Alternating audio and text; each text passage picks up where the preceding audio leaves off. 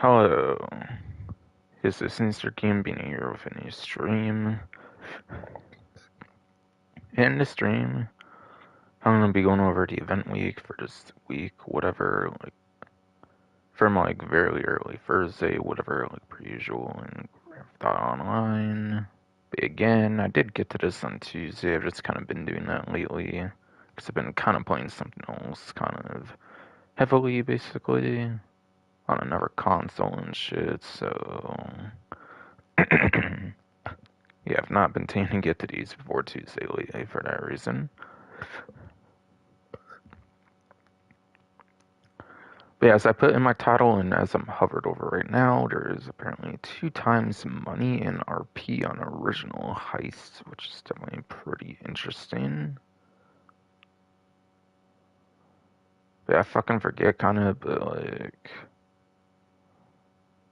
March and like April were kind of huge for like Grand Theft Auto Online back in like 2015 especially and stuff, so I wouldn't be surprised if they're paying homage to like 10-year anniversary of like the OG Heist as well as like the initial PC version releasing basically in like April 2015. It might have been is what I might have is yes what I may have heard, of course. So it might be some huge celebrations they'd be doing here indirectly, basically. But yeah. Every single original heist is 2 times money RP. Now, honestly, I wouldn't be able to keep up with like what the payouts are since they have actually increased them. I think by like I don't know. I think they increased by like something like 50%, I believe, a couple years back in Criminal Enterprises DLC. I thought it was. I think in 2022 they did do a 50% increase on OG Heists, if I remember right. I think Doomsday as well got that too, to be fair, but yeah. Obviously for this week, mostly talk about the original Heist, so.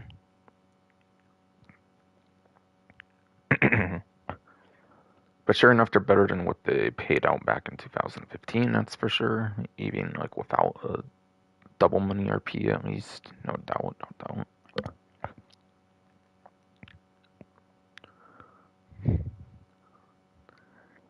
But yeah, Felisa Job is a 2-player OG heist, so if you don't like to play with a lot of people, the Felisa Job can be pretty nice, at least. If you want to make some nice, quickish money, basically. And not have to rely on more than like a single random or like a single friend or whatever. But then when you get to the other ones, they will all be 4 players for every single setup and finale. Which I know it sometimes can, of course, be frustrating knowing randoms in this game.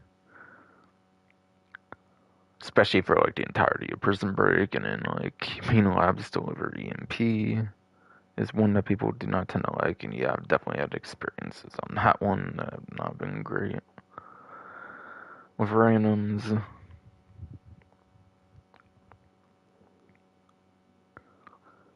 But yeah, they are obviously pretty outdated compared to the other heists, where you can do them with like 2 players, and then obviously solo like all together in like the case of Kayabriko Heist even.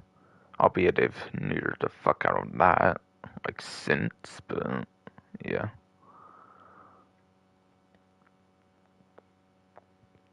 Aside for Felisa, though, Prison Break, yeah, Prison Break's probably the worst one, pretty much. Randoms are so bad at the heist. Honestly, I kind of can't blame the pilot role, at least. The pilot role. Like, unless you know your advanced flight maneuvers. And altogether, I think it's just best to fly, like, behind the fighter jet, if I remember right. Even I've kind of screwed that one up on a rare occasion, kind of forgetting, like, what the strat is for that. I can maybe kind of get the pilot role. Having all, like, the lasers after you and shit. If your, like, ground team takes a while or something.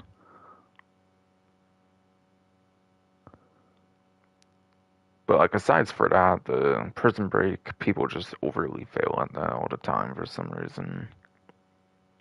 The only thing I can maybe get is the pilot because of the laser spam. Which, unless you know how to deal with that, like, completely, is kind of annoying as fuck.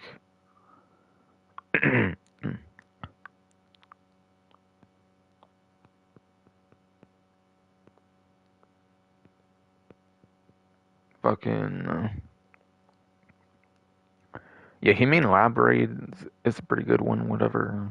I mean, Elaborate is definitely a pretty good one though. Asides for the delivery MP, obviously, basically, like I was saying, it's a stealth mission and with 4 players. Yeah, good luck stealthing with 4 players, like free randoms entirely if you're doing it with randoms and not with friends.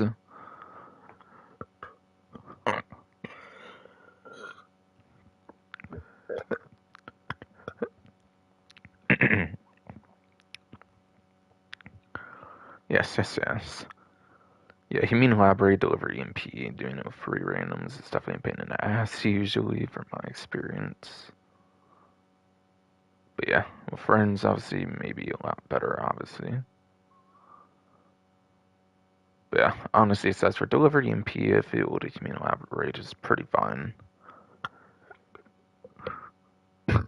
Series A, honestly, I think Series A has the funnest finale just because you can use the personal vehicles on the finale, which is weird. So literally you could use the vigilante in the finale, literally.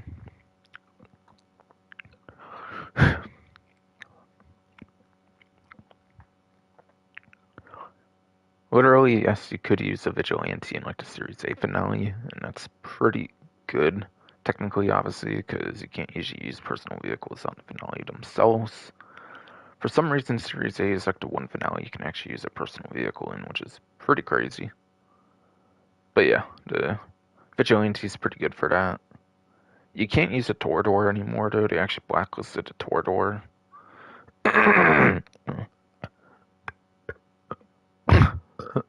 They did actually blacklist the Torador. Yes, indeed. So yeah, sadly you can't use the Torador for that. I think when it came out, though, you could of course use it. I think yes, when it came out, you could yes use the Torador though. But yeah, Torador got vaulted from the heist finales, unfortunately, being one of 2 like rare exceptions of vehicles with, like missiles that can actually be used in like the heist finale to actually like lock on, basically.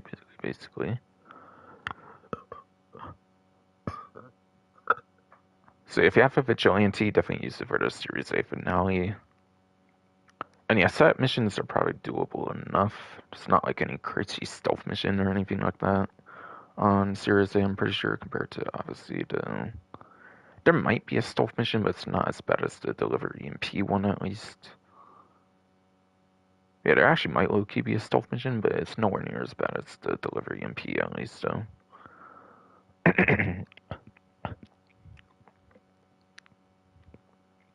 And then,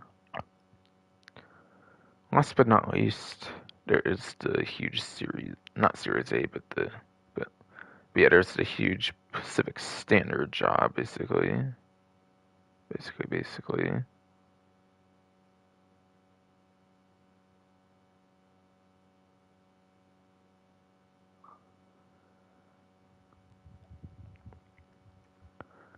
But yeah, Pacific Standard. Yeah, the only downside to that one is the bags can get shot. The only main downside is the bags can get shot on that one, which is unfortunate. But yes.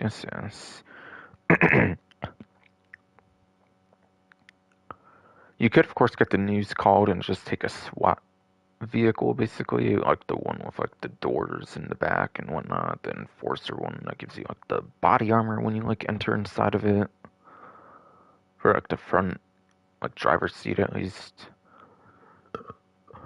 The one that recently became like a Pegasus vehicle in the last couple of years, and like Chop Shop DLC.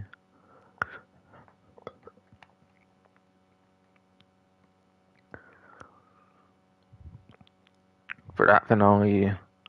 And then yeah, same ordeal. Doesn't really have like annoying setup missions compared to Deliver EMP at least. But I think usually the further the heist is in the like strand or like whatever, like in the series of the heists, the more it pays out. So like Fleesa pays the least, obviously, pretty much because it's a 2-player heist. Prison Break, I think, pays like obviously more than Felicia, but is overshadowed by everything else. Humane Labs actually might pay more than Series A, but again, there's a delivery EMP there for that stealth mission.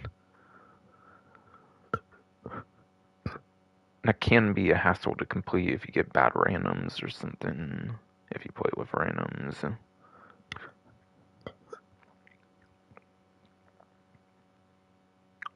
Series A, again, pretty fun with the fact you can use personal vehicles for some reason in the finale, from what I remember. So if you have a vigilante, then it's pretty good there. And then the pay, again, might be worse than Series A, but I think it's better paid in Prison Break at least. And then Pacific Standard does pay the most, assuming you get enough cash, obviously, in the bags. I think eventually it just stops lowering if it does get shot enough for like multiple like restarts and whatnot. But yeah, obviously, again, just do the SWAT, like get the news, take one of your vans.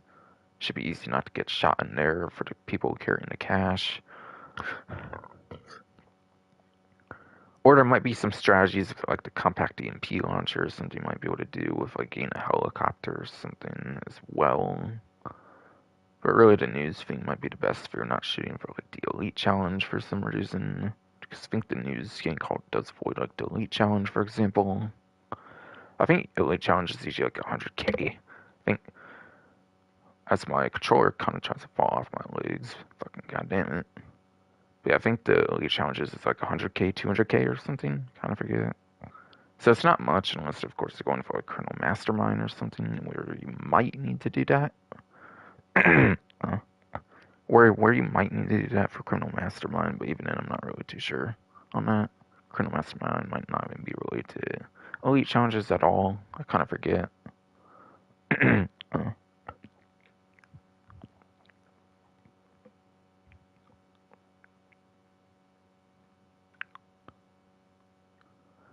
then, yeah, if you complete any two heist finales, apparently, for the event, you also get an additional 100,000.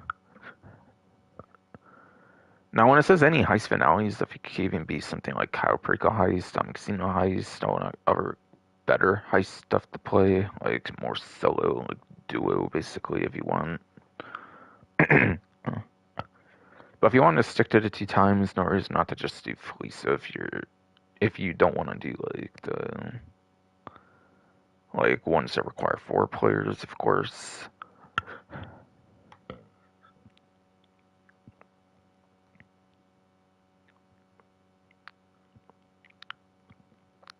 It's a very huge money-making event since you can definitely make a ton of money for the original heists if you do them correctly, of course. Of course.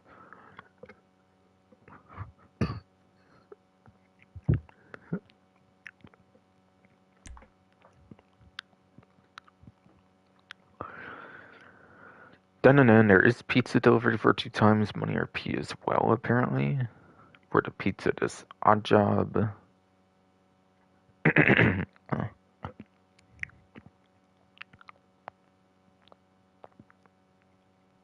But yeah, pizza delivery, it's basically a better version of the taxi work, essentially. It's kind of a better version of that, essentially.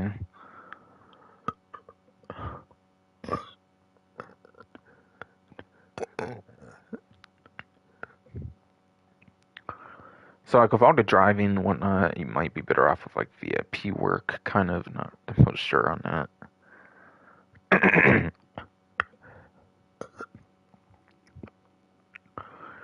Honestly, even on 2 times, you might be better off just doing, like, VIP works. Kind of with those 5-minute cooldowns and whatnot, if you do, like, Headhunter Sightseer or whatnot. But I'm not entirely sure in the case of Pizza Disc compared to, like, taxi work, where that's definitely the case. Yeah. Something you can do in free mode, at least, if you don't care to go to separate lobbies for everything like you have to for the 2015 original heists. Because, yeah, this was before, like, free mode events and all that kind of stuff, where they started going more to free mode lobbies.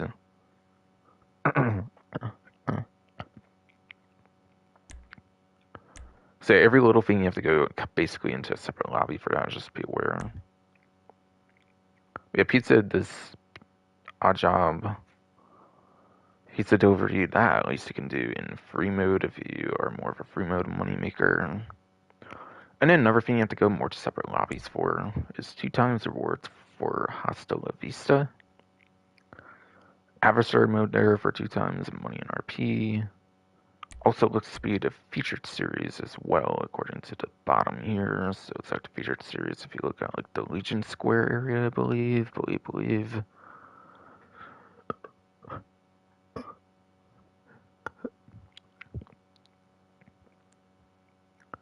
Yeah, 2 times money RP, Hasta La Vista. One of the very OG adversary modes of the game, actually. I believe adversary modes actually debuted with the Heist update, if I remember right.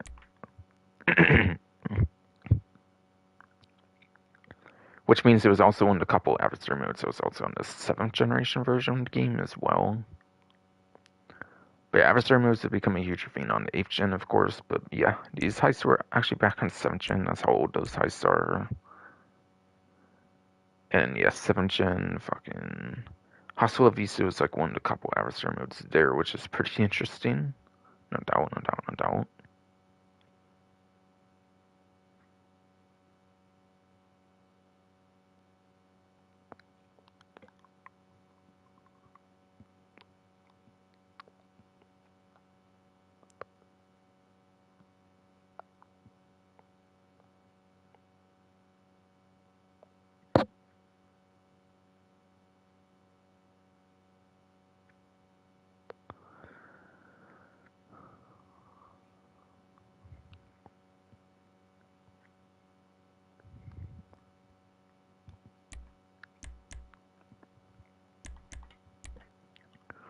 And yeah, adversary modes, those kind of pay out based on like how long the game mode lasts, like the amount of players, kind of just how the game mode generally plays out. Also can play into obviously with how long it lasts, basically too, etc., etc., etc.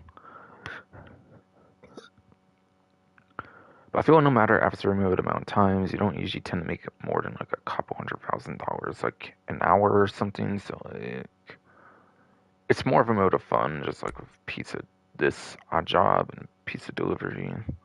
So I'd say these two are more of like modes of fun. If you're making your serious money, obviously you want to do the original heists.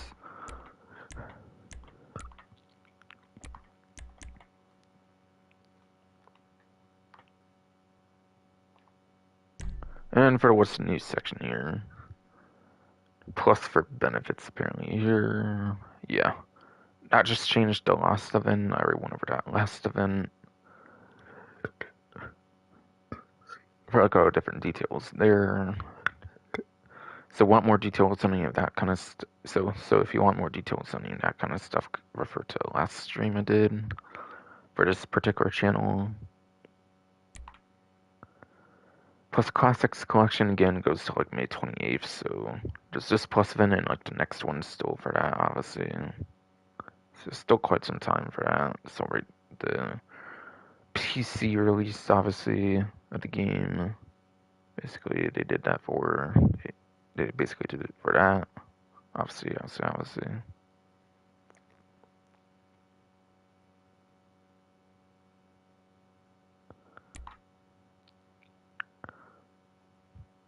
There's also apparently double rewards on original Heist here, yes, like I've obviously mentioned.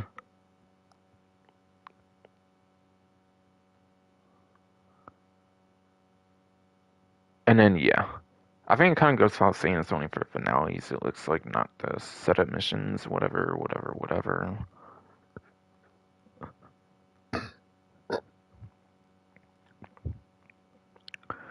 Ironically, I think GTA series videos have been mentioned like 2 times on setups, but they don't usually do that much anymore, so I'm not surprised it's only the finales, it seems, on the wording on like the newswire and whatnot, which is where you should obviously take your information from more than other sources. In certain cases like this.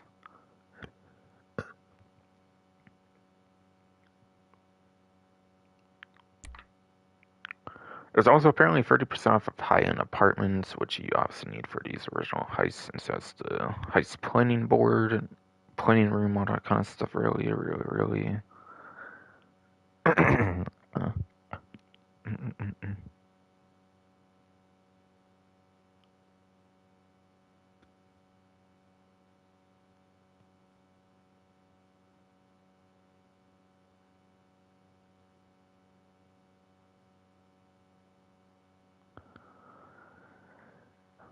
But yeah, high-end apartments, you can own like up to 8 of them, so pretty nice discount. Pretty nice discount. But yeah, while one's not going to usually be all that overly expensive for like a high-end apartment, obviously 30% off is pretty nice if you 30% off. Yes, is nice if you need to buy multiple of your high-end apartment slots. Still, for the 8 different slots it can have, like I kind of said. So you could technically have up to 8 different locations. You could start up your heists from if you want like different locations for different heist finales. So you can get those elite challenges done easier and whatnot.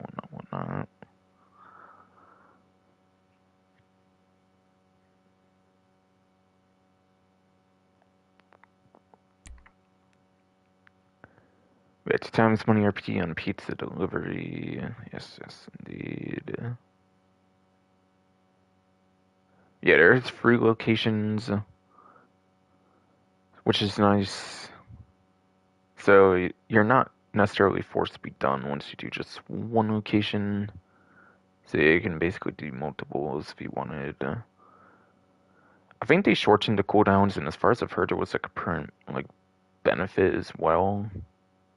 I think it was meant for like a single event, but it seems they kind of like kept the lower cooldown from like one of the events they did or something back then. So you might be able to keep doing them back to back to back. To back even. Like once you even get all 3 sets done, and then one might be off a cooldown even, for all I know. For all I know. For a little more possible information there, basically. Yeah, hostile if you said double money RP. Basically, I mentioned everything I want to say there. For now. And then it's your Oscar Guzman files again, along with the day 1 of Agents of Sabotage kind of in here as well. Kind of just the general information that you want to know for those, I guess.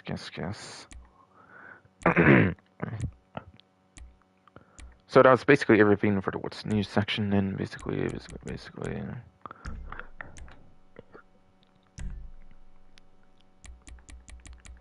Again, yeah, Felicia job, prison break, Camino Observate, Series A funding, Pacific Standard job. Those 5 are the original heists. Those 5 are very much, yes, the original heists, no doubt.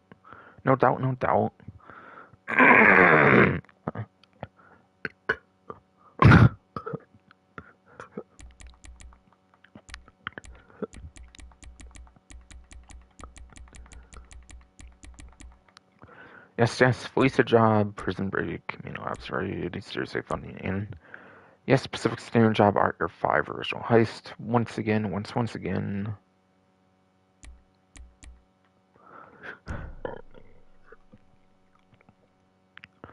Be a career progression, obviously anything original heist is good to shoot for right now.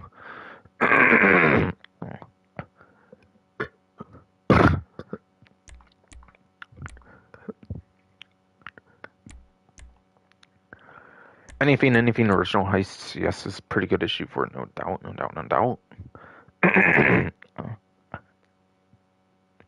With the current event.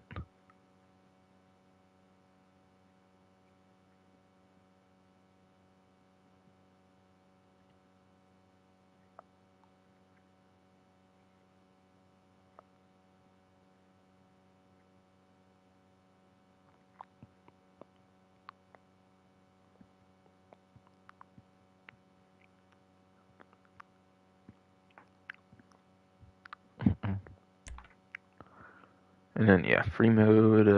I don't do it for there, though. I do not do it for the Erdo. I do it for the single player, so I can do my invite only. Again, all this was going on as of the last event, or for the last event stream for more details on my end for this stuff particularly.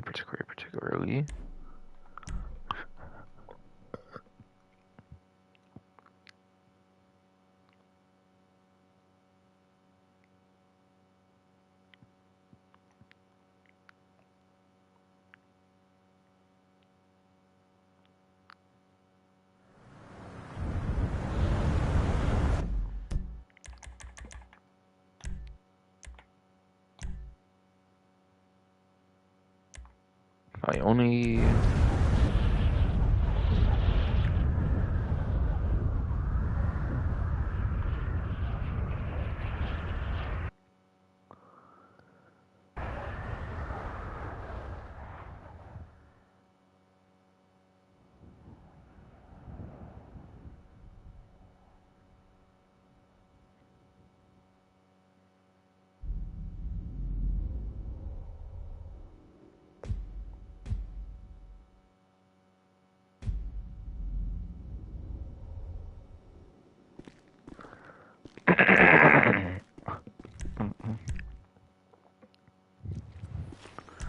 Alright, back into the YouTube alpha here.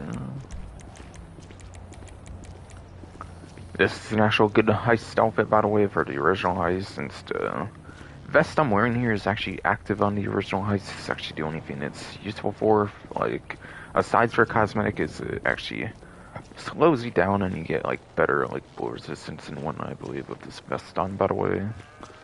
But there's a couple vests, at least, that have that feature, at least, for when you do your actual heist runs for the original heist right now. So a vest like this is actually good to wear, by the way, for those heists. Now, in some cases, you won't want to wear it, depending on, like, if there's enemies at all. Like, Pacific Standard Bands comes to mind. There's not much combat or anything there, for example, for, like, that setup.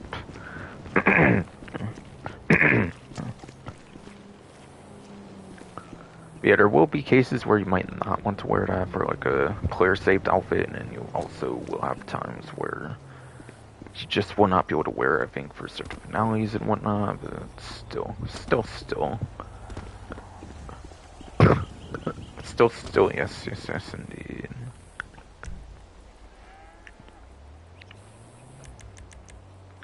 But yeah, now to finally change the outfit in truth. Just after explaining all that, basically.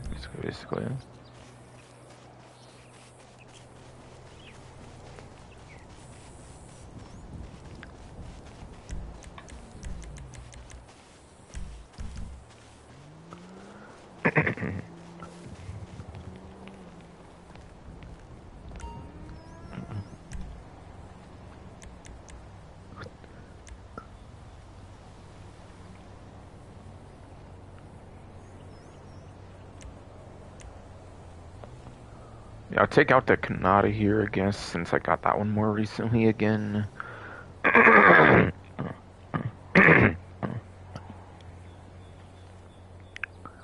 Since yes, I did get that more recently again, I will go with the Kanata here, I think. And yeah, this is non-weaponized one. This is yes, a non-weaponized one from Criminal Enterprises DLC, by the way, It looks like there's a dock exports vehicle, so I guess I'll take that over to the Doxton. Just guess I'm taking that to Doxton. Yes, indeed.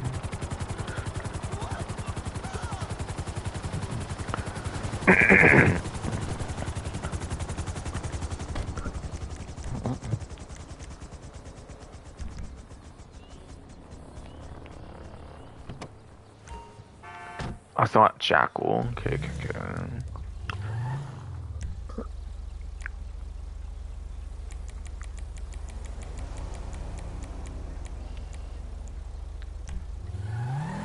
Yeah, 6-mile drive for this. Goddamn. It is a day 1 vehicle, so it's not gonna be that quick, I think, too. It's a day 1 coupe's class vehicle. which is not the hugest cost, so this could actually still maybe a kind of useful vehicle these days. Still leaving, still leaving. For all I know, for all I know.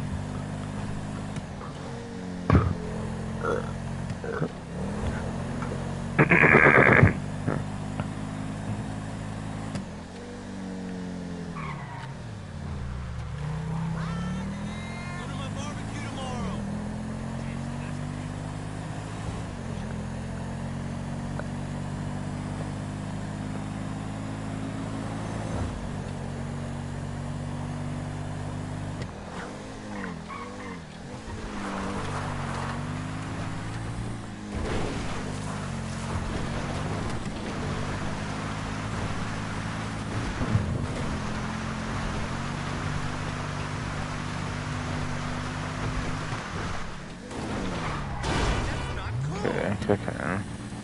Surprised to not go head on there, I'll be honest, but whatever. Yeah, this is a day one vehicle though, by the way, so you could actually find this on the street for the Jackal.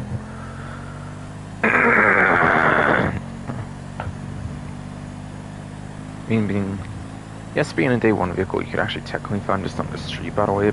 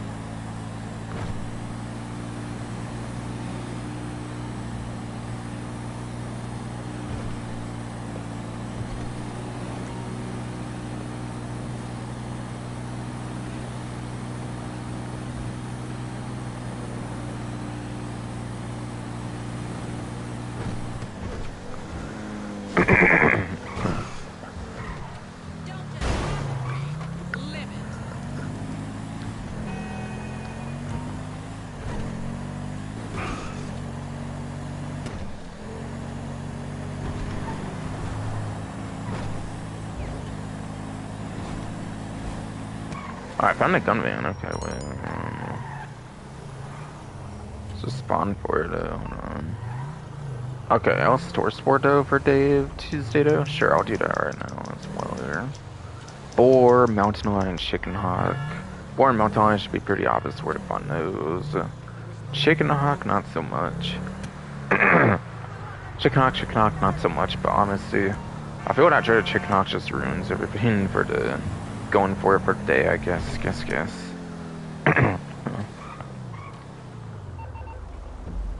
Alright, I'll get to gun van after I end up delivering this vehicle, I think. So yeah, I'll go over that. I guess.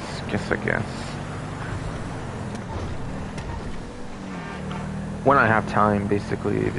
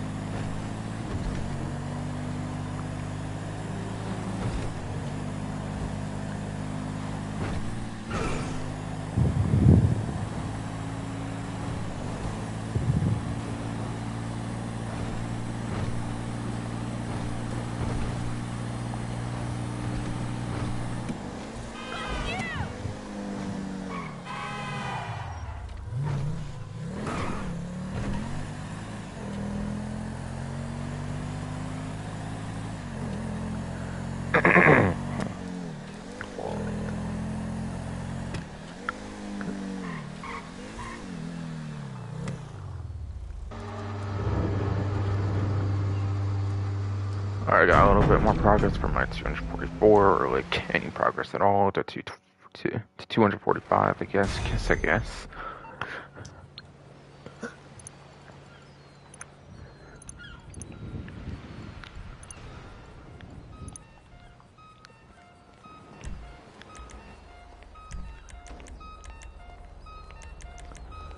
I'm gonna turn it to storage just in case.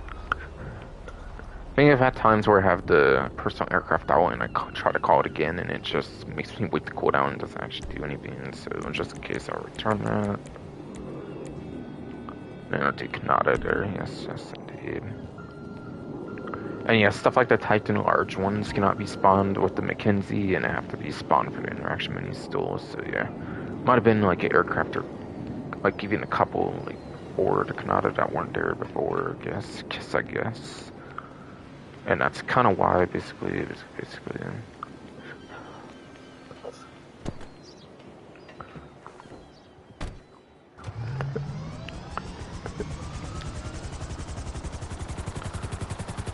Yeah, kind of fun to have the regular Kanata again. kind of fun to have the regular Kanata again, because I think it is the #1 lap time for helicopters, if I recall right. But I had like no reason to own it once they had like the weaponized one with the limited 20 slots in, and with the limited 20 aircraft slots before, obviously recently. Yeah, I didn't pay much attention what that was for HGT, honestly, for whip business, but whatever though.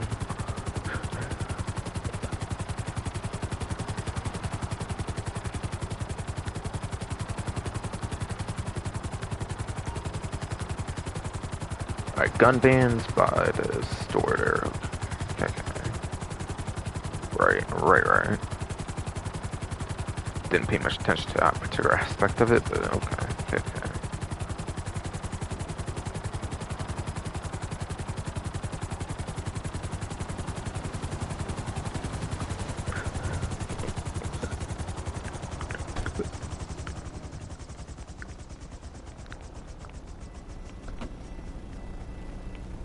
Hey there. You're smart, right? You're gonna want to see the new stock. Alright, so yeah. Like per usual, there is the Oath Strickler still. It's like the one weapon that's... It's kind of like the one weapon that's never been removed from the gun ban since being initially introduced, kind of. Yeah, it's kind of gold and all kinds of stuff, so I guess maybe that's kind of why they're keeping it in. Like, as a huge plus benefit or something. Whatever. Just hit the muck.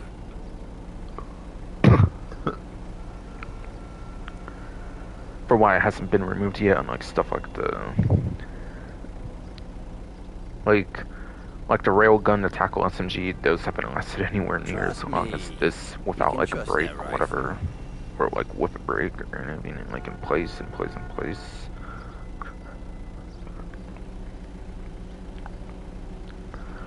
Yes.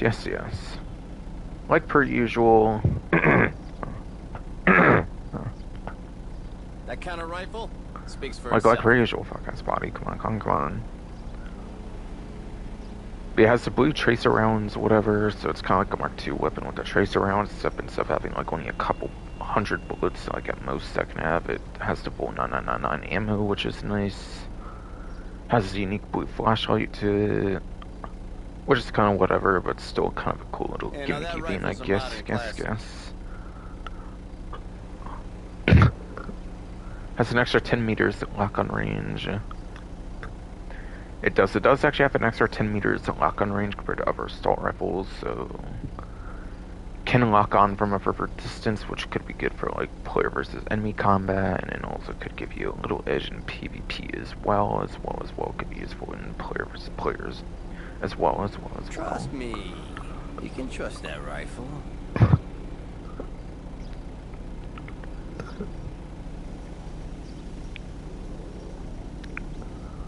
Really, the one main downside is it's not a suppressed weapon, so you can't use it in like a stealth mission, which is kind of unfortunate, but still.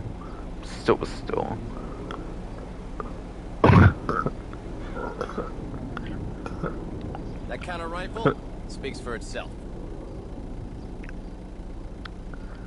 So, do not Yeah, do not be that person that uses it in like deliver EMP, whatever, for the setup deliver EMP mission I was mentioning earlier. Do not use this in that mission or you're gonna That's fail the it for very everybody. latest. Basically, if you use That's new this, stock. if you Fresh use it out of in the like a stealth box. mission, of course. That was only released a If you do little use it in a while stealth ago. mission, of course, as my phone falls through my legs. What the hell? What the hell?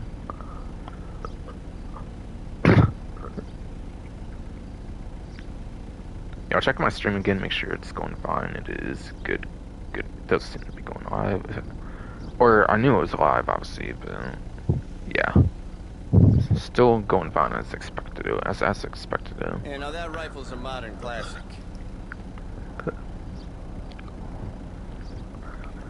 I'm checking gun van lineup, see what's on discount, by the way, what's not, by the way, by the way.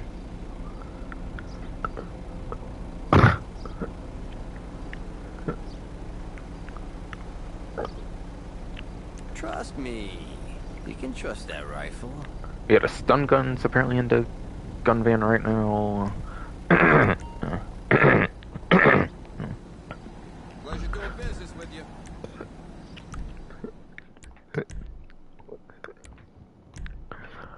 But yeah, to get that livery, by the way, you do it for tier 2 of $1 bounties for the stun gun livery.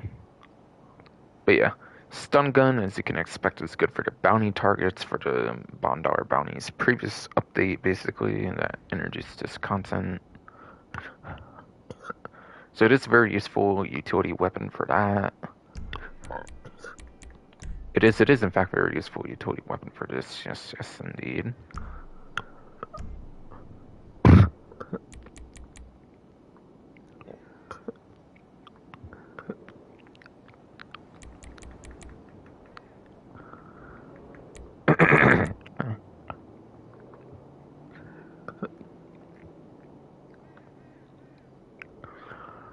Also, in series mode for survivals, I've actually had some insane progress on the tier 4 survivals with the stun gun. So yeah, the stun gun is actually very useful for tier 4 survival. Literally, I did 10 waves solo with the stun gun easily. And then I also even did the wave 16 plane endless waves solo as well with the stun gun. So that's how I actually pulled that off. Basically, I did the nuclear silo survival map.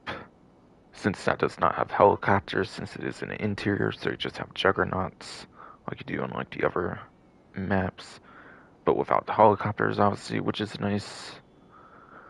And I was using the stun gun as well as like the service carbine at the time when I did end up doing that.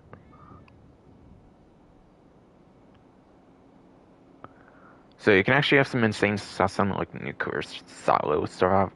You can you can have some very insane success with the nuclear silo survival map. With the wave 16 plane and waves, even solo as well there. So that's how I basically did that on a nuclear silo survival map.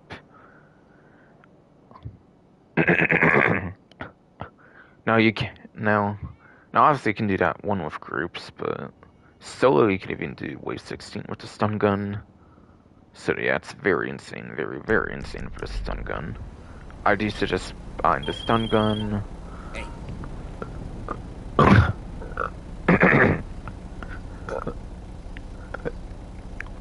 You're in luck. I got a sale on. I do suggest buying the stun gun for that reason. For that reason, I do suggest getting the stun gun for sure.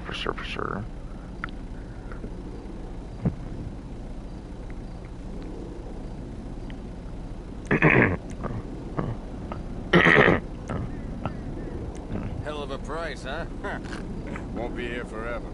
Heavy snipers also at the gun van right now.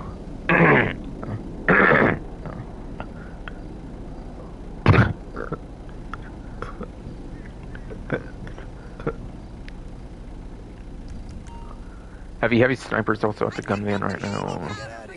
Yeah, the explosive rounds I think speak for themselves. I think explosive rounds have to speak for himself for sure on the heavy sniper.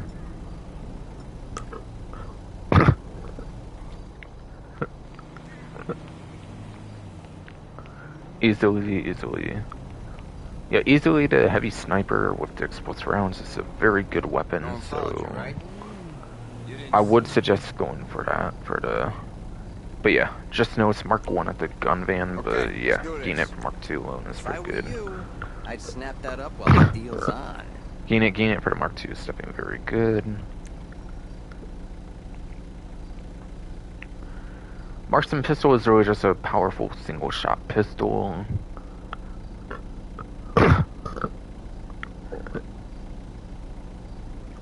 Marksman You pistol is gotta really have a just a handgun you powerful can single trust, shot right? pistol, so aside for that, I really don't see too much use for this one, honestly. I'll probably just mostly send your, like, gun locker, or not gun locker, not gun locker, but it'll probably just mostly send your weapon wheel hit.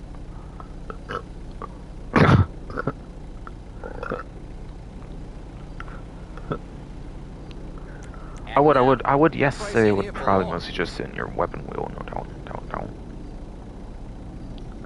And then the knife has this really cool flames delivery you can get for the tier 2, I believe, of the survival, I believe it was. I believe it was.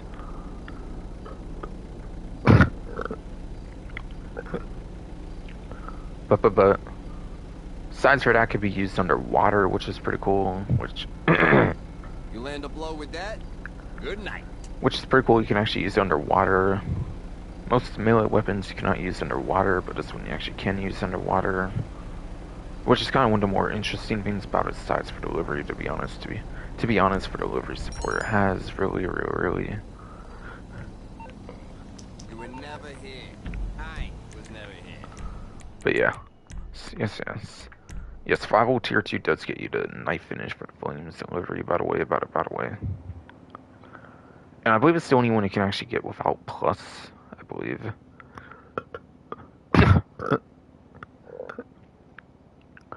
I believe.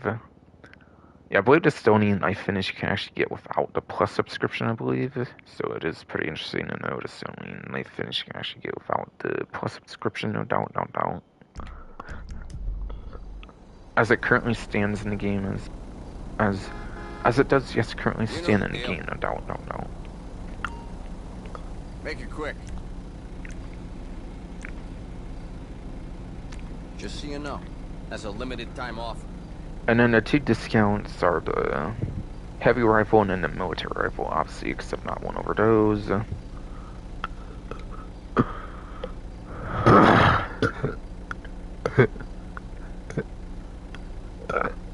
God damn it, sorry, this hernia is really That being a kind of bitch rifle right now. speaks for itself. Yes.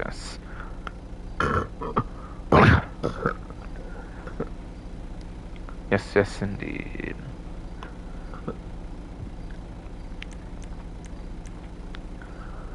But heavy rifle and the military rifle are 2 on discount for the 2 assault rifles, ironically, in the gun van for the 2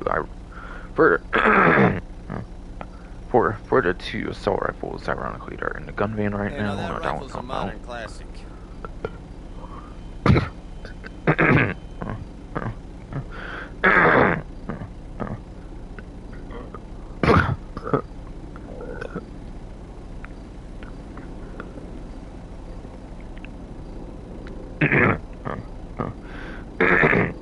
Trust me.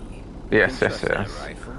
So the heavy rifle is 40% off, but you do need a plus subscription for the discount, otherwise it is normal price. So for me it's normal price, but if you do have a plus subscription it will be 40% off.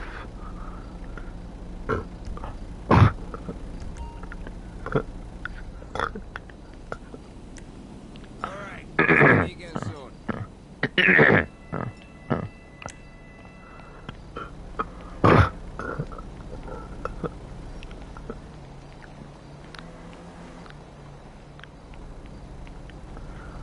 But yes.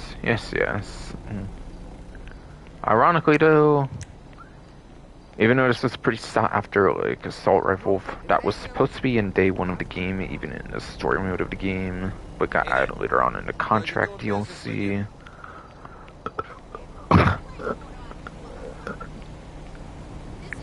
Which, by the way, contract DLC was like the Franklin DLC, so it makes sense the Franklin We should DLC probably would have get like out of a here, beta shouldn't we? single player weapon be added as like an online DLC weapon.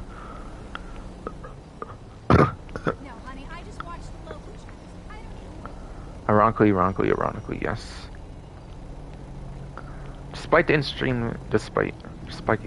the interesting facts about the weapon.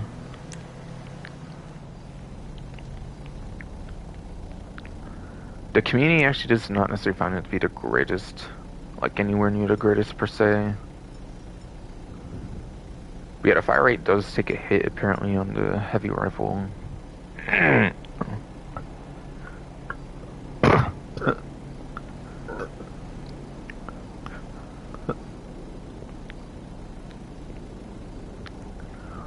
Fire rate does ironically take a, or not ironically. You know the deal. Fire rate.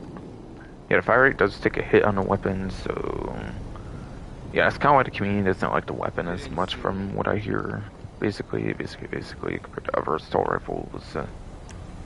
But extra a little bit of damage in exchange for fire rate is really not the most worthwhile, honestly, compared to that insane fire rate on like the service carbine. And also, apparently the accuracy is not as great either.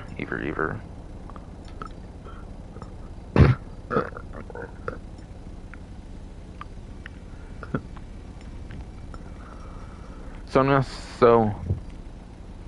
you want one of the latest weapons of like a scope, it's not apparently the best weapon. Unless you want one of the latest assault rifles that does actually have access to a scope, it's apparently not one of the best assault rifles to use. Basically.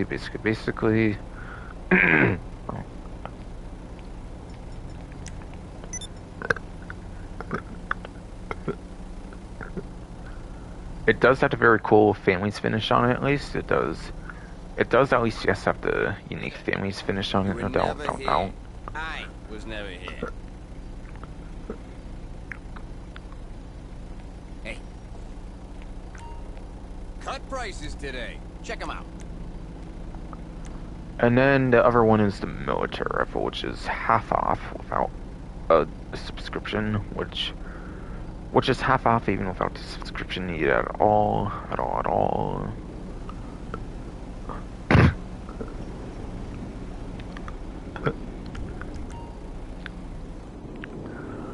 But yes.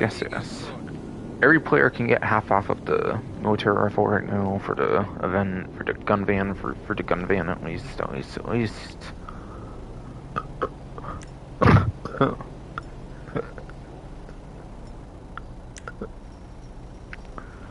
Yeah, I should really be putting this thing in the gun locker, I feel, instead of the advanced rifle, I feel. Pleasure doing business with you.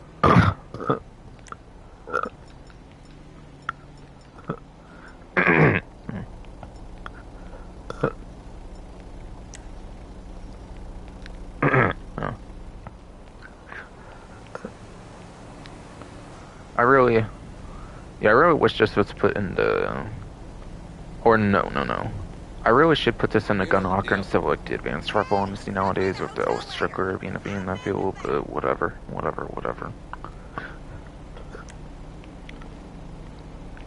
But it's basically the Strickler, but does have the option for the suppressor, at least.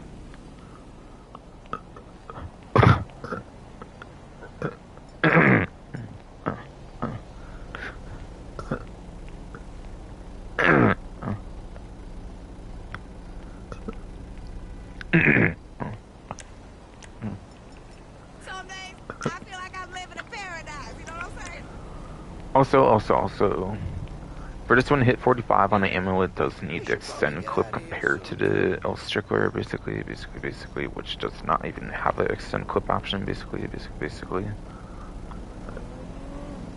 Hey, you didn't see me.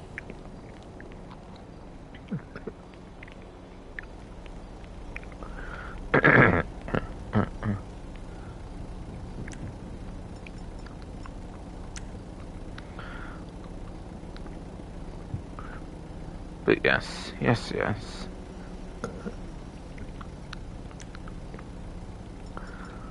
So it's basically all around the worst version of the old Strickler that you have to use on 8th gen if you want the military rifle at all, which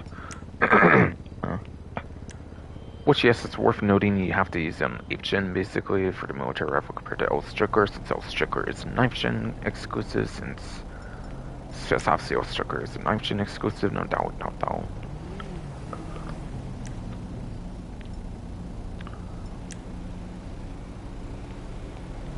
You know the deal.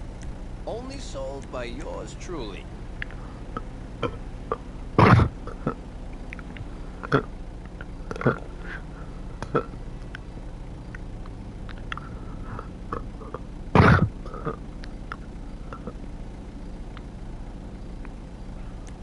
Hell of a price, huh? Won't be here forever. But yes, yes, yes. But honestly, this one is worth on the 8th gen, I would say.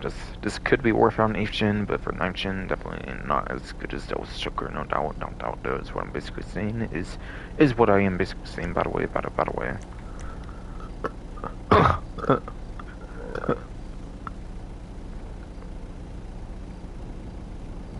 That kind of rifle?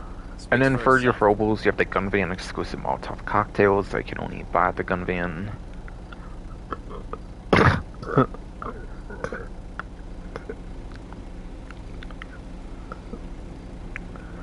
You cannot, yeah, you cannot buy these at the ammunition.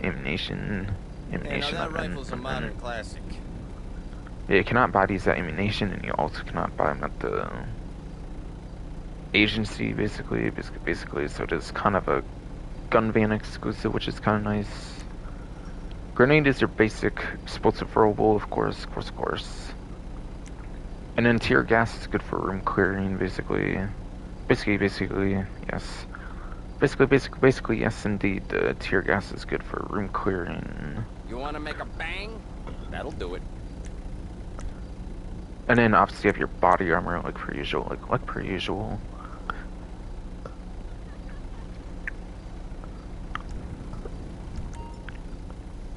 Alright, this one is the cocaine, apparently. Cocaine, apparently.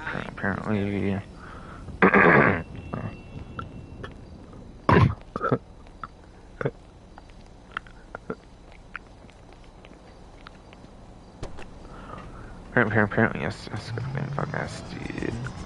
That one was about the cocaine, apparently, for the LGBT text. Fucking Eldo.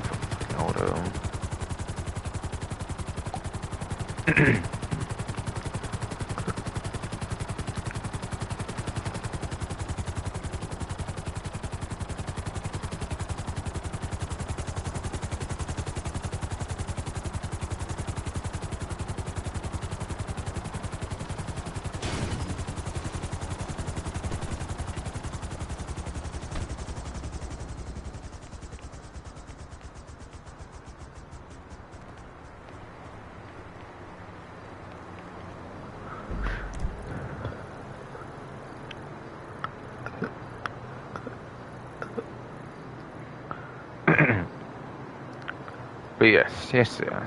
Going to time trials like I kind of usually do. And this Sabotage stall. The regular time trial looks to be Del Perro Pier, apparently. And I believe it's also the very first time trials that has the looped back to the very first time trial, basically.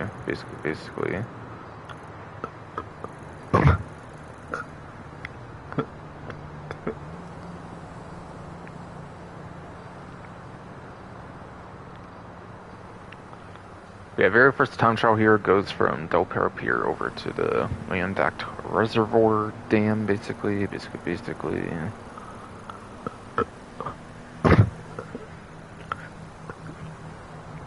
So it kind of goes over here, basically. Basically,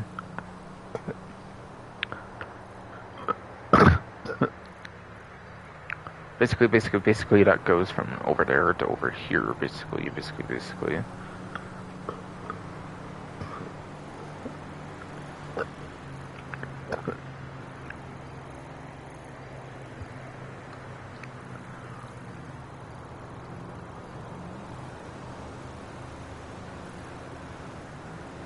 Yeah, honestly, I don't know, top speed might be kind of good because of highway access kind of over here, because...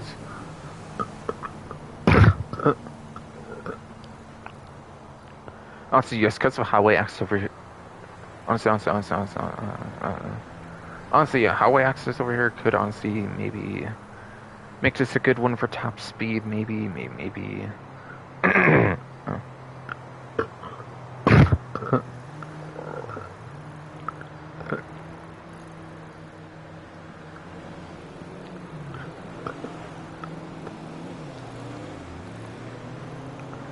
But it could maybe get some nice top speed access to get kind of near here to get over here.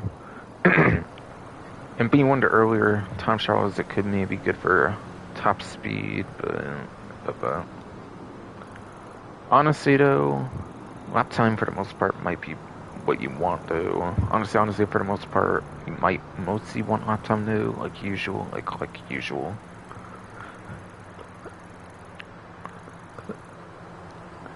And yeah, it is the time trial by the way, at least for today of Tuesday, but as far as I understand, they eventually made it where it's the same time trial for the whole week. I think you just get the 50k pail each day. I think you do get the 50k pail each day, so you could kind of do it each day for the whole week. So it is kind of still a daily thing in a way with the pail. So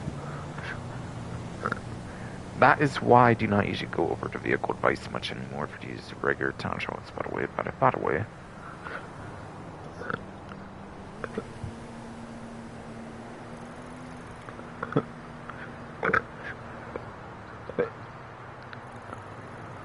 We had RCB and Dito time trial for Dave. Tuesday here was to be construction site 2.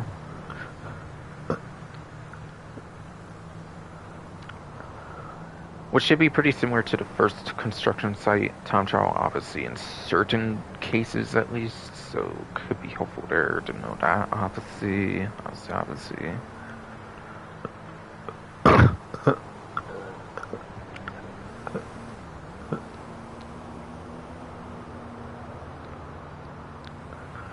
Yes.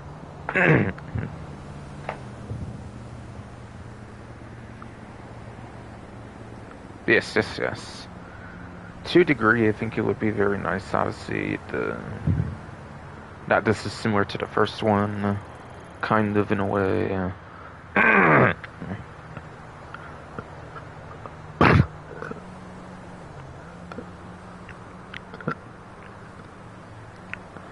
But at the end of the day, it's all down to the what's it called?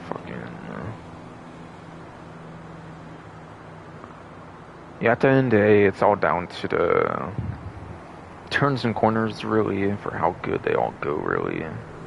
So really, it's best to learn the turns and corners for the time trial, really, for the RC Bandito time trial, that is, for those turns and corners. So it is best to learn those. It is, yes, best to learn those.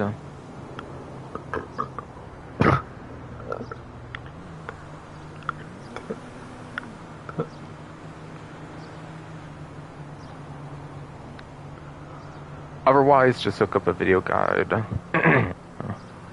Otherwise, obviously, just best to look up a video guide if you can't learn the turns and corners of the respawn mechanic of holding triangle while on Xbox or whatever key it is on PC, really.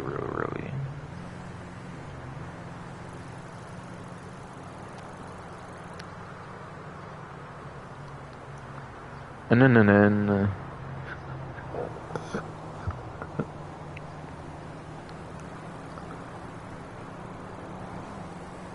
you have the HSW time trial for the week here. And yes, this is a wiki time trial set for the HSW ones, which in this case is Del Perro Beach.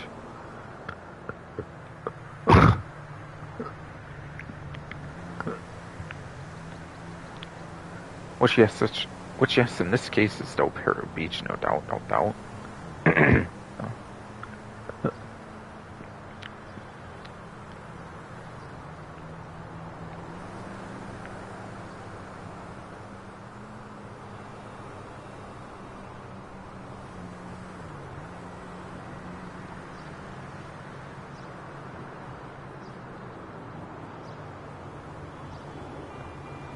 Yeah. Yes. So I'm looking into how many weeks it's been since March 15th, 2022, which I believe was the launch day, I believe, for the console version of the game, for the next-gen version of the game, of course.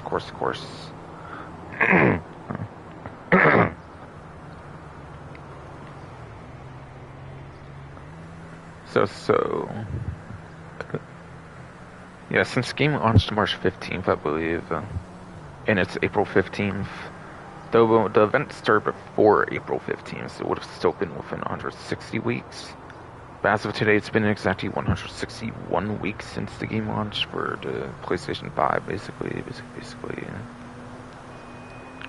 For the native PS5 version, of course.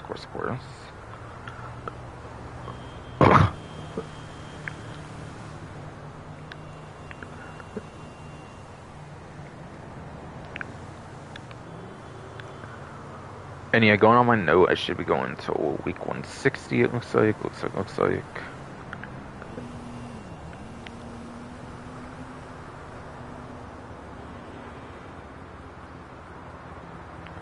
So I think this will be the last time I'm using the Arbor GT, I believe, here. Thank fuck, because I hate the Arbor GT, how it drives, honestly. I've never wanted to be done with HSW vehicles better as the Arbor GT, no doubt.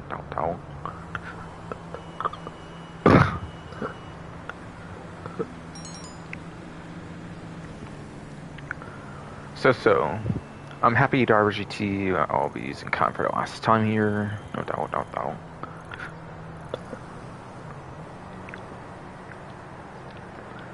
Now, as you may notice, there is no part times actually for the HSW time trial unless you're in a HSW vehicle. You have to be in a HSW vehicle to actually get a part time, so...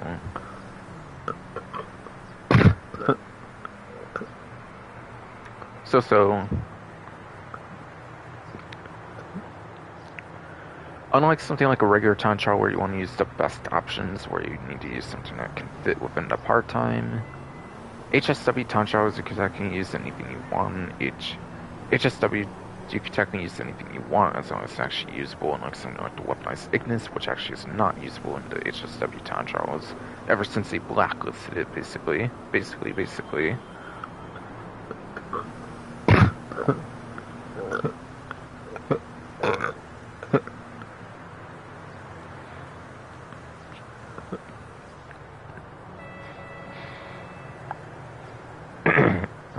God damn it, you nasty ass hernia, bro. Come on.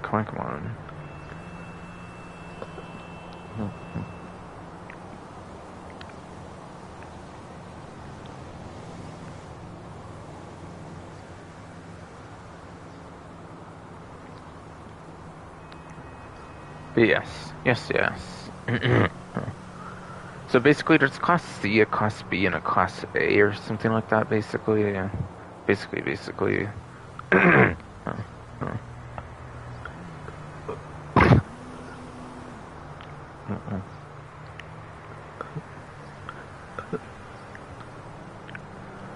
But yes. Class C is your one compact HSW vehicle, as well as like the couple of coupes as well as a couple of coupes.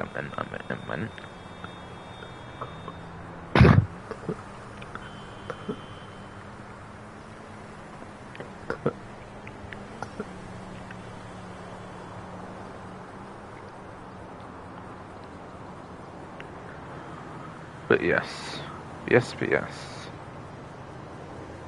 indeed.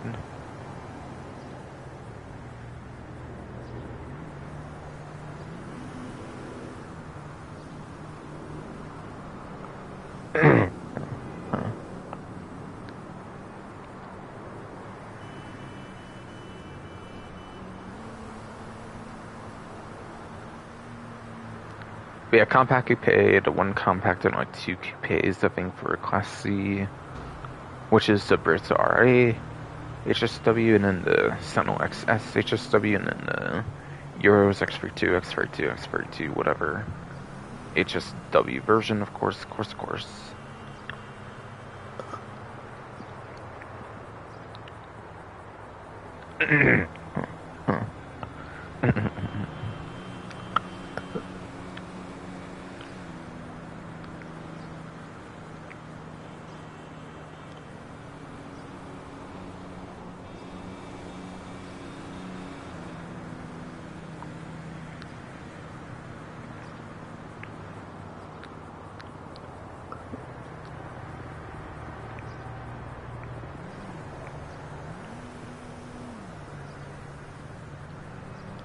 Fucking, fucking no.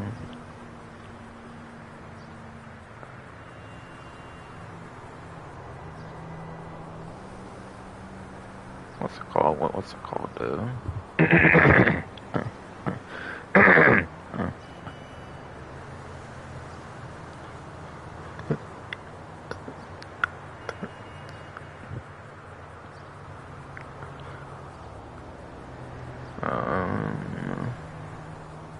Oh yeah, what I was at for Class C. I'm not going to go into specifics on vehicles for Class B and A because there's so much more of those. But yeah, Class B has the classes of muscle, SUV, sports classics, and I'm pretty sure off-road was put into that later on as well. Given that off-road is the only HSW that given off-road is the only HSW classic I had later on, basically. Later on, basically. So I think every other class had a vehicle at launch of the 19 version, aside for off-road, if I remember right. No doubt. And then you have the sports, supers, and motorcycles class for the Class A, basically.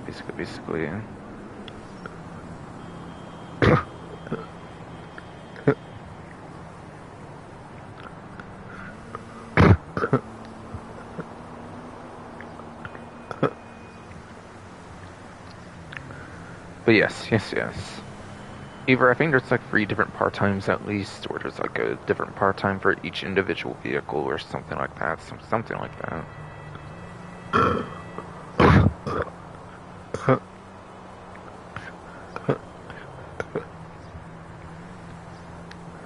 But yes. Each class probably either has like a dedicated part-time or like each individual vehicle probably has like its own part-time or something. I'm not sure for how it works out entirely, but something to do with the class system, kind of like the HSW races have, kind of like what the HSW races have, I think, with the class system, no doubt. And then for some recommendations, kind of for the latest DLC particularly. Well, really, for the latest DLC, there's only Advanced GTS, technically speaking. There is Fireball ASP, but the Fireball ASP does not work properly right now since it has no proper part-time. It could be assumed, of course, to have a Class B, like, monstrosity, kind of like part-time, of course, for the Fireball ASP, but yes, something with it does not work properly right now, so it is not usable properly right now. No doubt.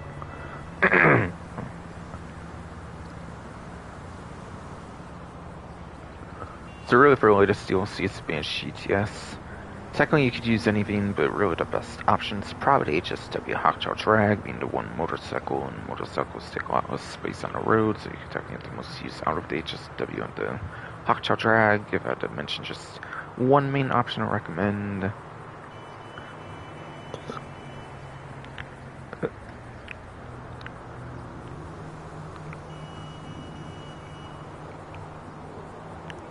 And yeah, this is the one that goes over to here, over to kind of like the Leicester warehouse, like Marietta Heights kind of area, whatever.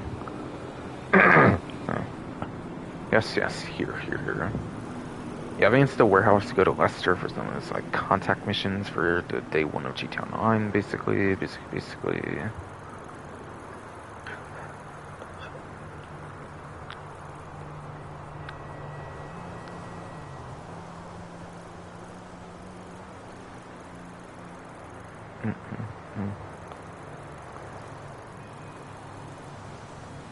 And then, Junk Energy Time Trial for the day of Tuesday here is Court Center.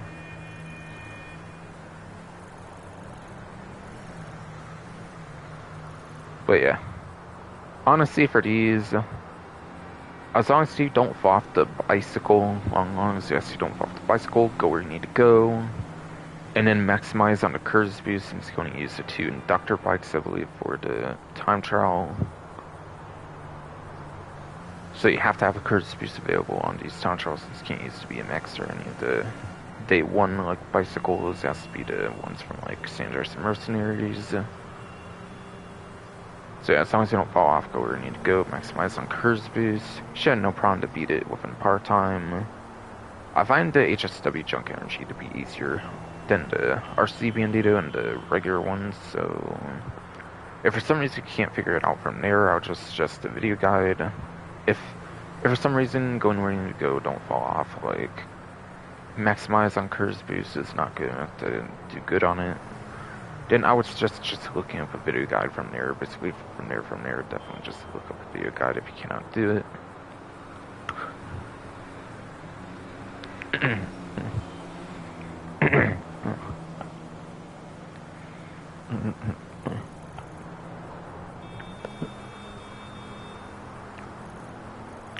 And then the premium race for the week here is for the muscle car class, apparently. Apparently.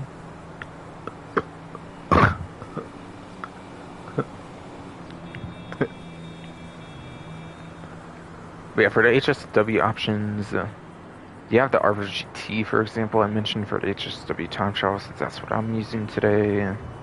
Basically. However, that is your worst muscle car HSW option when it comes to 9th gen version of the game. Not being very good for lap time compared to the other options. And it is 4th place for top speed, I believe.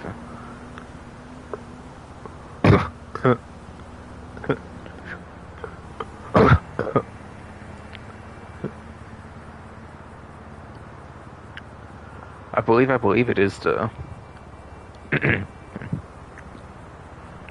worst one for top speed, I believe, for the HSW options being 4th place. being 4th place, since there is 4 HSW muscle cars, so it is the worst one for top speed as well. And then you do have the Bravado Buffalo EVX from the San Andreas Mercenaries DLC. RGT was for the launch of the 9th gen Battle Way launch of the 9th gen version of the game.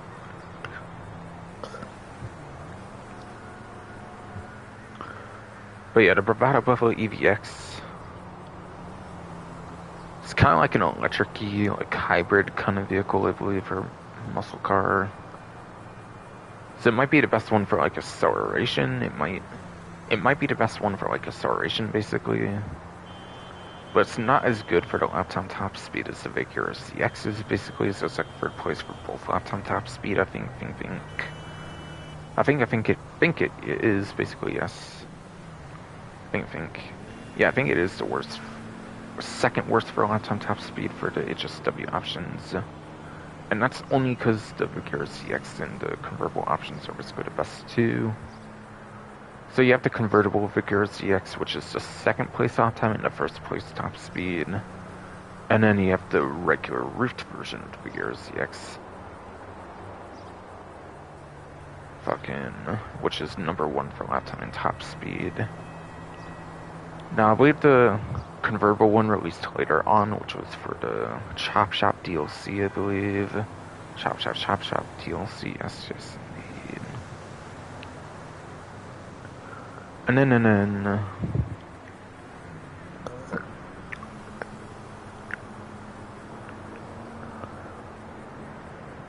Fucking...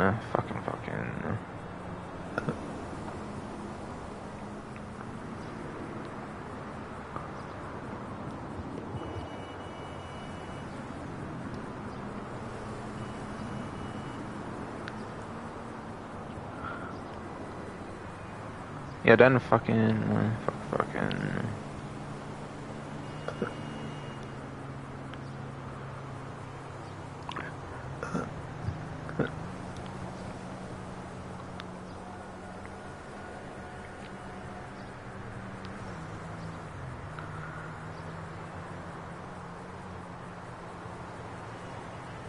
Yeah.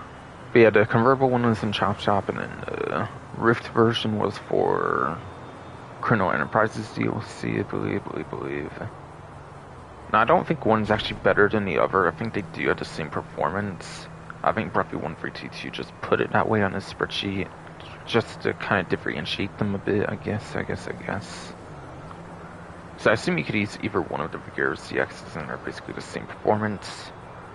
but it is a possibility there's the smallest smidge of a worse lap time on the convertible version compared to the root version, basically.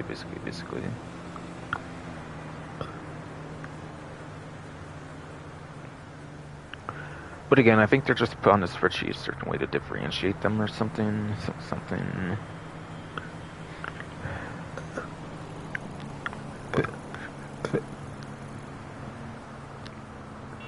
But even then, the difference is not that much, so it just sees either Vigero CX if you're on the 9th gen version of the game. And then if you are in the 8th gen version of the game, I guess I could go over the rest of the options for like S tier or like the A tier or something.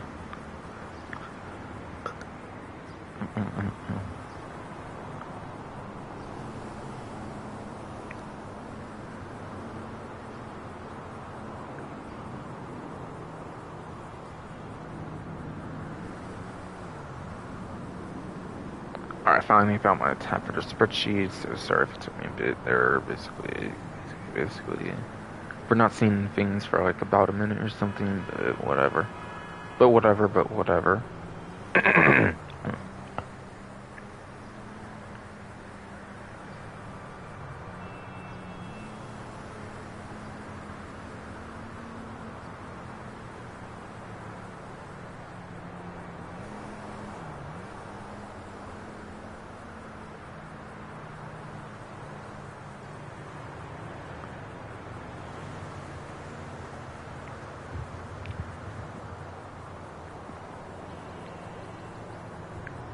Alright, so your other so for the other S tier options that are available in their full capacity on the 8th gen version of the game, you have the Dominator GT.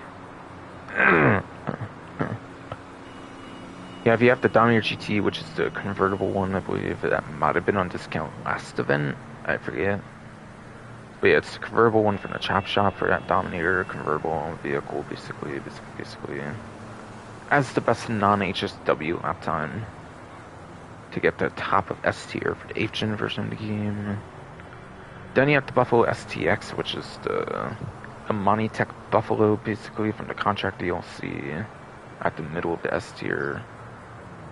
Kind of for 8th gen. And then last but not least, you have the Dominator FX as the bottom of the S tier for the 8th gen version of the game.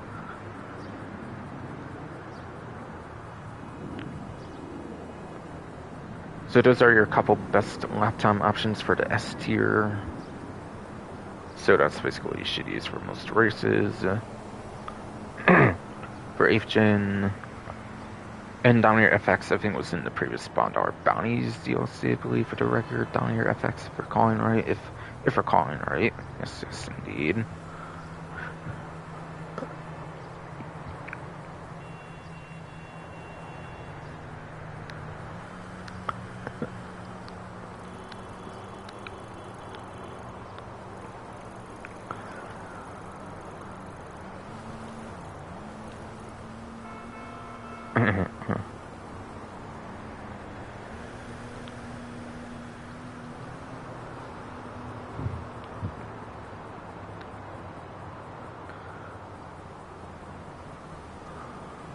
Yeah, those are a couple options for each, and yes, indeed. AKA PS4, Xbox One, and the PC Legacy version of the game. Whereas obviously the ones I mentioned earlier were for the PlayStation 5, Xbox Series X, HS, and the PC Enhanced version for the HSW options, basically.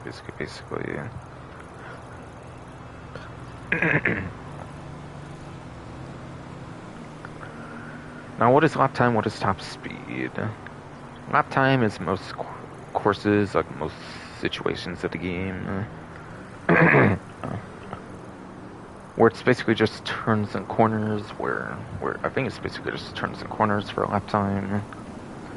Top speed is a lot more niche, which is why I didn't really go over top speed heavy options aside for HSW, basically. basically.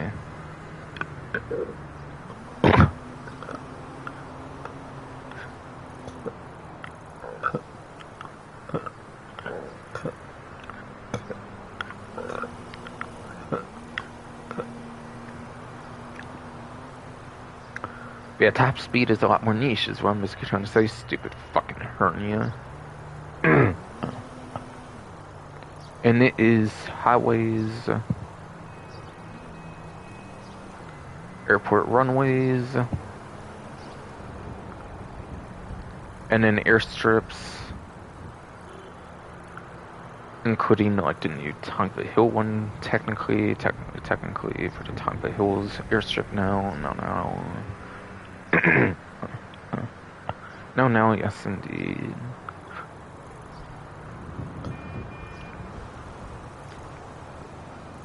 And also cannot forget about Grapeseed, no doubt.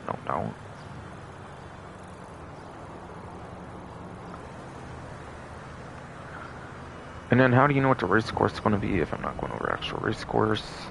As you can see in the bottom right rectangle on the screen, there's start job for square.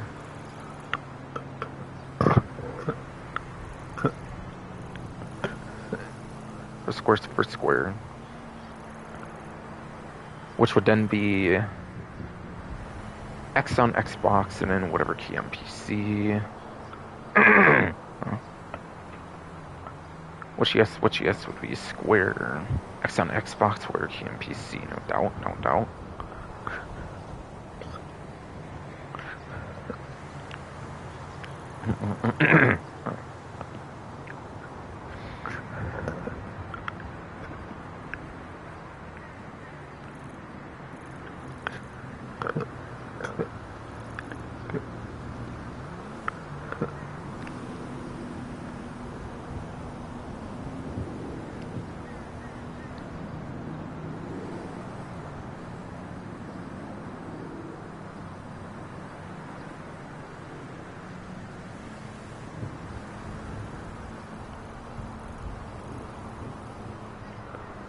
And yeah, once you get to the actual, like, seeing the course, you can also do square, X on Xbox, where key on PC, and then it'll let you see, like, the actual map of the race you can analyze for lap time, and then top speed as well. For those turns, like pure straights and everything on the actual race course. And you can also do that as well when you choose your vehicle as well, not just on the lobby screen, by the way.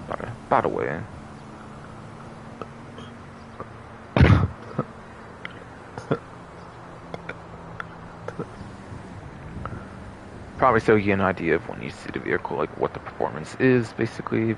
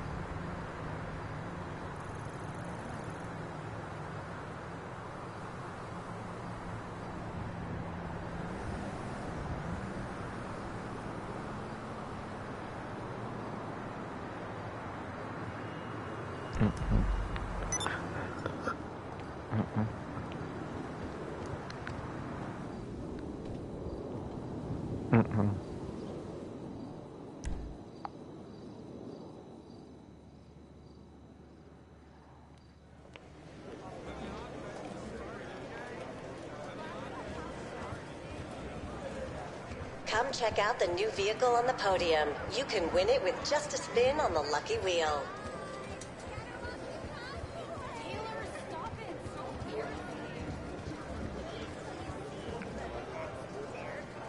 Yes. So I got 2,000 good sport bonus. Okay.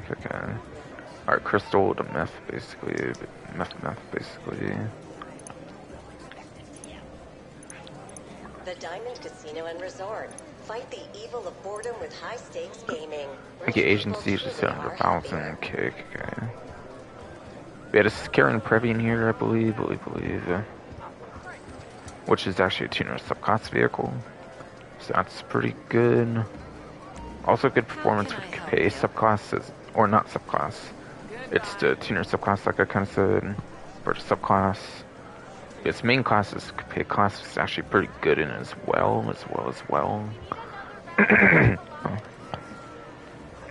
Unlike the Kangel SJ and the Posted, which are trash in that class, for the main coupe class, in comparison.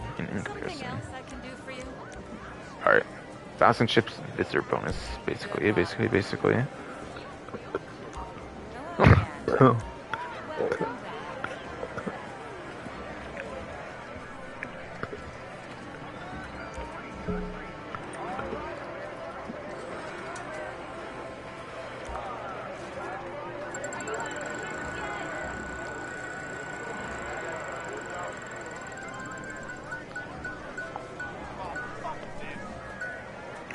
Alright, 20,000 chips for my wheel spin. Good.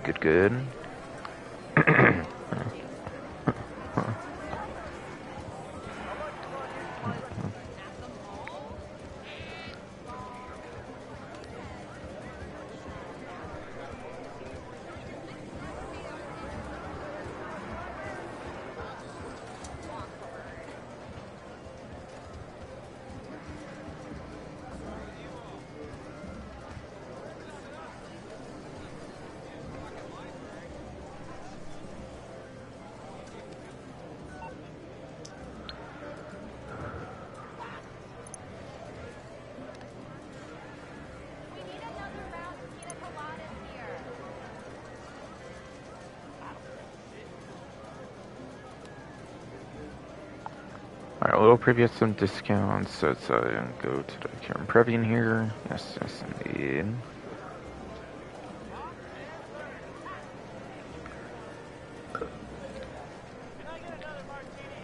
I'm pretty sure this was definitely the podium vehicle here, it looked like, from what I could tell. I think that definitely did look like the Previan, no doubt. If now, I'll correct myself and go over the proper vehicle, of course.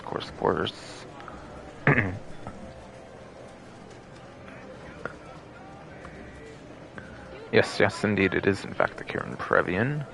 So, the Karen Previan here. This vehicle is a tuner subclass vehicle, like I basically mentioned earlier, so what that means is you can actually use it in your street races, pursuit races, robbery contracts, any of that kind of like tuner subclass stuff. Even drag races. Drift race all depends on like the certain vehicle, but I'm pretty sure it's not a drift tuning vehicle, so I'm pretty sure this one's not eligible for that anyways.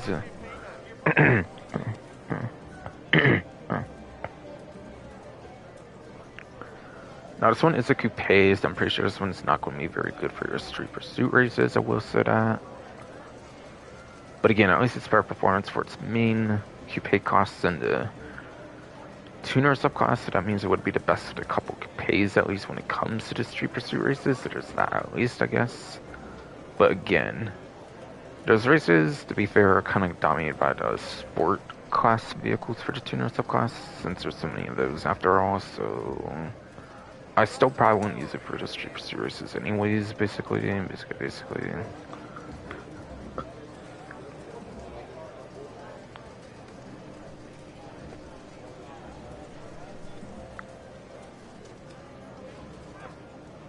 But yeah, robbery contracts.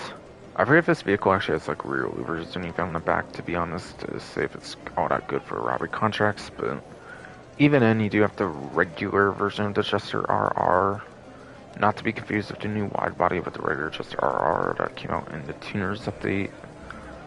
That one actually fucking has the rear louvers you can put on the back window, basically, so you can get protected from like gunfire in the back of the vehicle, which is pretty good, which is obviously pretty good.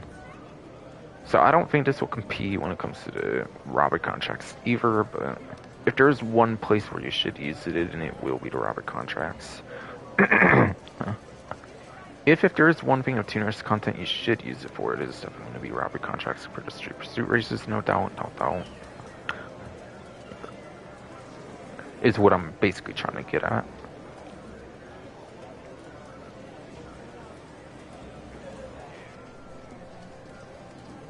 Can I get a Mai Tai over here, please?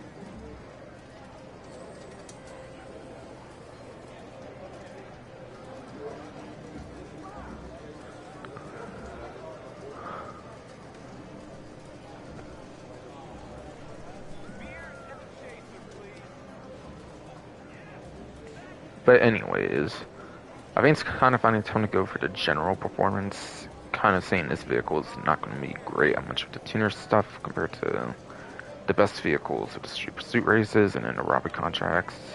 Though, albeit robbery contracts kind of use anything really, to be fair, But yeah, for the main coupe class for performance, this is a top of the A tier vehicle. It's one of 2 A tier vehicles for the coupe class. It's not quite S tier, unfortunately, nowadays, but yeah, it is top of A tier, which is pretty good for the coupe class still, because that will give it 3rd place for lap time, and it also gives it 12th place for top speed, unfortunately, so it is unfortunately lackluster on the top speed. Though technically it would be 10th place on top speed as well without the 2 HSW options for the coupe class. Again, that was the Sentinel XS. Or actually, no, it's... Oh wait, no, never mind. I was talking about top speed, so yeah, that would hold up actually. Which again was Sentinel XS, HSW, and the Heroes X42, X42, X42, basically HSW. Yeah, technically if you don't have those, it would be just barely top 10 for top speed as well. Which would actually make it good for both. Which I would say actually makes it pretty decent for both performances for lap time top speed. But only on PlayStation 4, Xbox One, PC Legacy. Again, PlayStation 5, Xbox Series X/S, PC Enhanced. That top speed's not going to hold up anywhere near as good there, unfortunately.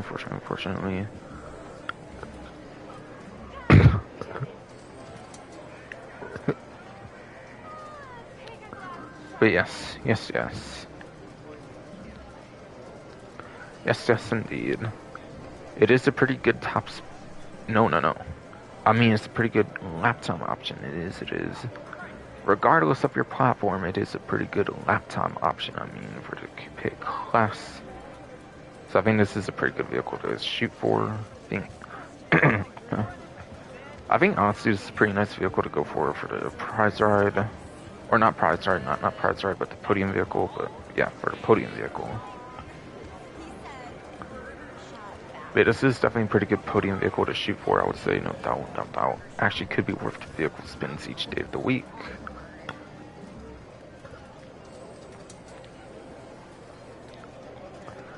And yeah, I'm going to do my test here because I kind of worried I accidentally kind of took out my headphone jack a little by accident. Hello.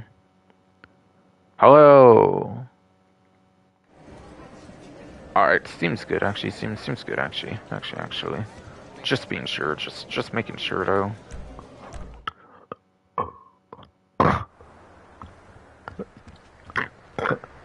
Armored truck, I don't really care to shoot for that, honestly.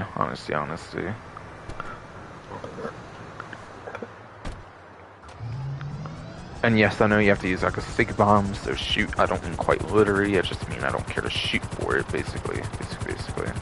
Like, go for it, basically, yes, indeed.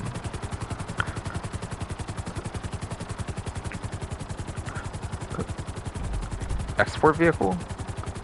No, that's a crime scene. No, that's a crime scene, okay.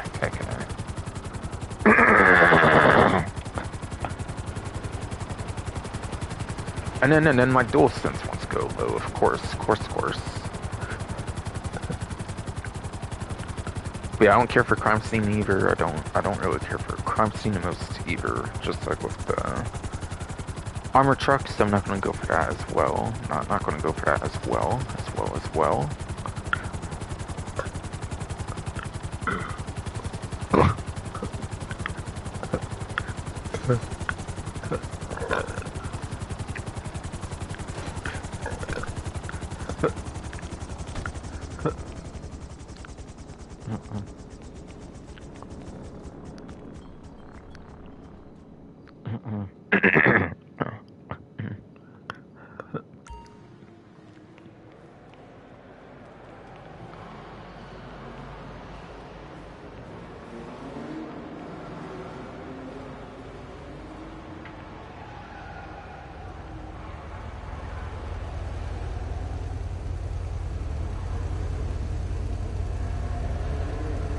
Alright. So you have the Western Wolfsbane.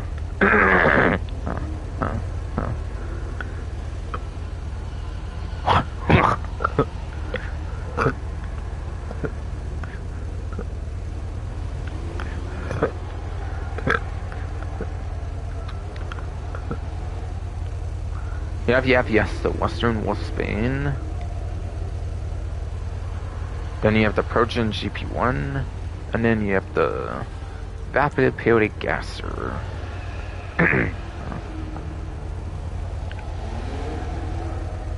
All three of which I believe is definitely going to be online exclusive. I'm pretty sure on all these, because I think they're all from 2016 and after, I believe. They're all 2016 and later, I believe. And no vehicle past 2015 got released into single player, so since I believe the Wolfsbane was 2016 and is the oldest of them, I believe all these are in fact GTA Online exclusive without being available in the story mode, no doubt.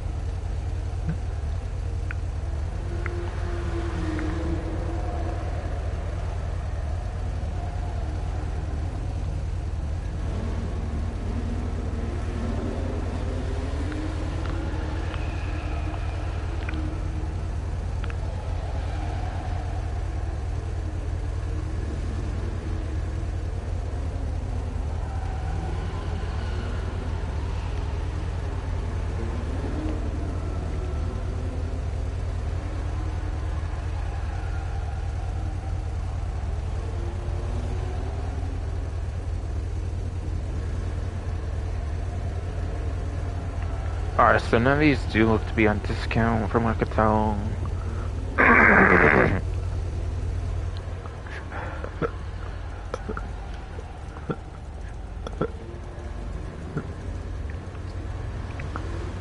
Alright, so none of these do seem to be on discount as far as I can tell here for sure.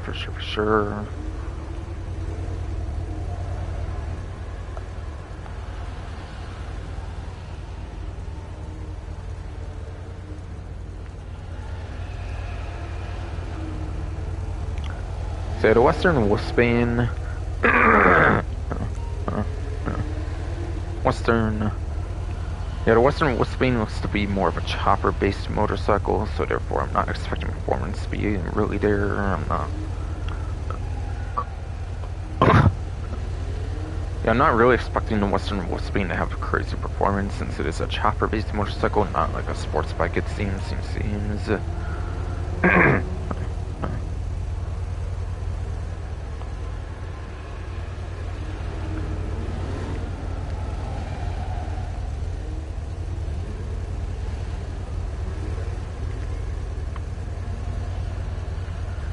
No.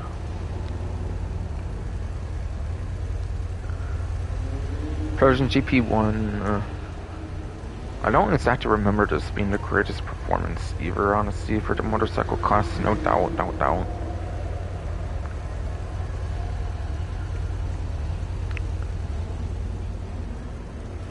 For supercar class, by the way, yes, indeed. Don't know if I accidentally called it motorcycle, but just in case I meant the supercar class, I'll stay on the GP1.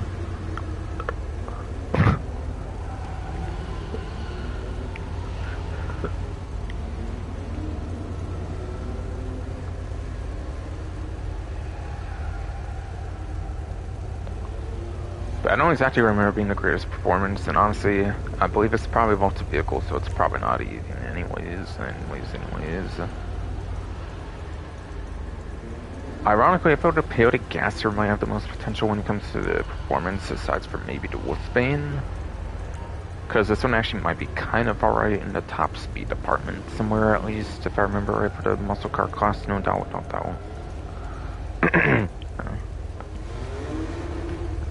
But regardless, I think all these are vaulted. I forget if the Wolfsbane also returns for the last and damned or not, by the way. This one possibly returns from Grand Theft Auto Lost and Damned on the Wolfsbane, so there might be some retro nostalgicness to be had, but yeah. Again, I do think this might be kind of good for the top speed. This might be kind of good for top speed, or it might be like in the 10s or 20s or something in the top speed if I remember right. If I do remember right, in the Gaster. On the Vapid Peyote Gaster, it's just indeed. Alright, so I'll go over the vaulting of vehicles, see if these are all in fact vaulted or not, basically.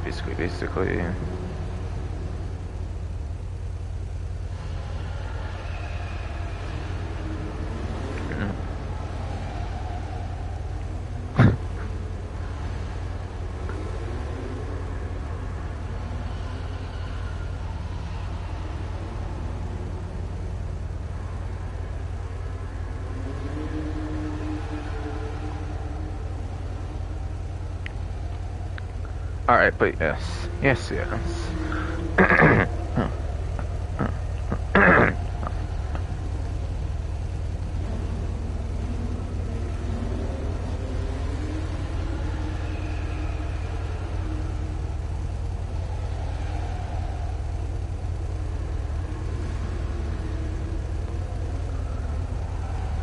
Yeah, both the Wolfsbane and GP1, by the way. Both of those apparently have been available for the 5th time now in the dealerships. So ever since being vaulted Dangerous Mercenaries, you'll see for both the Wolfsbane and the GP1, they've both been available on the dealerships essentially 5 times now, yes.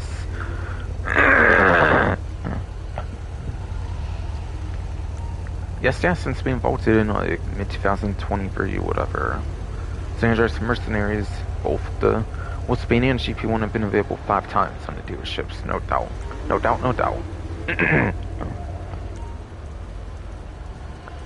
And then Vapid Peyote Gaster, that one has actually been available a massive 8 times apparently already. that one has actually appeared a massive 8 times actually in comparison on the different like dealerships and everything, on different dealerships and everything since being vaulted, no doubt.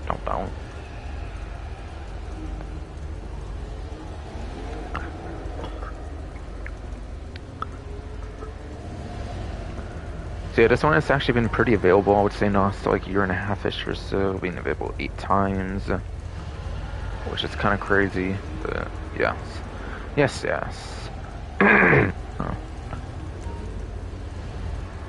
Not that these vehicles should be vaulted in the first place, of course, I would say, but still. Oh, great. KDJ is over there, really. Fucking Moody Man's fucking bitch-ass boy. Boy. Hey, yo. Cesar's running some brain surgery up in that shop. ECU about to have my car on some futuristic crazy shit, motherfuckers. The hell, boy. Good boy.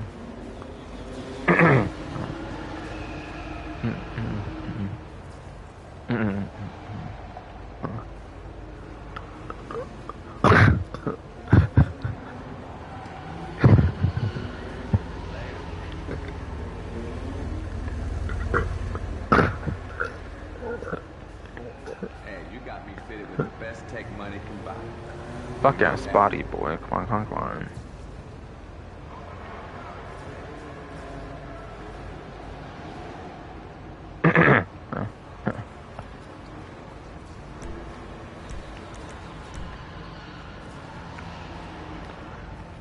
But yeah, price tag challenge apparently for this vehicle here, or whatever it is, I haven't actually checked yet, is place top 5 for 2 days in a row.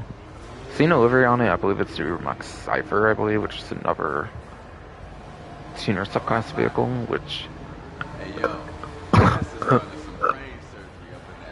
which is another free tuner subclass vehicle, just like what the Karen Previan is the podium vehicle, no doubt.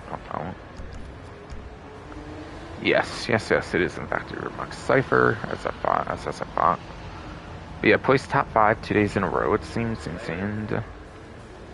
Top 5 is super easy. It's just 2 days in a row, that's a bit out the way, but you only have to do it like 1 extra day, which is not bad, which is not bad, I would say. For sure. ECU about to have my car some futuristic crazy shit, motherfuckers. Hey, you got me fitted with the best tech money can buy. You know that.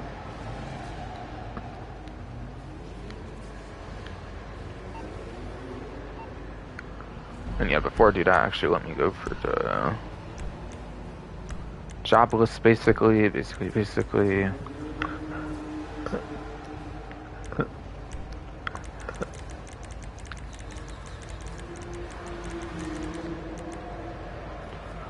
Alright, so yeah, Pursuit Race is 4 players, basically. So you can do 4 and 5 player Pursuit Races and be completely fine for the challenge, basically.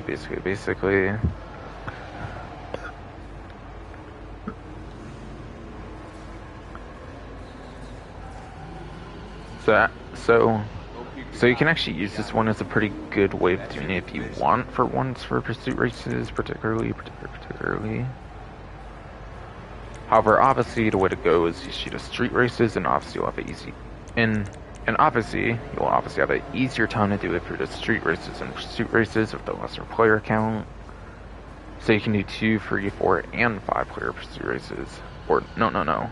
Street Races, yes, stupid ass body.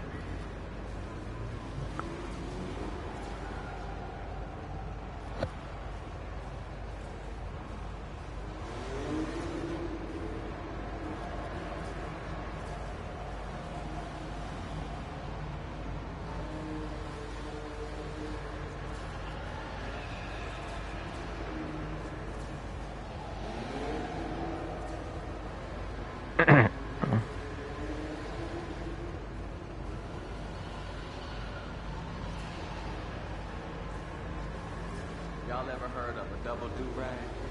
2 times the do-rag, 4 times the fun? Yes. 2, 3, 4, and 5 player Street Races, yes, indeed. Can be done, can be done. For a guaranteed entry for a challenge, basically.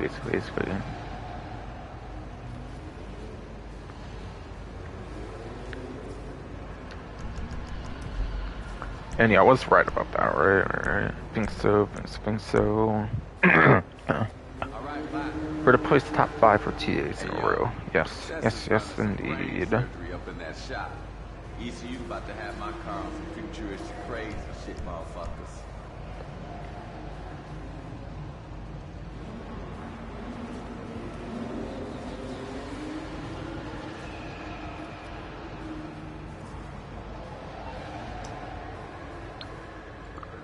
Yes, Cypher, I actually think it's on a Legendary if I remember right. If not, then it's obviously on Sovereign, surely.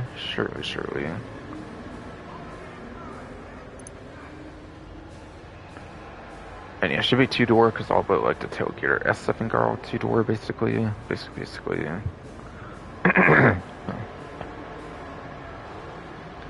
For a tuner self-cost vehicle, I'm in.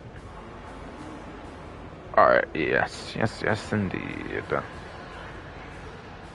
Cypher is in fact on a Legend Motorsport website.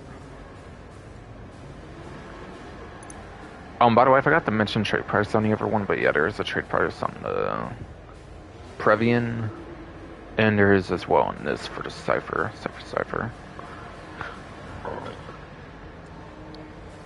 But yes. So the Urmax Cypher has a trade price of $1,162,500 apparently. So yeah, buy it now is obviously even more expensive, basically. Same with the Previan, whatever I mentioned earlier. Same with the Previan with whatever I mentioned earlier, basically.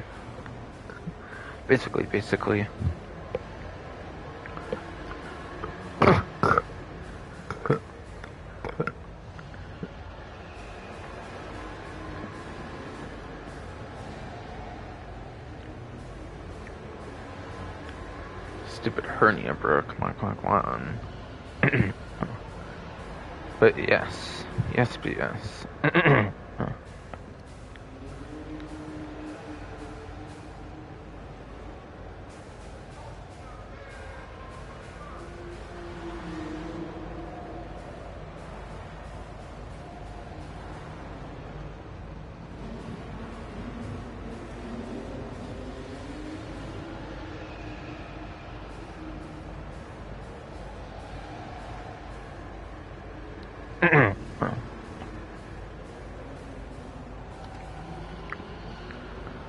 But yes.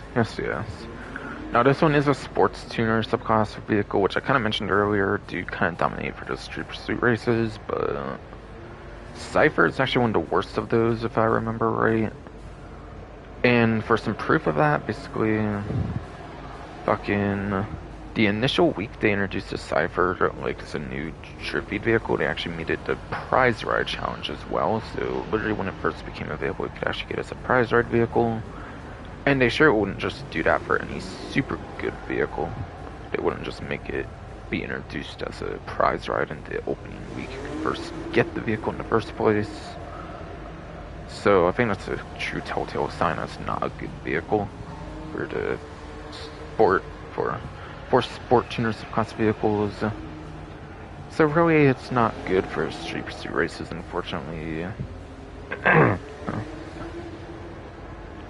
And then robbery contracts, again, you have the Jester RR, which is basically #1 top speed for the one from the Los Santos Tuners DLC. It's the best top speed. With the rear louvers you can put on the back of the vehicle.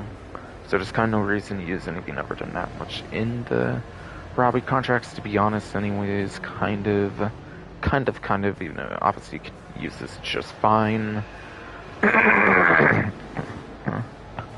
Even though obviously, yes, you could theoretically use this just fine for the robbery contracts at least.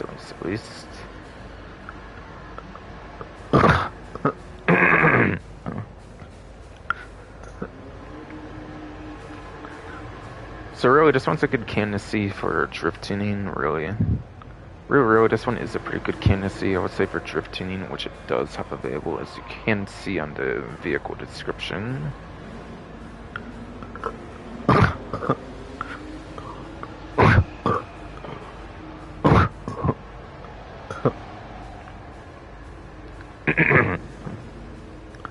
So really, I would use this for drift tuning if you get it at all, really.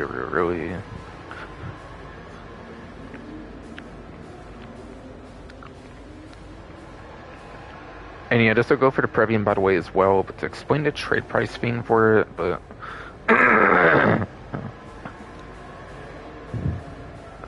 But yes, to explain the trade price for the Previan and the Cypher, finally. For the trade price, I think it's between ranks 5 and 75 with the LS car meet. Every 5 ranks, 5, 10, 15, 20, 25, 30, 35, 40, 45, 50, 55, 60, 65, 70, 75. Each rank basically like that. Those ones get you trade prices for certain tuner subclass vehicles. For 15 of them, basically. 2 of those 15 include the Previan and the Cypher. 2 of those 15 include the Previan and the Cypher. Yes, indeed. And even with the main trophy vehicles, it might even have like particular numbers, but I don't really know what the particular numbers for those 2 particularly are, really.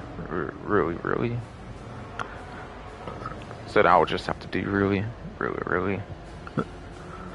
But yeah, Previan's good for performance. This one's really not, to be honest. This one's more of a drift tuning one, I would say, for sure.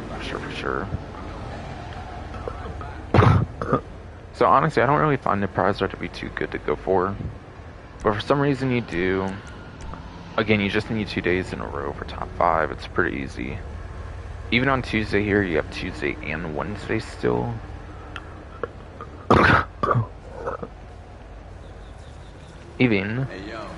Even on Tuesday here, yes, where I'm still streaming here on Tuesday, yes, indeed. You have Tuesday and you have Wednesday, which is good, which is good, of course. And you can still get it, pretty much.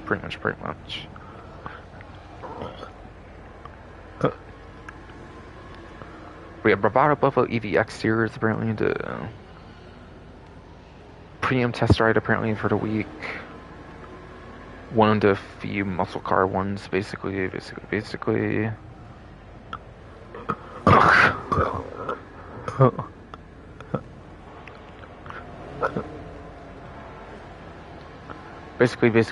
yes, indeed.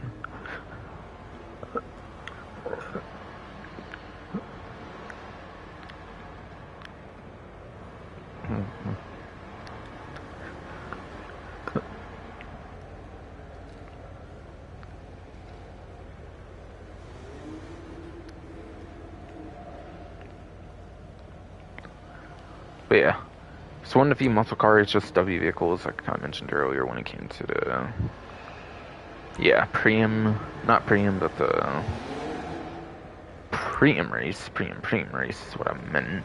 Yeah, I meant Preem race. I was kind of thinking Preem something else, but no, I meant Preem race. I meant Preem race for sure.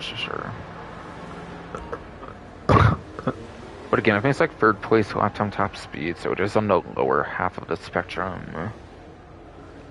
But I mean, it's HSW, and it does possibly have acceleration going for it compared to other ones, since it kind of is, it's kind of electric hybrid, so it might have electric kind of like acceleration kind of stuff going on for it at least.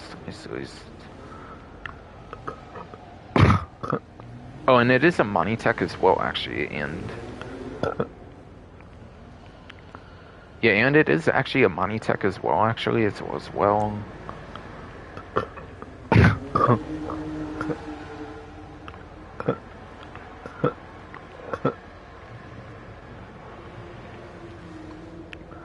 So, yeah, being on Monitech would actually make it good for free mode as well. And being on Monitech makes it even better for free mode as well, in addition to the HSW stuff, of course.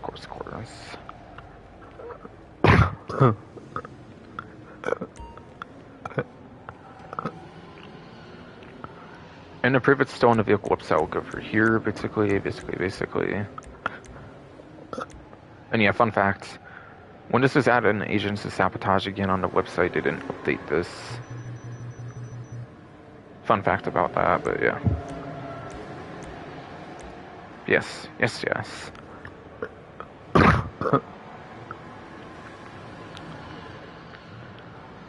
But yeah, Bravado Buffalo EVX, you do find that on the HSW vehicle list. You do. You do find that on the HSW vehicle list for the Bravado Buffalo EVX, no doubt. As I am quite literally shown here, as I do quite literally show there, yes, indeed.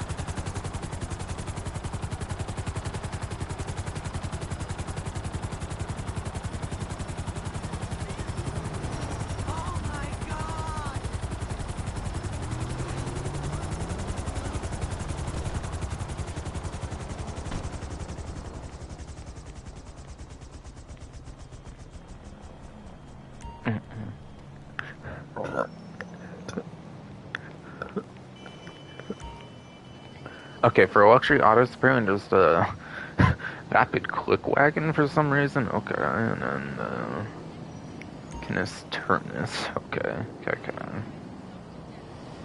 The click wagon.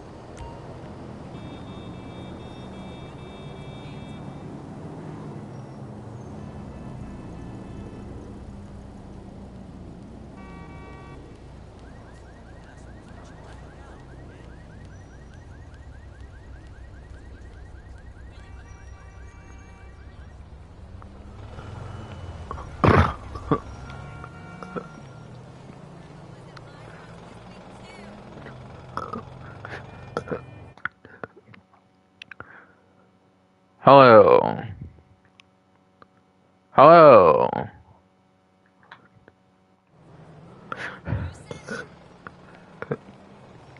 Oh, sorry about that. Shit, my controller died. Of course.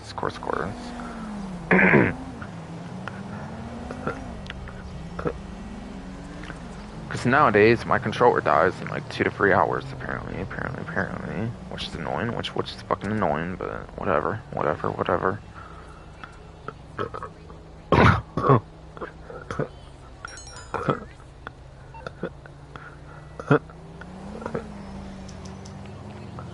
Alright, mint counterfeit cash, basically. Whatever.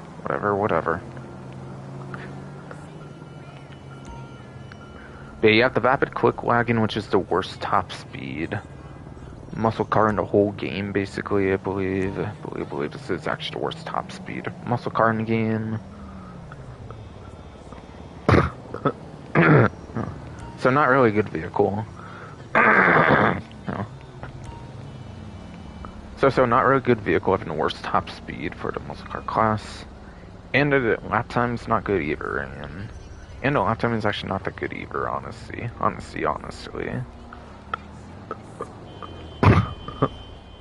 No. Canis Terminus. Yeah, there is a new patrol version now as of the latest Agent Sabotage DLC, but the Terminus Patrol, or the regular Terminus, the regular Terminus at least, you can at least use it in the races, whereas when it comes to the police vehicles, you can't really use them for much aside for the dispatch work. So you could at least use it for races, and the Terminus is actually not a bad off-road vehicle. And Terminus is actually not a bad off-road vehicle. It's in fact actually pretty good for the off-road class, if I remember right. So that's actually not bad. It's actually not all that bad, actually.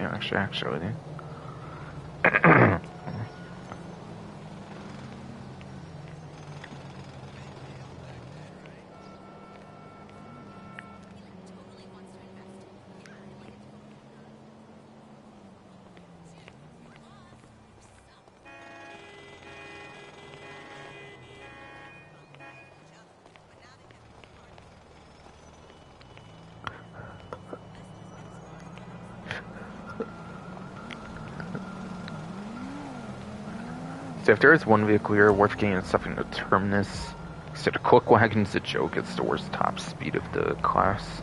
It's more of a meme vehicle. It's more of like a meme vehicle, I feel, really, more than anything, really. Really.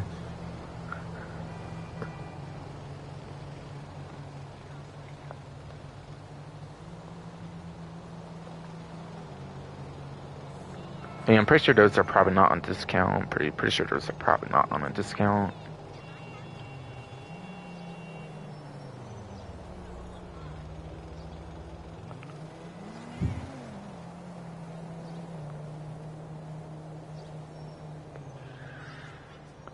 Alright, yeah, those are both not on discount. They're just on the showroom, basically.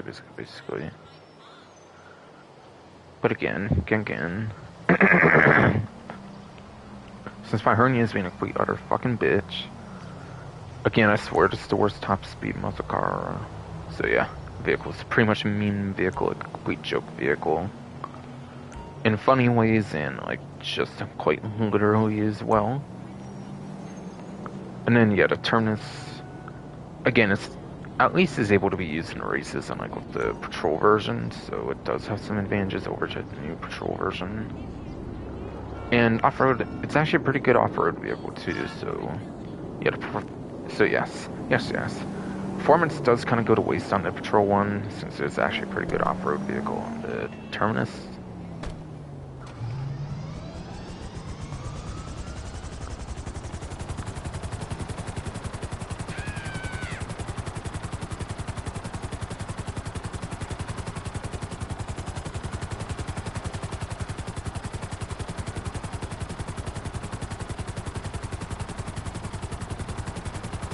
Pavement hit there, whatever.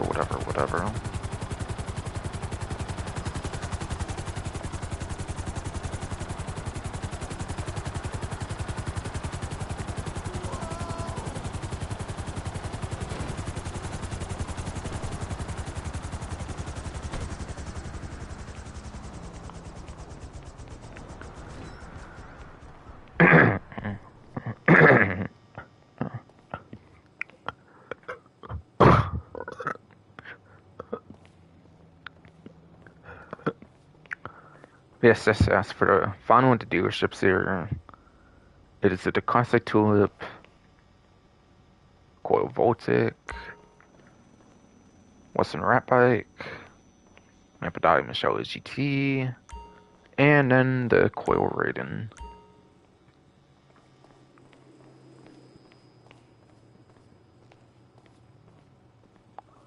All which I believe are unfortunately going to be vaulted. Now, Voltic is the day one vehicle, so you can actually find out on the street. But I think it's too much money, so you have to actually buy it at the dealership regardless, I believe. Everything else is a non-exclusive vehicle here, I believe, for sure, though. So a lot of non-exclusive ones, so that's good. Just the Voltic's kind of the day one option here this time. But at the same time, yeah, you can find it on the street, you just cannot, like, get it that way since it's too hot to modify. Which is anything that's like 100,000 or over for like their website pricing or something. Something. Which that definitely would be. Which definitely very much would be.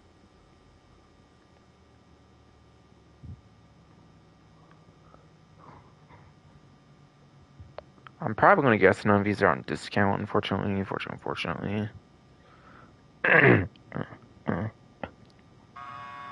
See, I think only one muscle car is on discount, it's not this.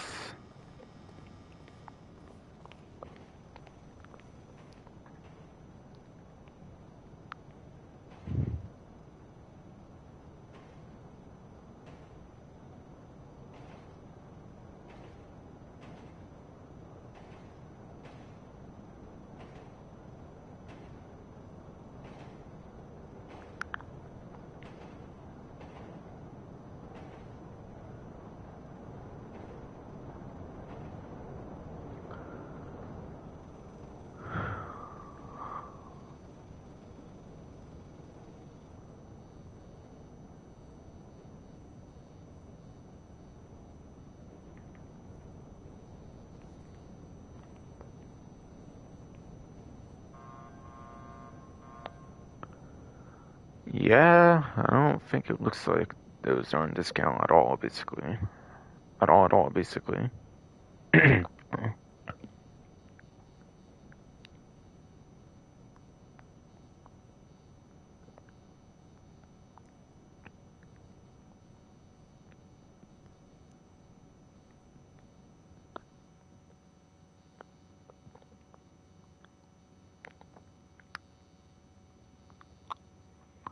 See, I'm pretty sure none of those are actually on discount, yeah, so...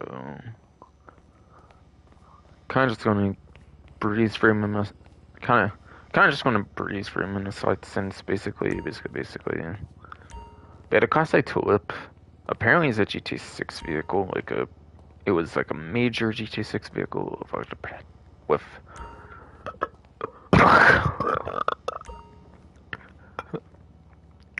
apparently in the trailer, it was a major vehicle being used by like the protagonists in the GT6 trailer, apparently. Besides for that, I personally don't have too much to say about it. I don't think it performs that good, obviously, if I recall right, though. The Voltic, quite literally the worst top speed, I believe, on a supercar in the game, I believe. Oh, and actually, I was maybe thinking this was sports, actually, when I was looking at the newswire. I might have to look again there. But I believe it's a supercar, and it's like the worst top speed one in the game, so... Yeah, not really a good vehicle then, I would say. Besides for the acceleration on the supercar, if you want like a pretty good star rating. Supercar, which is how quick a vehicle gets top speed, but the top speed itself is pretty to be honest, to be honest. Then you have the Western Rat Bike, apparently next.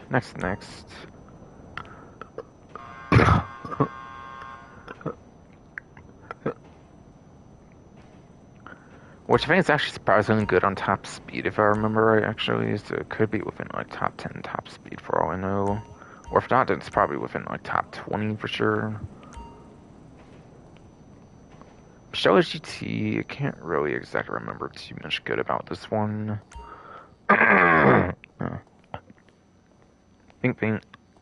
think it's in the Sports Classics class, if I remember right.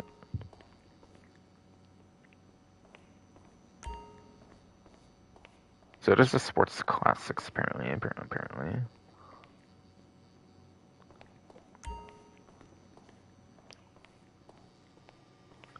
No. You have the coil rating. Whatever.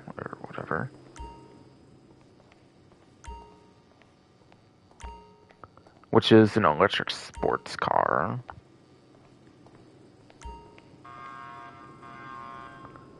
Which, yeah, aside for acceleration, probably not the greatest. With how many sports cars and being the most bullet class of the whole game, basically, I don't really exactly see it being a good performer nowadays for a lap time, even, especially being a four-door as well.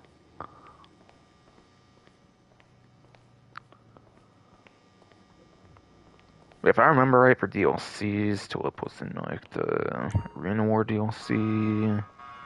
This was day one, obviously. Like I said, this was Biker's DLC, like 2016, which again I think makes it the oldest. That's not the Voltic in this case, actually.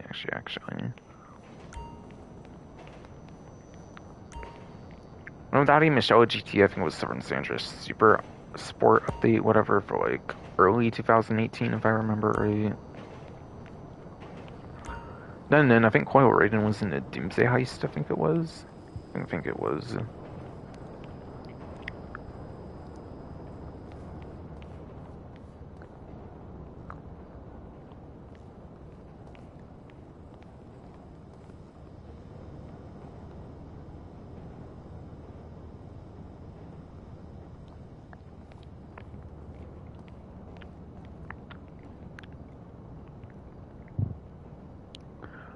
But yes.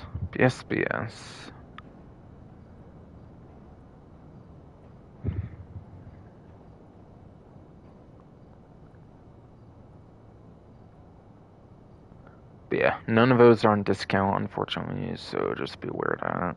I'm not going to do anything aside for speculation on where they perform, really, there. Because of that, then.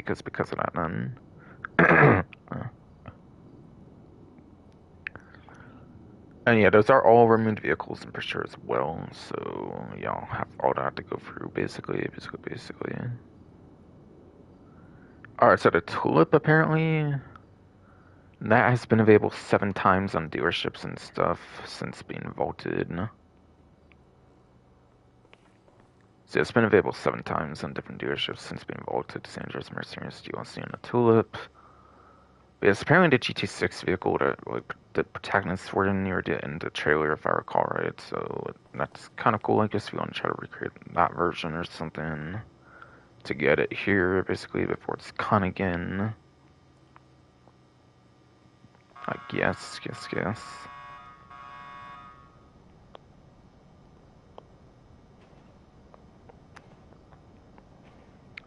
Baltic apparently this time around is the only vehicle that's been available only 6 times on the dealership. So it's only vehicle the ones in the dealerships this time to be available only 6 times and not less or more. And again, this one, yeah, it's 150,000, so yeah, I'm pretty sure you cannot steal off the street. You have to actually buy one if you want to actually have it in your like garage and everything.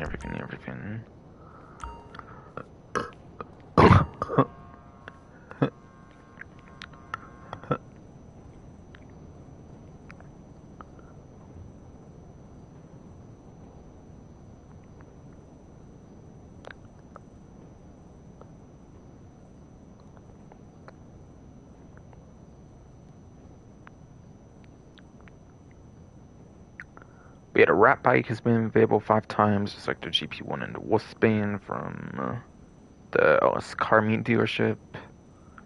5 times on dealership stuff since being vaulted. And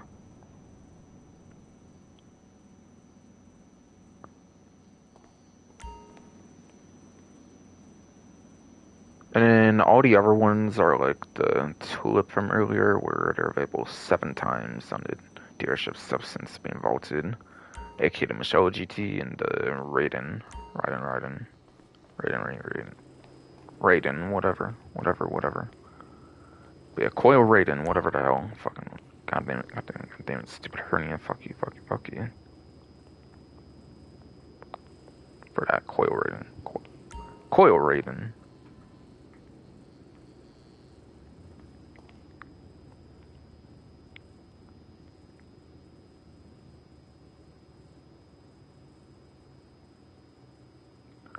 So yeah, some out, nah. That was the amount of time Saldos were available basically for on the different dealerships since being vaulted again. 7, 6, 5, 7, 7.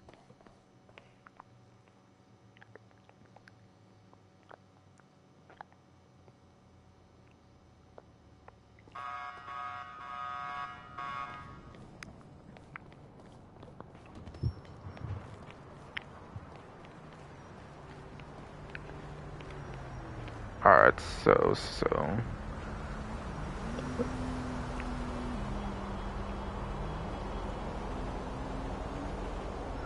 Yeah, and for our dealerships, now it's money opportunities, discounts, all that stuff kind of still to cover for any of that stuff still remaining. And actually, there is a new community series, I believe, as well. As well.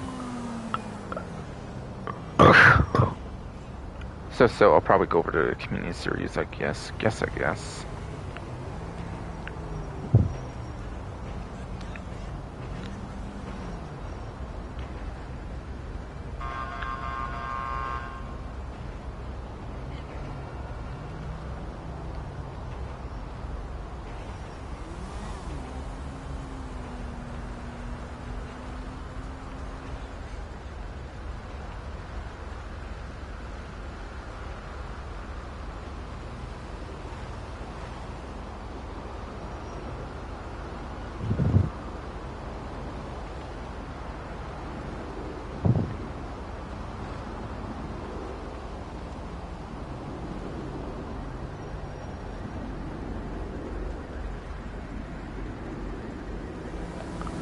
Oh, and I completely forgot to mention, by the way, but yeah, fucking the new official Rockstar Games Discord server that's kind of been available for a bit of time now, or something, for like a couple months or so. I forget now. Kind of forget, but it might have been available for a couple months now. But there is an official Rockstar Games Discord server that could maybe be of significant help to get those original heists done. Should probably mention that a lot earlier ago, but yeah, I should have mentioned that earlier, no doubt, but yeah, I kind of forgot to do that basically. I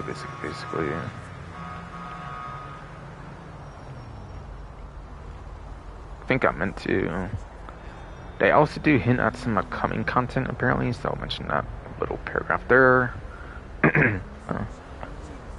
And next week, keep an eye out for one of San Andreas's most ambitious entrepreneurs getting high on his own supply.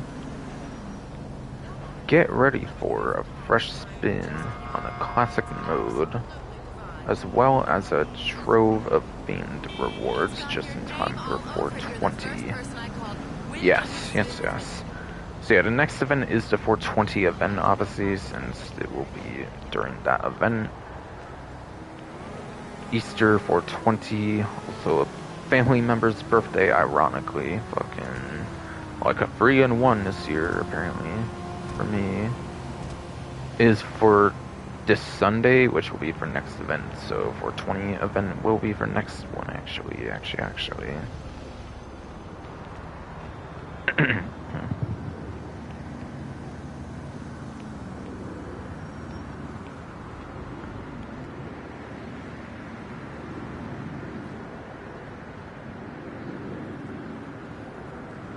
But yeah, might be talking about like the LD organics, whatever, when it comes to the most ambitious entrepreneurs, whatever, aka like Lamar or something, basically.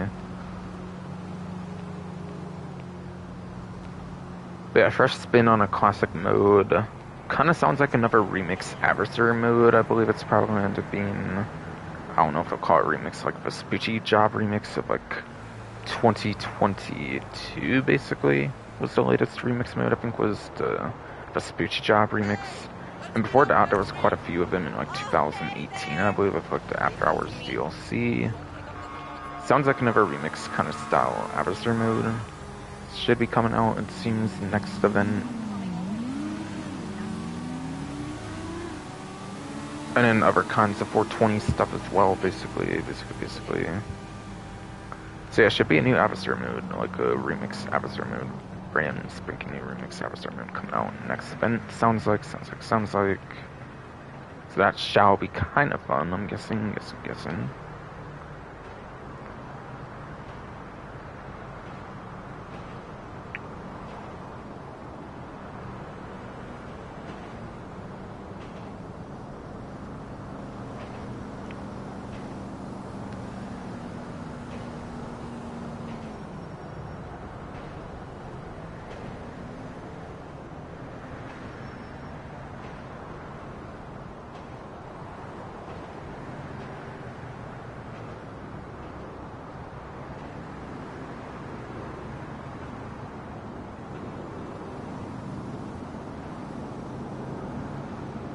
Alright, and then yeah, there is the community series I'll go through, I guess.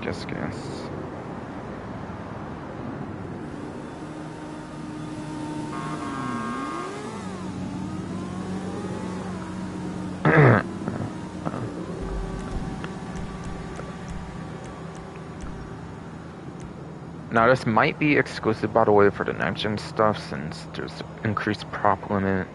They've kind of been doing increased prop limit stuff, it seems, lately, so don't be surprised if these are not available on the 8th gen version, by the way. Okay, so there's hashtag RMX dash, like hyphen, whatever, hyphen, basically.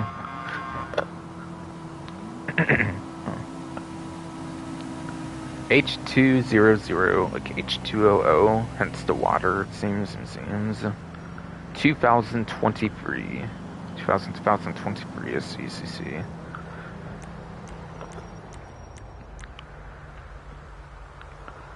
There's like left bracket M, right bracket, dash, hyphen, parkour,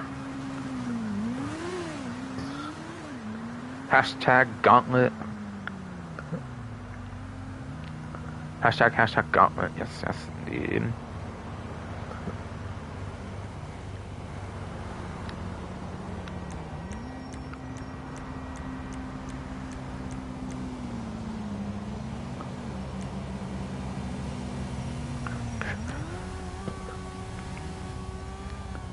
There's also EKU, dash, hyphen, Vineweed, looks like as well.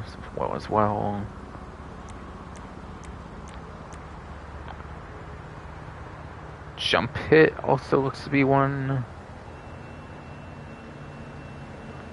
Jump like apostrophe hit. Jump apostrophe hit, I guess.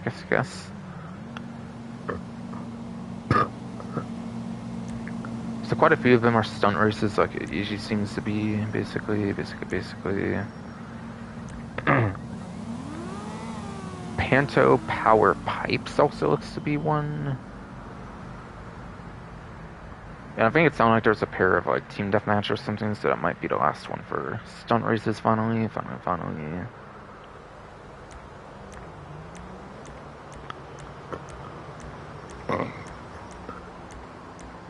Yes, indeed, it was.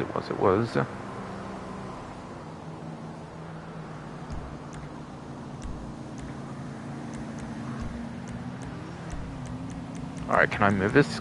Come on. What is going on here? There we go. There we go.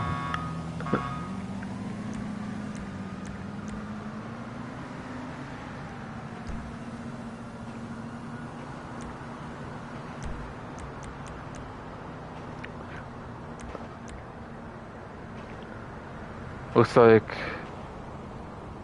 What's that one thing called again? That one icon...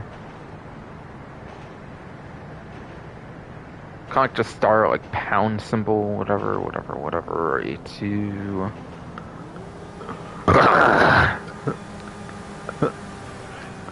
Kind of the star, like pound kind of symbol, yes.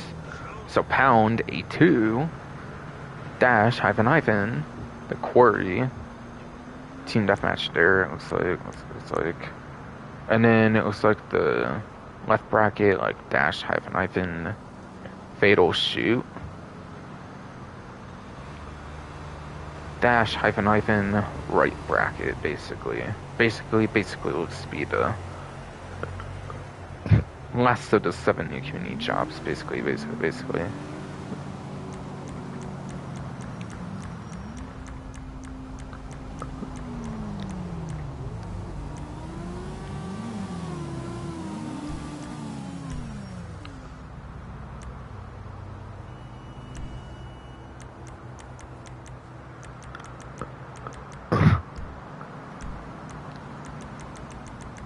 Right there it goes. Or fucking goes spawn on you. Oh, I spawn on you.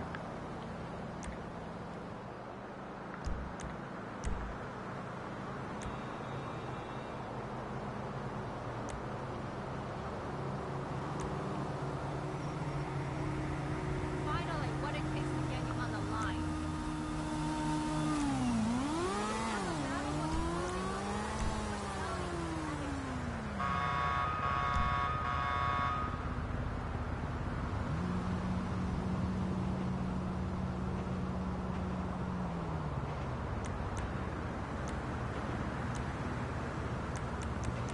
So yeah, there's 5 stunt race ones I'll probably do at least. The other ones, probably not.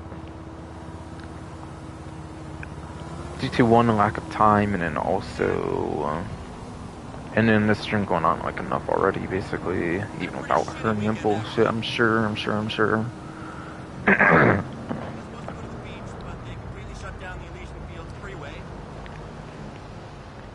And then also, yeah, the matchmaking is kind of a bitch in the game anymore, so yeah.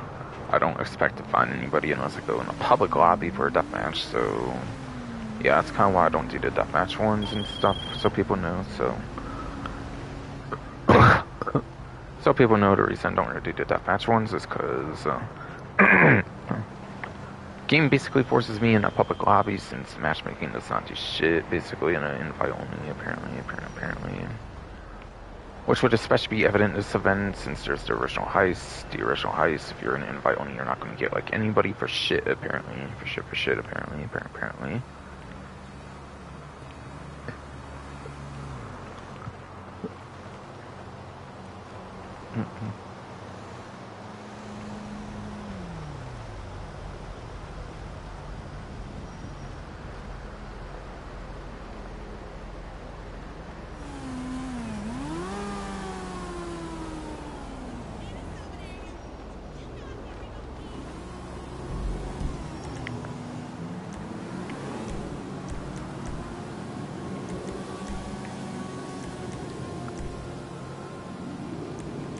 Alright, so starting with hashtag RMX -H200 2023, whatever. And yeah, it does say on PlayStation 5, Xbox Series X/S and PC. It does not say if there's an alternate one for like the 8th-gen consoles, like PlayStation 4, Xbox One, PC Legacy. Doesn't really say if there's any like previously featured ones for those on like free times or not on this newswire. I think it did last time they did community series, they even listed like which ones it was, but this time they did not, so like I don't know if there's anything going on for community series there, even for like some older featured jobs or something. So I don't know anything about that per se. So just be aware of that, just be aware of that. It's just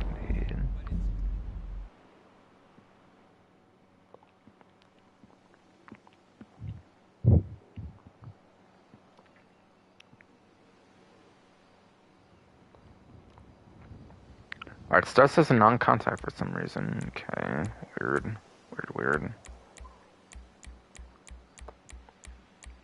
But of course, you have all your options like usual, like usual.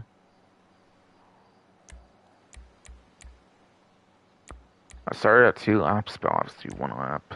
Starts as sports, but you can also do supercar, it looks like, apparently.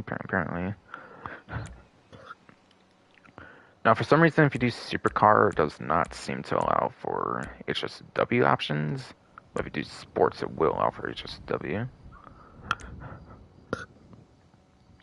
Traffic lock to high. HSW again enabled, but just for sports, not super for some reason. Some reason. Custom vehicles, restricted, off, restricted, off, restricted, off, restricted. All that other kind of stuff as well that you can just look at. But some additional options I don't necessarily care to mention at all, basically. But I was super will say that as well, yeah. As expected, still restricted, off, restricted, off, restricted, off, restricted.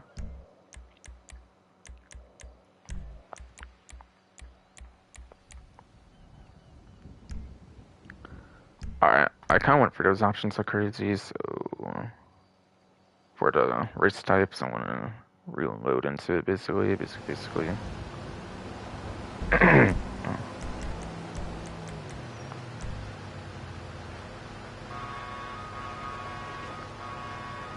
not Rockstar created, but community jobs. Right. right, yes, indeed.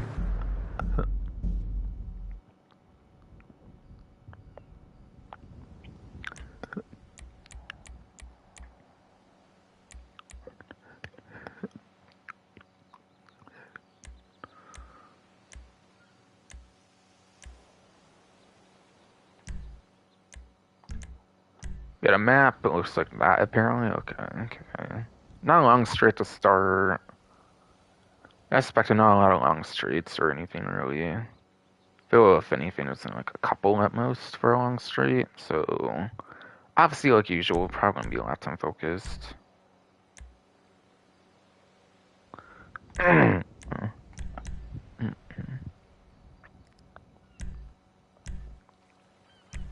Alright, so let's go a course, Italia GTO, and that seems to be it apparently. Okay. Use my custom course then, since Italia GTO is not an HSW one. Not to be confused with the Italia GTO Stinger TT, which is the HSW Italia GTO, but yeah, it has the Stinger TT naming to it as well.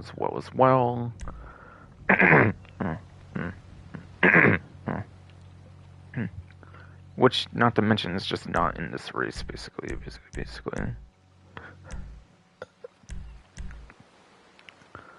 an easy choice there, since I want my HSW options. No doubt.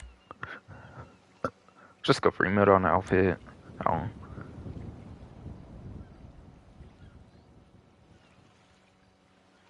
Just go free mode on the outfit. I will.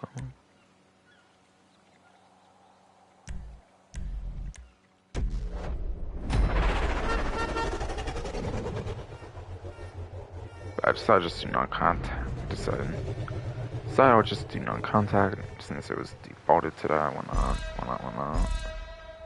Kind of cringe, but whatever. Not sure why I defaulted non-contact. It's kind of cringe in my opinion, but whatever.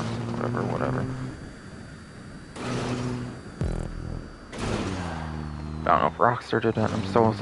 I think they can tend to change the options since they have the default kind of like, they're kind of like generic kind of like descriptions. For example, they don't really like keep the descriptions from like the creator, it seems, for example. So wouldn't surprise me in some cases they do that themselves or something. But I wouldn't also doubt the creator did that shit initially. I could see either way, really.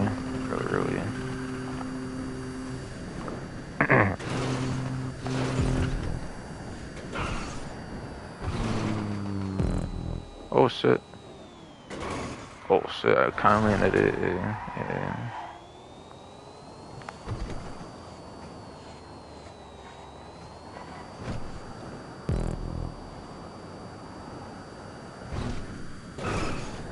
Oh, 17 checkpoints apparently? Oh, I wanted the higher one.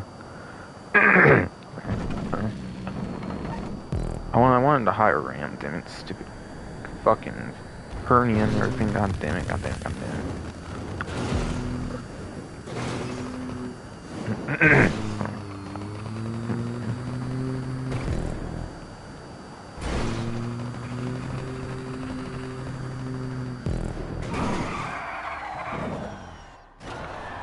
god, I almost fell in the water. What the hell? What the hell? How? Yeah, that world record is definitely modded or something. Honestly, I was kind of underwhelmed by it a little bit. I thought I would maybe go into water a bit or something. I feel all the prop tracks are kind of high from the water. I like ones that actually kind of like go a little bit in the water. I do kind of like that. I feel.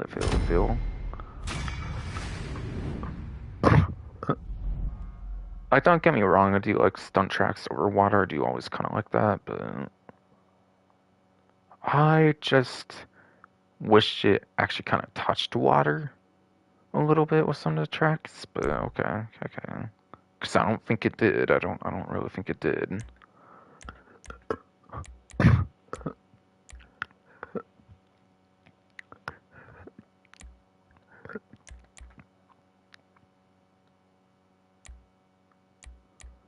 It's going to be this one next, right? Then that, and then that, I believe. We believe.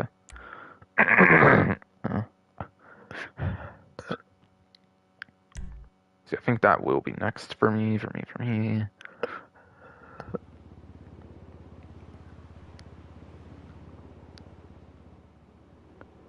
So this one's a point-to-point compared to a lap like usual. Okay. Kind of makes sense, I guess, being a parkour kind of one. But whatever. Yeah, point-to-point GTA, point-to-point rally, non-contact. Obviously, I just want regular point-to-point, which it defaulted to. It is locked to the muscle car class. Kind of makes sense to be locked to a class for like a parkour like one. I feel.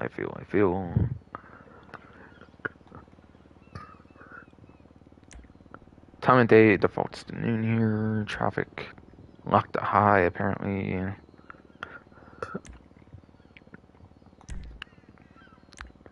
Restricted off. And then no HSW, it looks like. No HSW, looks like. Yes, indeed. Kind of makes sense, I guess, being a parkour and it's kind of to be challenging, and having a lot of speed might kind of ruin any sort of challenge, basically. Yeah, basically having a lot of speed could maybe ruin some challenge aspect to the parkour or something, I don't know, but something like that could probably be why, basically.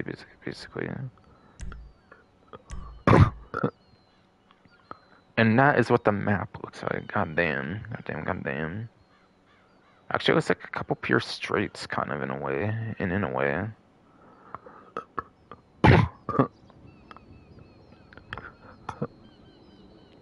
It looks like a couple to few, possibly, a few even, like, pure straights, really. Really. Really, yes, indeed.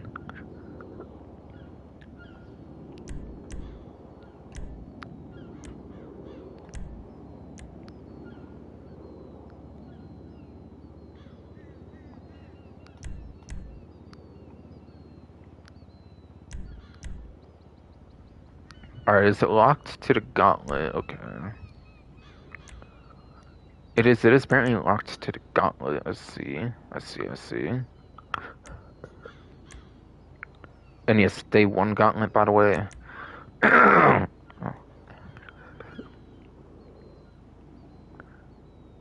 It is apparently the day one gauntlet, by the way.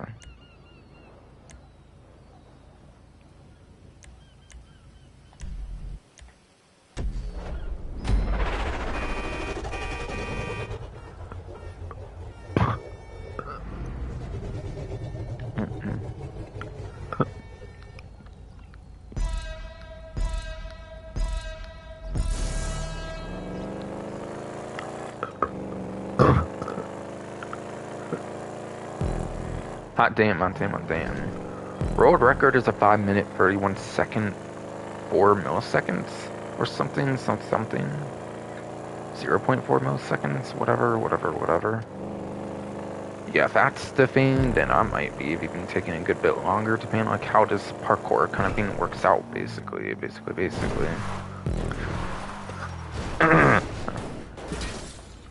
far, a little jump over here as I tip over as... So far, yes. Jump over there as I want to tip it over, probably because of my stupid hernia, of course. Still. And of course my vehicle falls in the water, basically. Rip.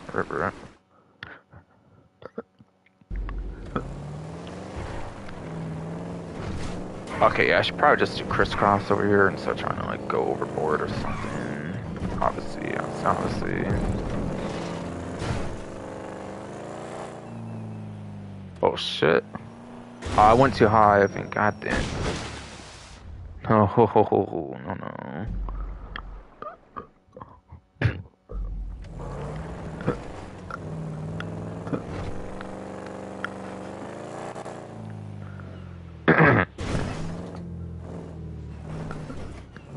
Yeah, I think going below there would, of course, make it where I cannot get back up, so probably best stick to corners, of course.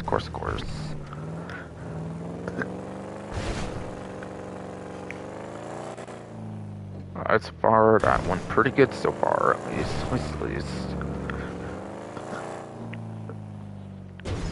Okay, I actually made it over that. Good.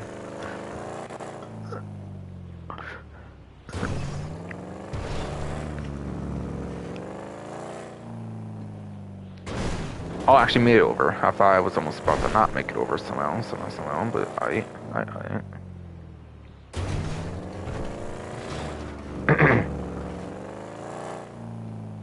I made that, and stuff on the water at least. Good. Damn, these platforms are getting kind of thin actually, or something. Or small, or tiny, whatever. Oh shit, I did it first try though. Let's go.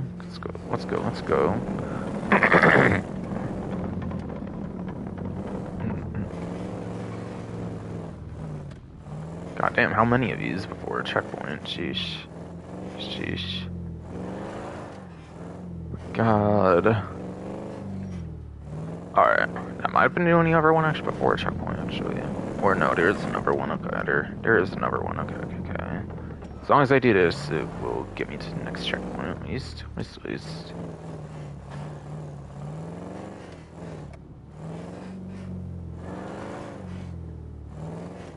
Alright, good stuff. I did it pretty easy so far.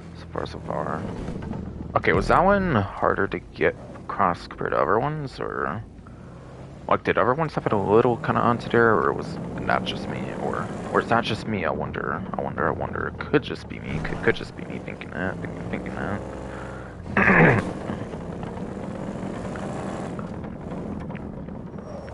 Huh. Okay, so what, do I get through there somehow? Or what?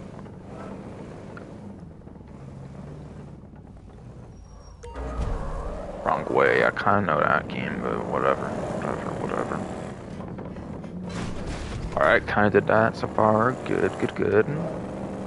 That's kind of the idea behind that, it seems. It seems you have to kind of do it a certain way. I don't know if that would work quite well, but I'll try this. Okay, that's working. Kind of lost a good bit of speed there to where I kind of thought I was going to fall below somehow, but whatever. Alright, hit the checkpoint. Good.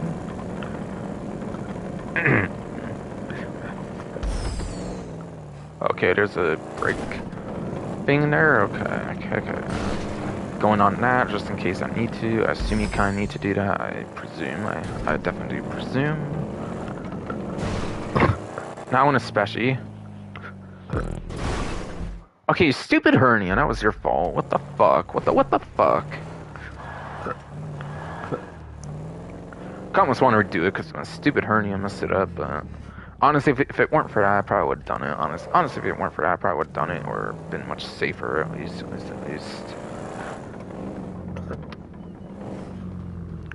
God damn it, my stupid fucking hernia keeps ruining my fucking experience on this shit, though. I swear. Okay, this part's easy, just go around, basically. Basically.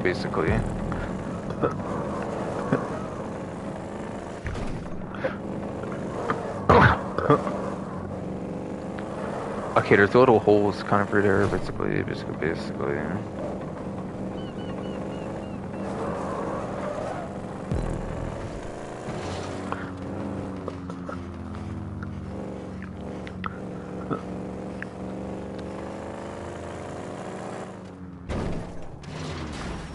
Oh shit, I went overboard. What the fuck? I thought.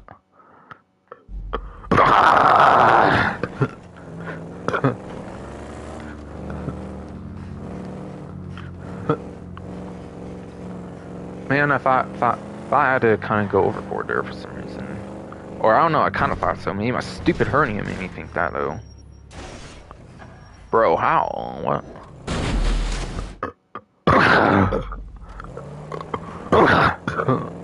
Again, you stupid hernia, it's probably your fucking fault. I probably did not even mean to do that, but whatever. Whatever, whatever.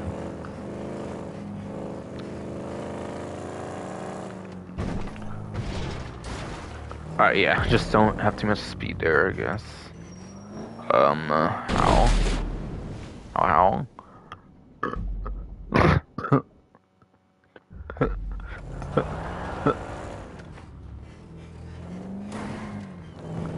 Yeah, it's kind of about the angle where you have to do that. Again, my hernia is probably fucking me up for the most part, but part of it was maybe not figuring out the angle to hit that all at, basically. It kind of just seems to be the same thing again, so now that I kind of know how to do it now, for sure. Definitely should get it, no problem now, no doubt, no doubt.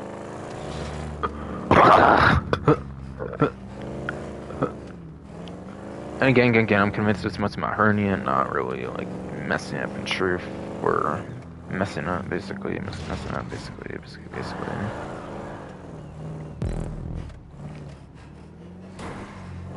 Ha ha ha, not quite there. Fuck ass. Hernia.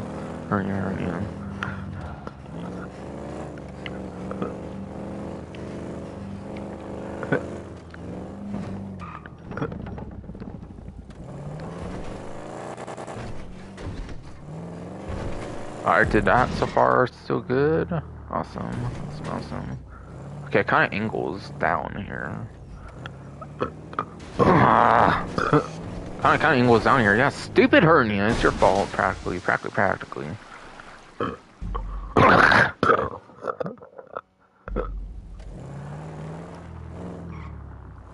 Okay, there's the tree there, so I assume it wants to go in the other way instead, so you have to go the longer way. Which I did not realize initially. Okay, hernia, you're really starting to mess me up. What the hell? I swear, a lot of it's my hernia, isn't it? Not the actual course itself sucking like a bitch. Or being hard for me or anything. Okay, got there. Just gotta do it again the whole way through this time. Okay. Maybe it kind of is the course, so no. I'd like to get this in 9 minutes, but if I don't, it's my hernia's fault, practically.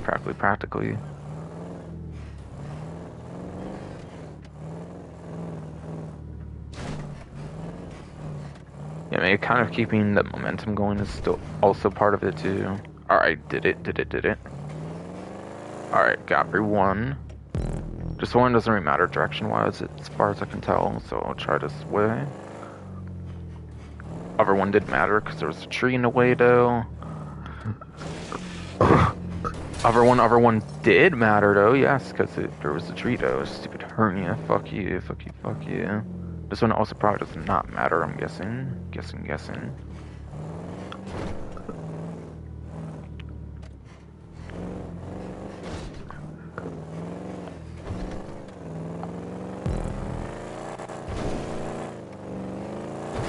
Alright, some drop downs, it looks like.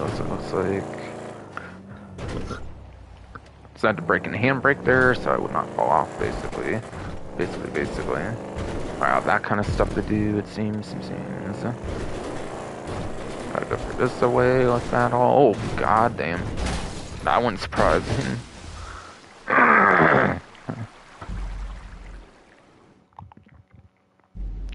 That one kind of surprising. I'm actually almost done here, so cool. I think the trick is probably not to move the car too much, I'm hoping. Alright, yeah, just don't move the car and it might be pretty fine.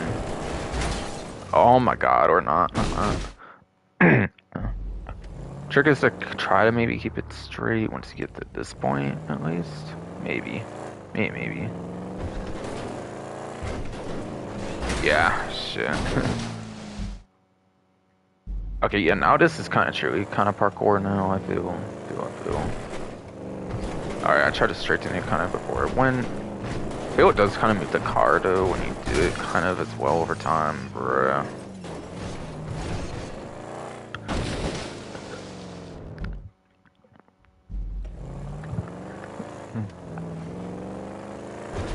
Could maybe use the brake smart, maybe, as well.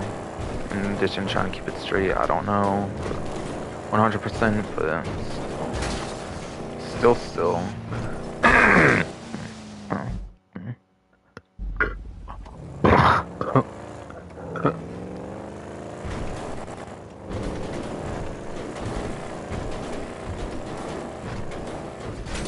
Yeah, so I don't like to move it, but like still not moving has not really worked either, per se.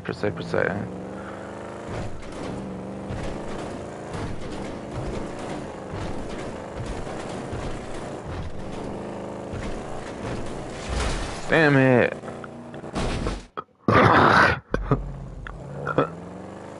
Damn you stupid fucking hernia.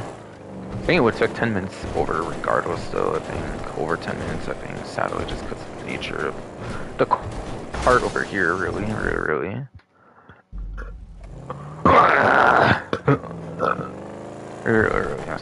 goddamn fuck ass. You stupid hernia. Fuck you, damn it. Fuck.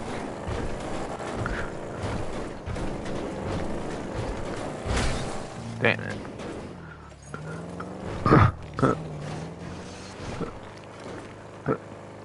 Really, I could probably just break there if I wanted, but that's kind of cheating, I feel. I'm just going to do it again, I guess. I kind of want to see if I can get in one fell swoop somehow. Instead of break, maybe we should try again break, though. But,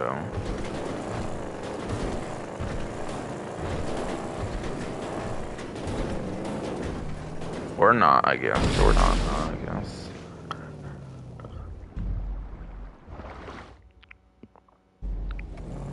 But I don't know, breaking would probably legit be the good strat here. If you're patient, you could probably just break, honestly, if you wanted to.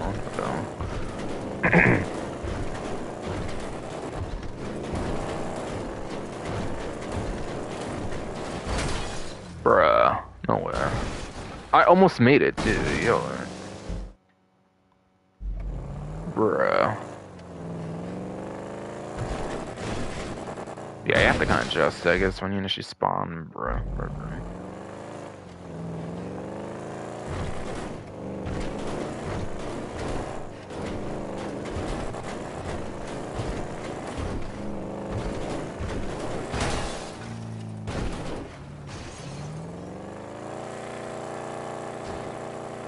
Kinda got stuck there, it seems.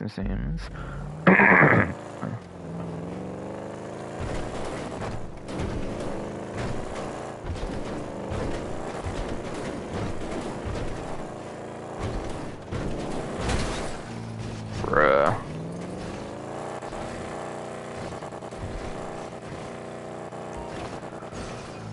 Oh, fine.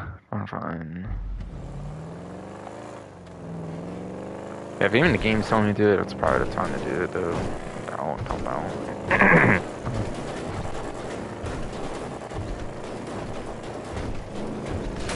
No way, how? Yeah, I think you're kind of fucking me up still, aren't you? Spit hernia, I bet.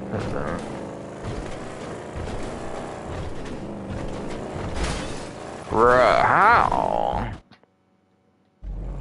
Golly.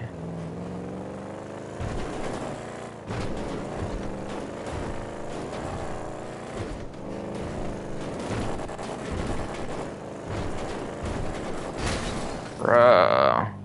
Come on, I got as close as I did the one time. There's no way it can't happen.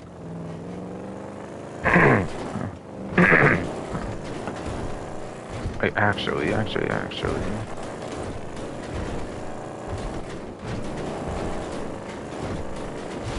Bro, come on!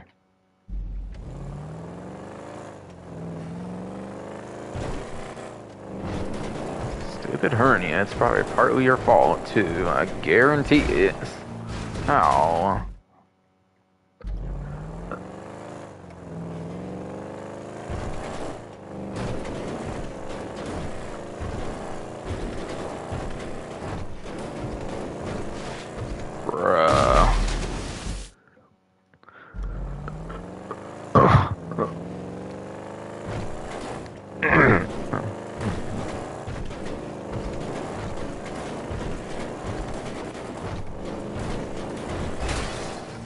Oh my god, fuck this game.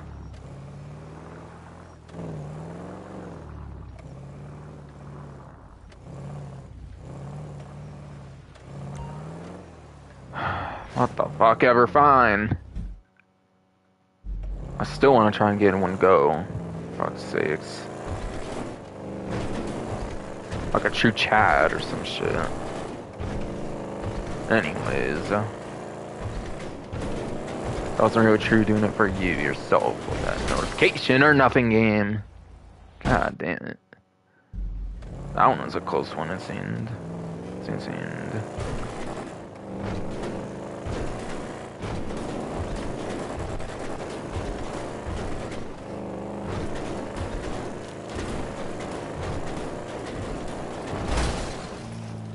Bro, we're literally... Oh my god.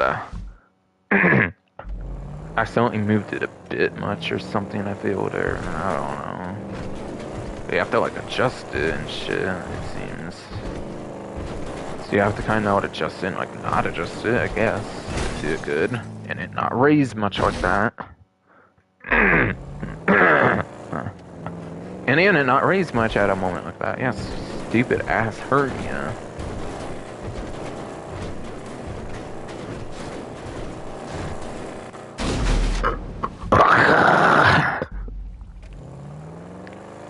God damn, I don't want to kill this hernia so bad anymore. Oh, jeez.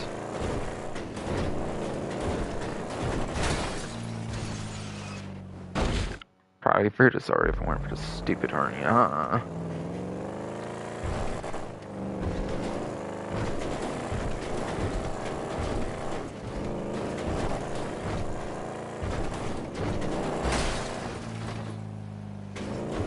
Bruh.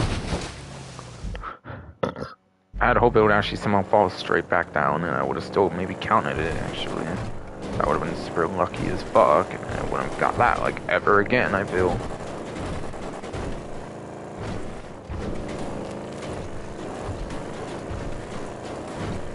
Alright, there we go. Oh, shit, finally. Got it, about time. In the way I wanted it to happen, because I felt like it would happen that way. Holy shit, that was a good one. I think that's my favorite stunt race I've ever put on here, actually. Actually. Oh. I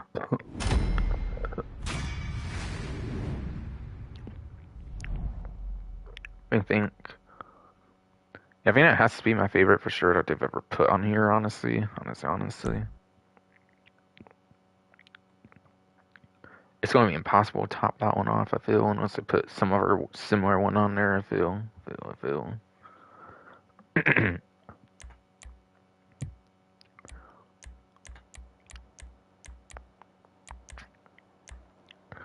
Alright, so next one is EKU hyphen Vineweed, it looks like.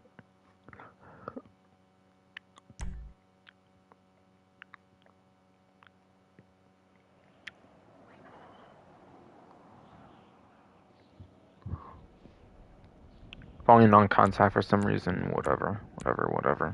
Guess I'll just do it then. This one actually vaults one lap, okay. KK, this one actually vaults one lap for some reason. Like that already, kinda. Alright, it's also locked to sports and super. This time super actually is HSW, but I think it was already on sports, right? I want to go back in this one just to make sure. Just make sure though. Don't.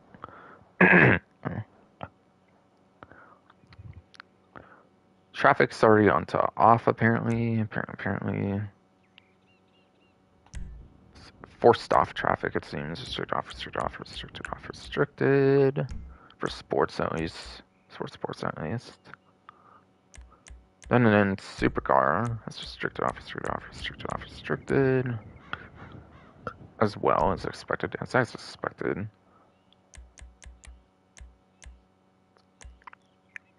So yeah, I think I am going to try going back in. Just make sure it was default to sports. Apparently it does look like if you change over to supercar, actually allows for just W in that case,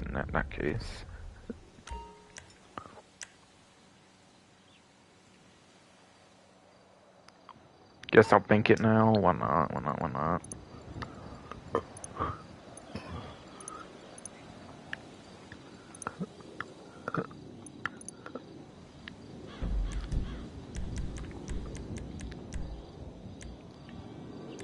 And yeah, community jobs, right. I just get so used to going to the Rocks Created one, I feel.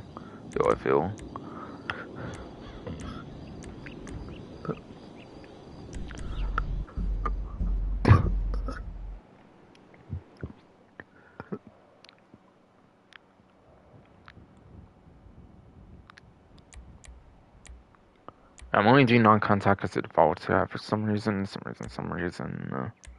Not like it even matters because I'm by myself anyways, though, but still. Yeah, defaults to one lap, which I do like. Sports is default indeed. But if you do Supercar, which is the other choice, you do actually get HSW option if you want to take advantage of 9-gen hardware. That's barely being taken advantage of by all these developers and shit, I feel. Unfortunately. Fortunately.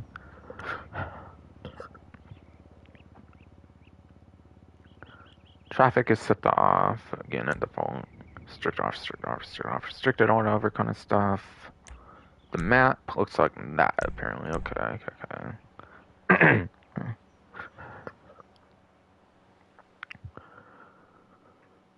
There does seem to be a couple huge straights in there, I feel, for some top speed. As far as I can tell. But of course, there is those bits at that time, like per usual. Like per usual.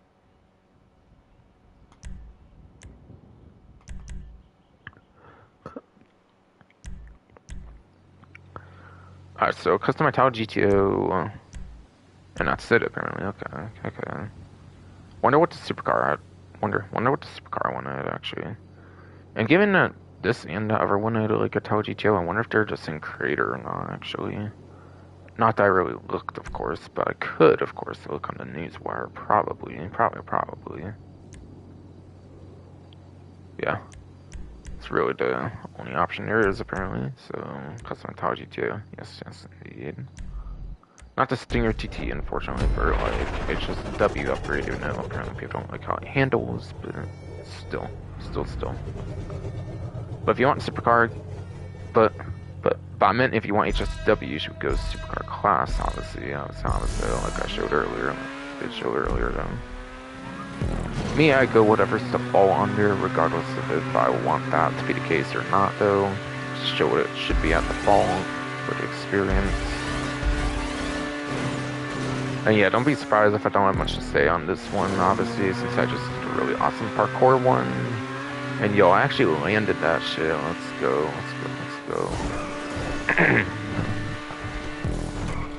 But yeah, do not be surprised I don't have anything much to say on this one, since I played the really awesome one before this, of course, close scores.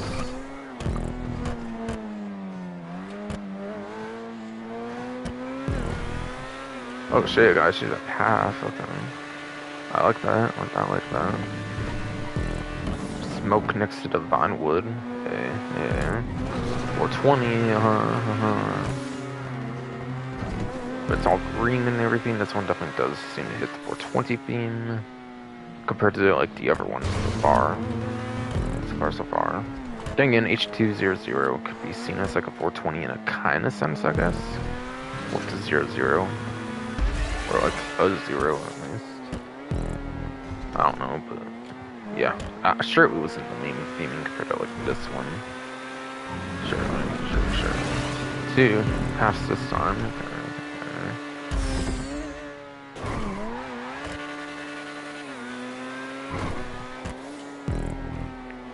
Kind of some wall ride thingamajig here. See.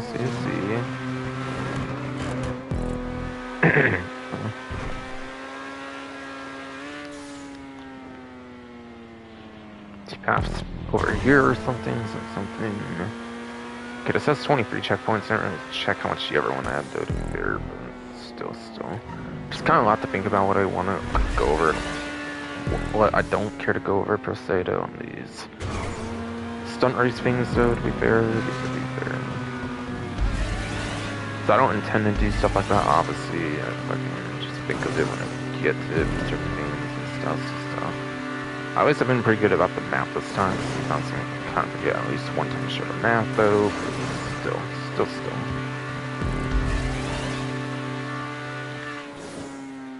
Alright, over there. Okay.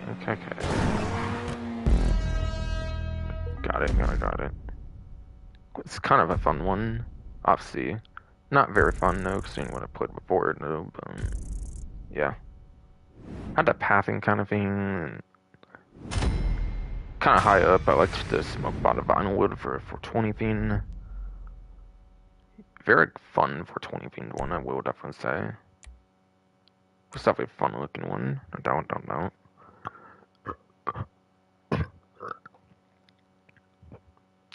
But yeah, jump a past if he hit basically. For next one. Next one.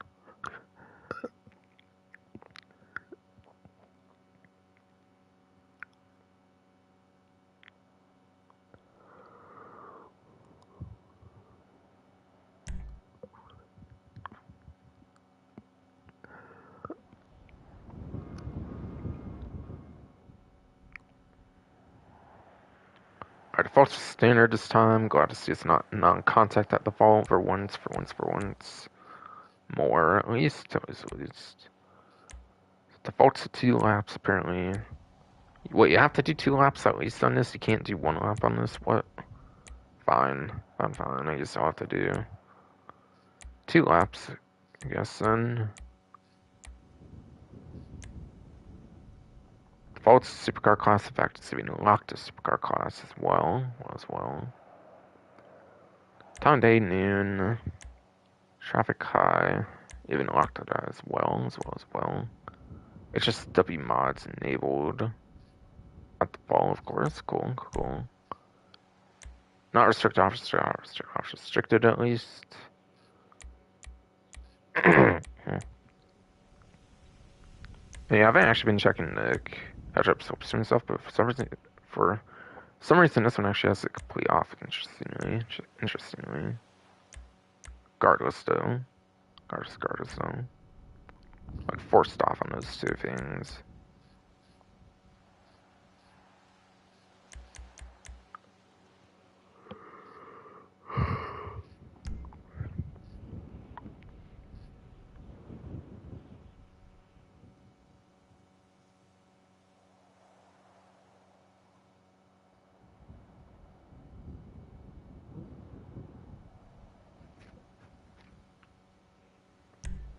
Alright, that is the look of the course. One actually kind of looks to be kind of huge straight to me. But obviously, again, mostly lap time is per usual. So that's per usual. I would say.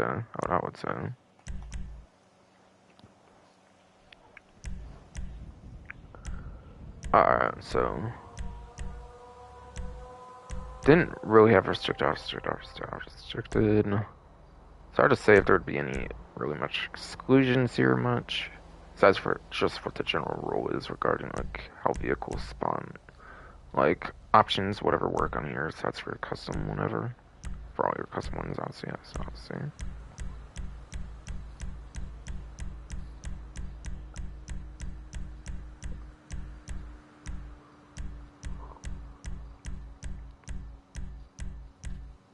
I have 23 myself for custom, it looks like, as far as I could count. My ring was kind of being a bitch, so I'm not really too sure if that was correct or not.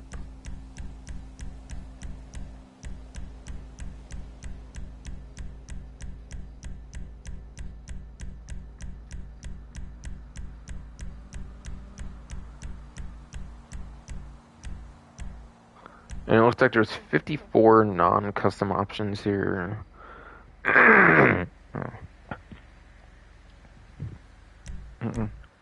Looks like there was 54 like non-custom like stock ones here as well. Which might be usual, which might be the usual. I'm not really too sure, honestly. But I'll do the weaponized Ignis since I always feel bad that you can never use on those HSW time trials aside for before Chrono Enterprise. But Chrono Enterprise onward, they don't even let you use in the regular like HSW time trials. I mean, in Yeah, Colonel Enterprise DLC Onward, you can't even use this in the HSW town travels, which makes me feel bad for the weaponized Cygnus, so... And they even gave it a price increase down the line as well, after that too. So yeah, I'm definitely gonna use my weaponized Cygnus then, and then...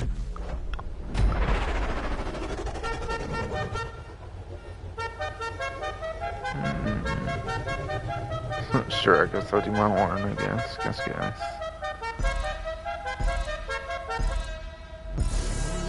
Aldo's in whatever Taz Rip X whatever. Trying to say Rip Twitter or some shit. Fuck you. Fuck you. I don't know. I don't know. I think I don't know, at least from what the messaging was about the one thing. Oh shit, I actually made that. Hey. Yo, no way. I actually landed it too, yo. What the hell? How did I do that? Okay, there's all kinds of jumps on this one, it seems. That's actually pretty hype. It's actually kind of pretty hype.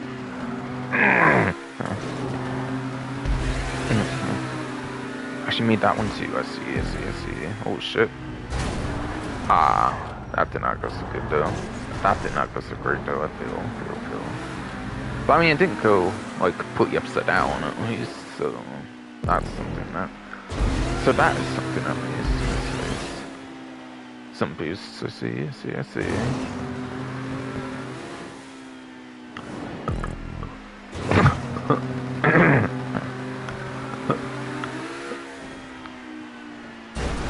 I landed it at least.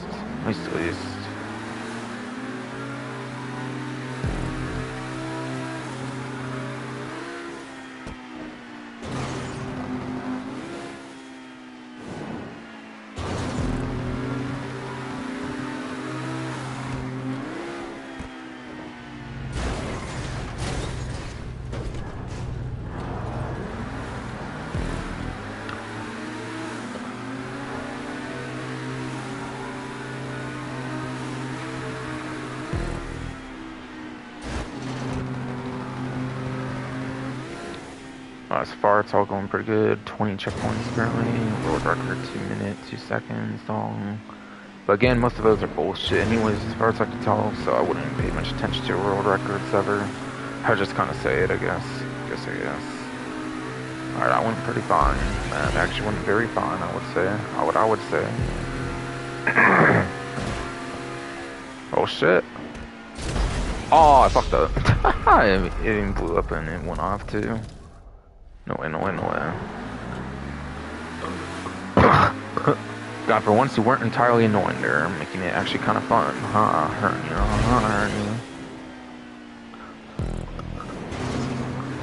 With the way my car blew up and shit there, I guess. Oh shit, what the fuck? Yeah, Ernie, you're definitely messing me up though. Even still in the Stellatus though, no doubt. Oh, I made it. Somehow I actually still made it. I mean, it is HSW, I guess, but still. Oh man, what the hell?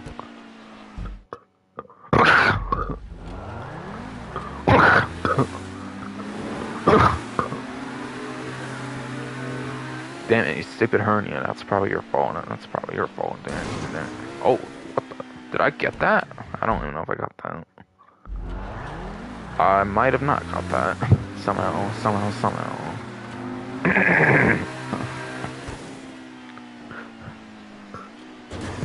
I got in this time at least.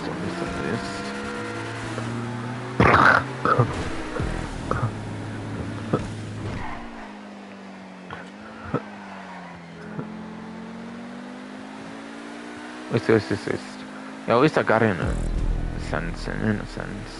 Right, this one does have forced 2 laps. Right. Yeah, I assume road records obviously just for a lap and not the whole thing. As my vehicle overshot the checkpoint, I think it initially overshot the checkpoint at least.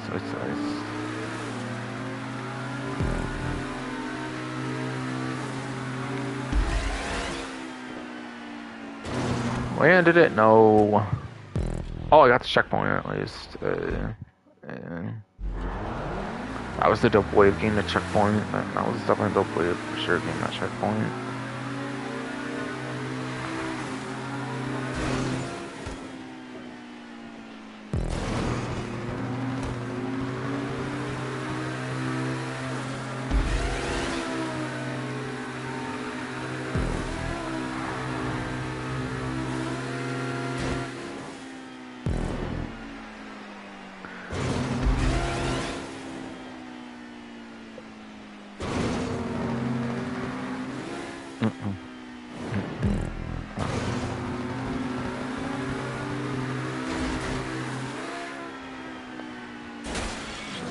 Oh shit.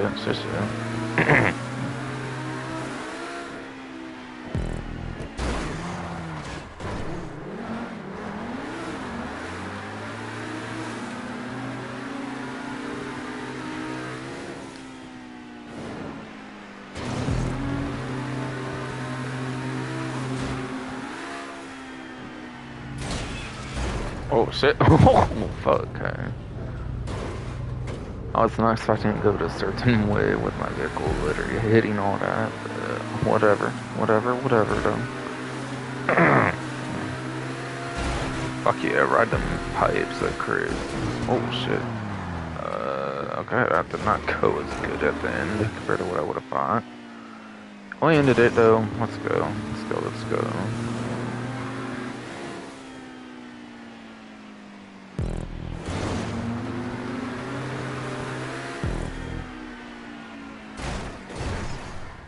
Okay, that's not the worst at least. Okay. Huh. Almost went too quick there actually. Boo.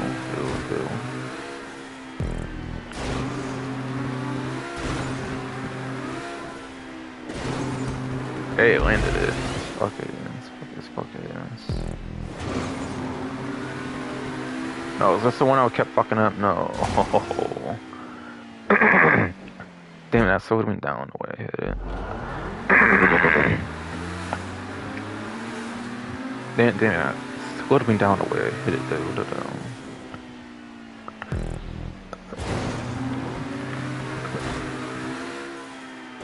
Or was it this one? Might have been this one actually. Shit, actually. Went too low somehow. Damn it.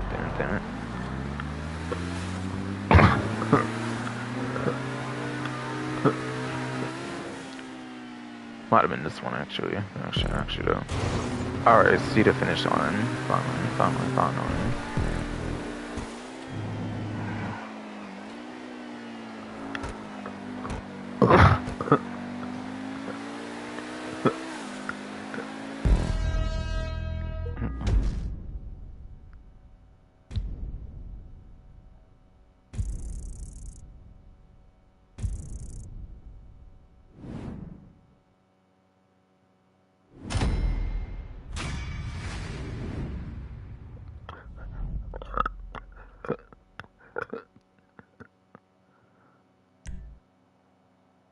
Alright, so now it's just Panto power pipes for the stunt race ones now, finally.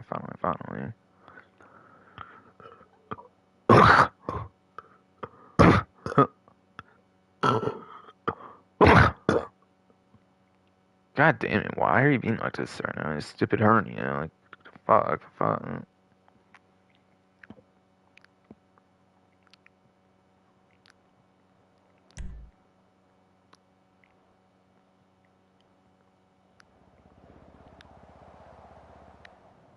The only thing I didn't like about it is it does force 2 laps on that, for sure. Whenever one that defaults to 1 lap, I like that. And...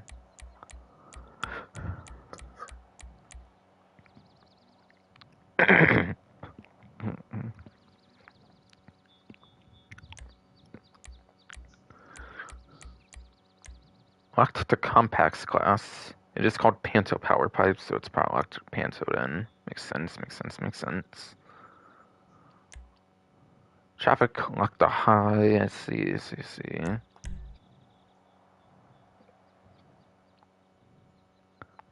You're restricted off. Restricted, obviously, because of Panto. I assume if you have a custom one, you can actually use a custom Panto, but I don't think I do have a custom Panto, I believe, so... Probably gonna have to go without a custom vehicle in this one then. And then, alright, advanced medium catch-up, slipstream on, which can be changed apparently on this one. Again, sorry for not doing those on other ones, but I kind of forgot to, basically.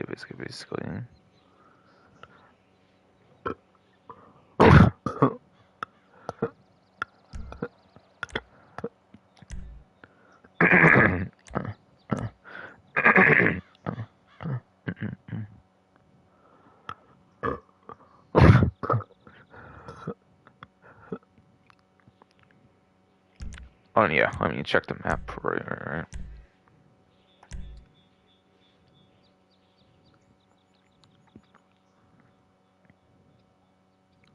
There might be some straightest sections, or there kind of might be some kind of longish straightish sections. I mean. But again, it's mostly kind of lap time. It seems again.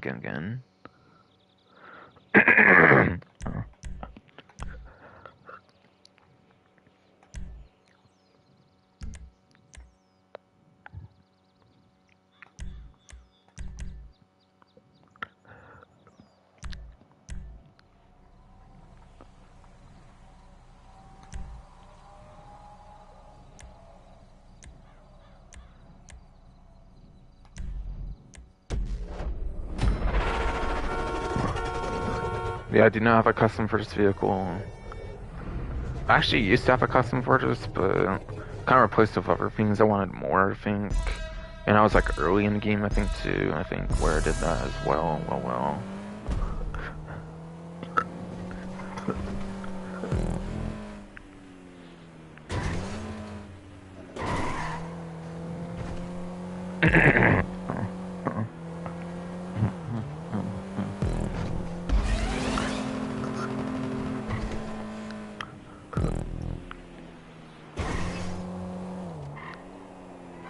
Alright, paths on this one to choose between. Okay. Even rode off of that, because why not?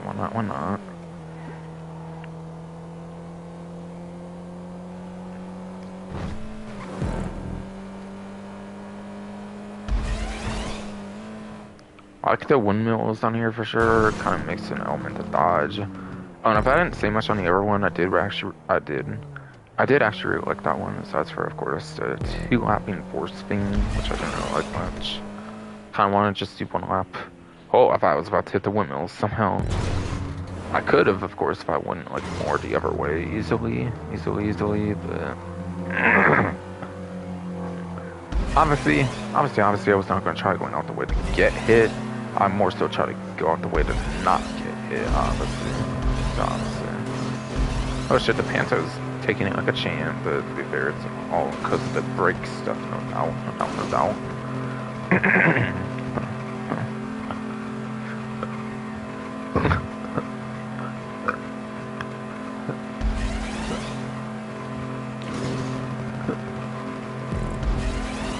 No doubt, yes. Goddamn fucking Steve. A lot of pipe stuff. That's not necessarily going to be where the windmills can go in the pipe somehow. I don't know if it's even possible to use somehow, but whatever.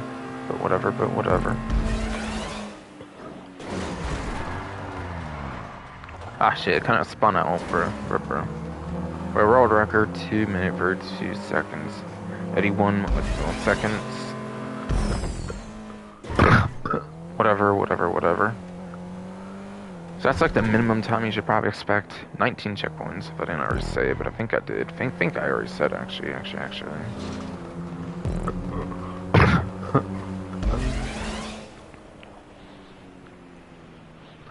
But 2 minutes 32 second, 81 milliseconds.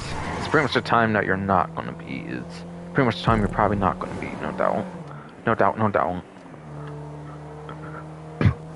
Since those world records are fake as fuck, since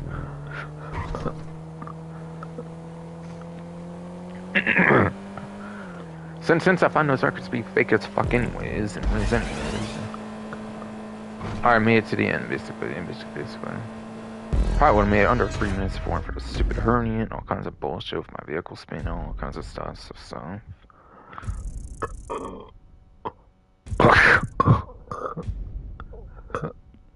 Seems I had a rank up there. Seems. I think it's kind of just glitched and it ranks up like that sometimes when it shows like that. Like that. 936. Okay. If I did rank up and it was 945, basically.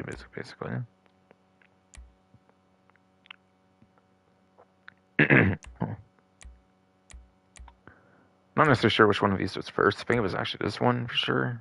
For sure.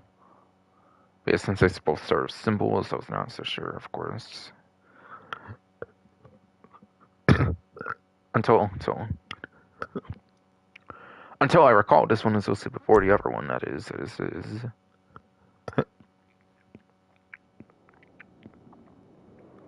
Stupid fuck ass hernia, bro. God damn, man.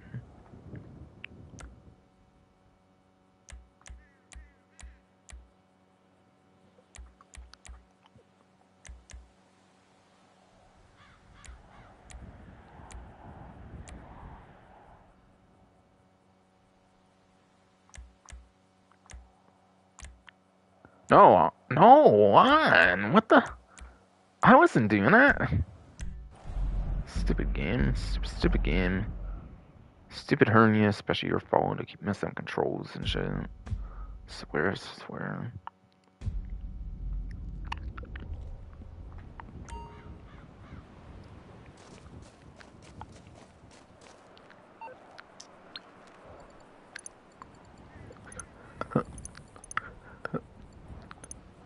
Damn, I almost make like 100k on these, actually. I might really should make like around 100k on those, actually.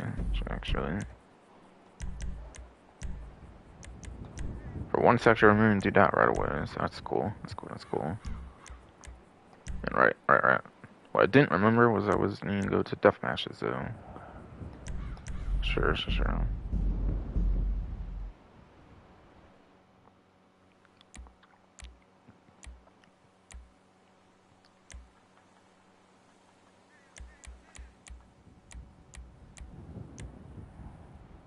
Alright, the phone is just needing...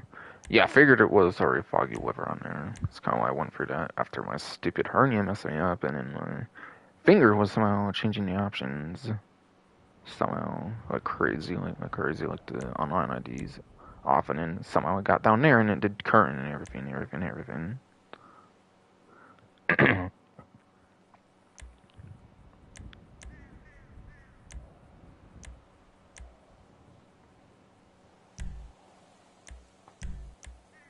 Don't have anybody in my invite only session, of course, but in my solo invite only. Basically. Yeah, it's a friend, I think. By the way, that's why that invite happened. But traditionally, you don't really tend to get invites, really, to people in an invite only, though, as I can kind of show already.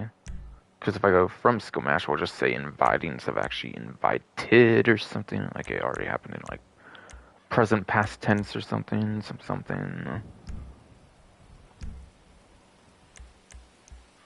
So yeah, I'm not expecting this to go anywhere, unfortunately. Alright, while I wait for that to happen, I guess I'll check my emails, here. A little bit.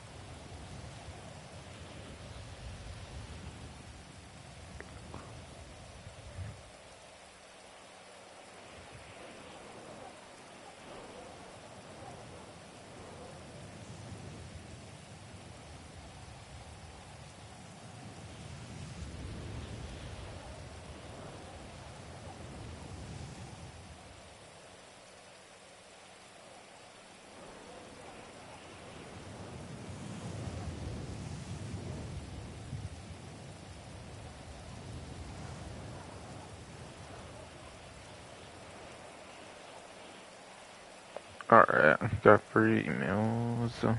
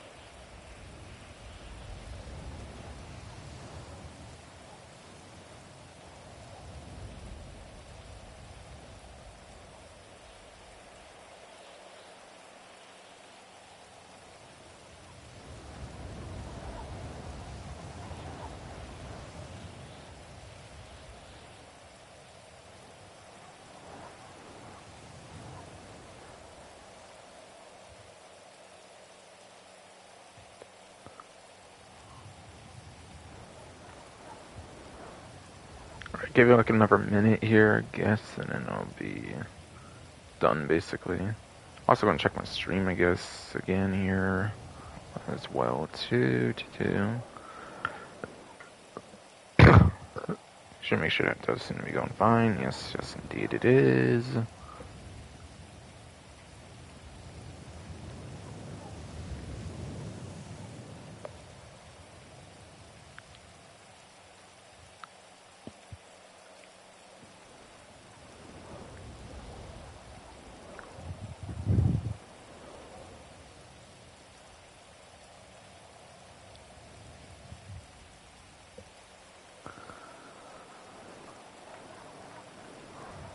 But yeah, I don't know if it was happening. Oh yeah, well, there, for example, but... yes. When anything does pop up there, it just says blocked. When yes, everything does pop up there, it just has blocked, basically. But yeah, not everybody in the world actually blocks me or anything, nor do I have any actual encounters with like all those actual people, I'm fucking sure, basically.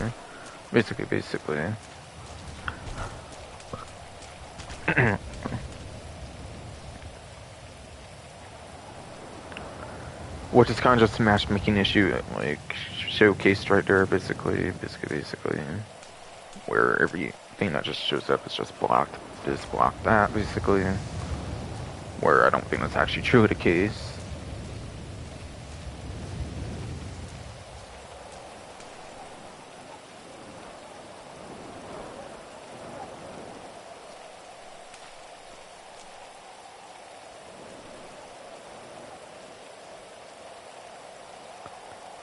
So I really just got discounts cover for the Newswire, at least.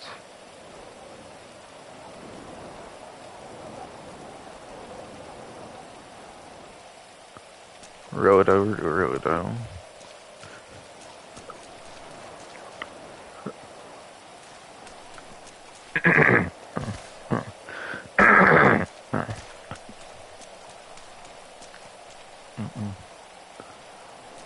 But yeah, if I be priority file, whatever, I guess I can show that here.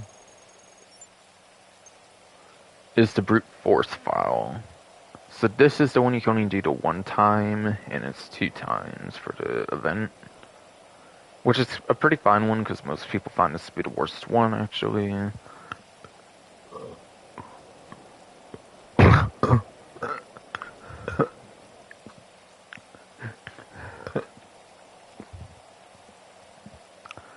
Which is yes, arguably the finest one to have, kind of, or one of the finest ones to have on like the 2 times. Because most people do not really tend to like this one, from my experience. Though me personally, it's kind of second least favorite to grind because it is immediately a pain to grind. I honestly have Black Box as my least favorite one personally, though. Because I do like stealth missions, though, so I do kind of really like stealth missions, though, so I do kind of have a soft point for that one. I will say.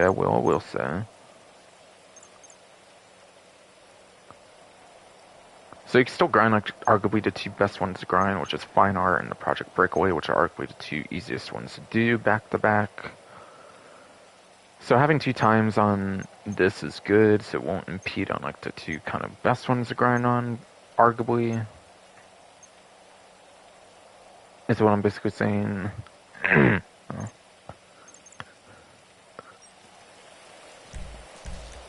But that's the FIB priority file for the week. For the week.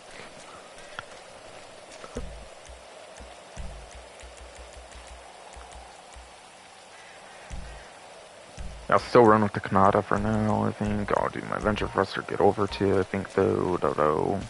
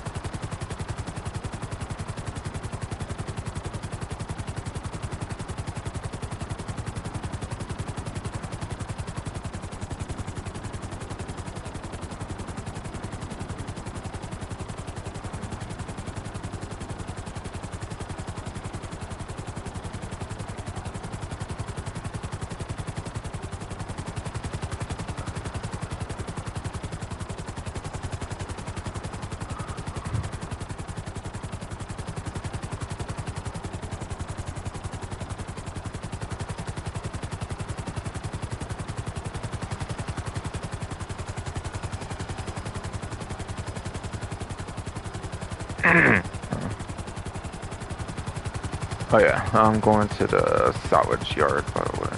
That's where it was going. I don't know if I actually explained where I was going, but yeah. Because I kind of forgot myself, actually. That's why I'm saying that, by the way, by the way.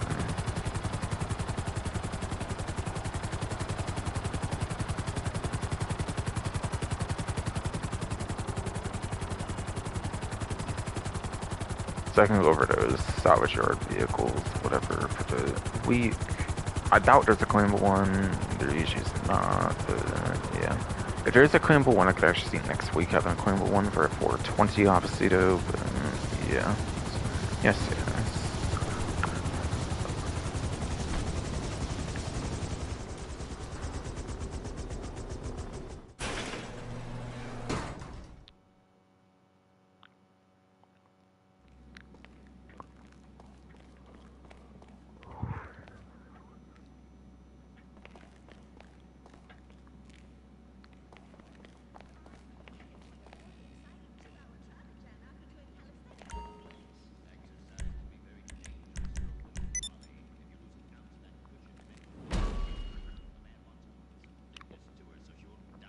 Alright, but yes. So. Starting off, there is the benefactor Sterling GT vehicle that was actually previously like vaulted. I kind of actually mentioned this already recently when I was going over to Bravado Buffalo EVX, and so I wanted to show you to see if something's available or not on the one laptop thing, of course.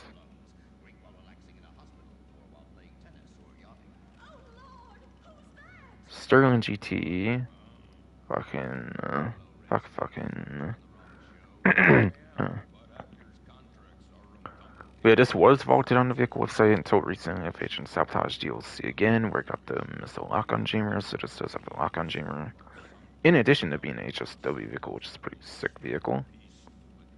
Back from the old Gotham games up to part 1, for if you were to get this yourself.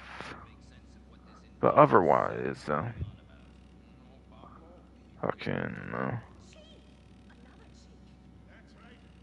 yeah, I gotta pull up the GT series videos, community posts, I guess, to go for a little more information on these robberies, I guess, since that's kind of how I do it.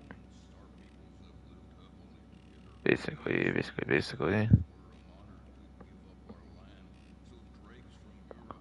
Alright, hold on, actually, I'm gonna check my mic again. Hello?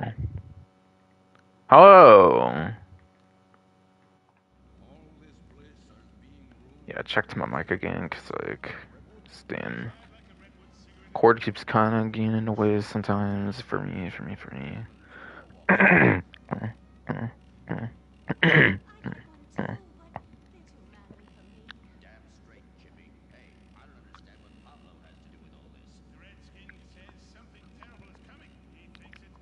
But yeah, apparently the robbery for the benefactor Sterling GT is the cargo ship robbery.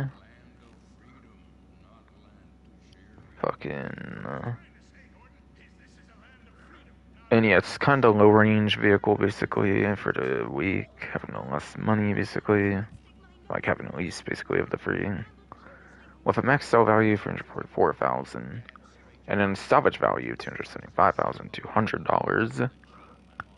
And then you have the Pegassi Toros next from like the Arena War DLC from yes the Arena War DLC.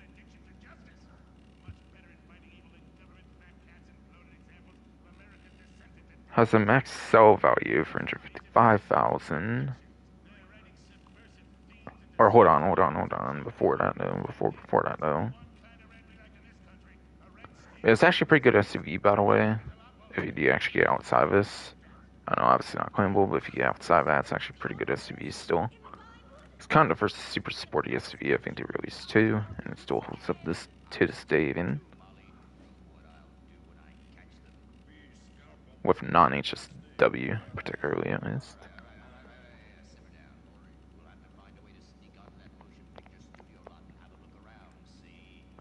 But yeah, just like the mid-range vehicle here, it seems. It's part of the Duggan robbery this time, apparently, which is the one at the arena, I'm pretty sure. Has max sell value of $355,000, and then has a salvage value of $284,000.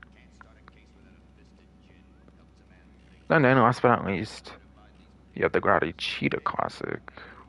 I forget when it released, like gun running, like constant special vehicle circuit, something like that. Whatever. But it's based on like the Vice City Cheetah, I believe, or like Grand Theft Auto Vice City. So that's pretty cool. That is definitely pretty cool.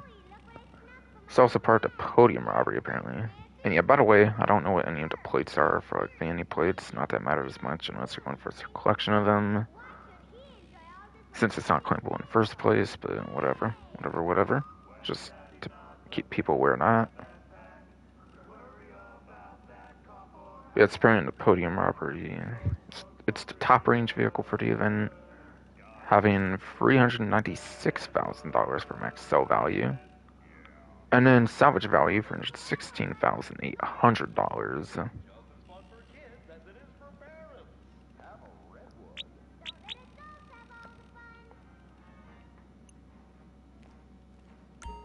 Just so people are aware, basically.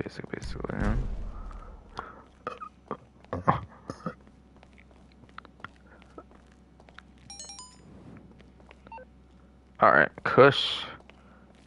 The only one I didn't get was the document for sure. That's probably one I didn't realize that I got earlier and I wasn't paying attention too much. Probably.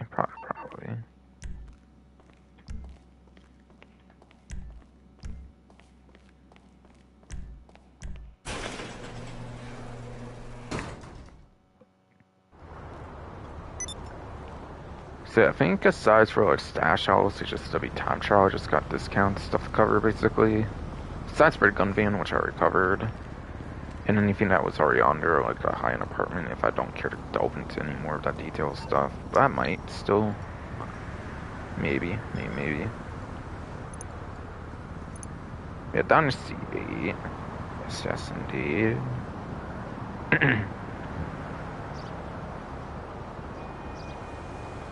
But it's 30% off of high-end apartments only, I'm pretty sure. So any apartment basically that has a planning room to it is basically on the 30% off discount.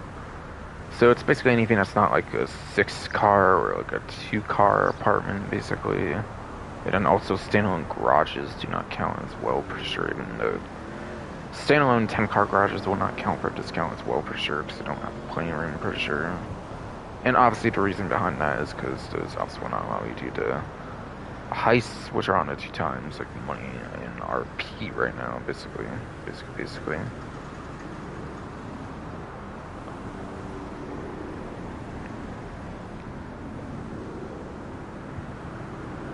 So that's kind of why I'm here again, just to show that's the case, just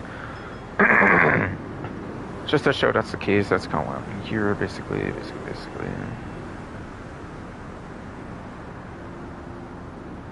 So any 6-car like apartment, even, yeah, obviously it's not counting because it's not the playroom. And again, same with 10-car garages without the apartment part do not count because they don't have the playroom, basically, what you need for those heists.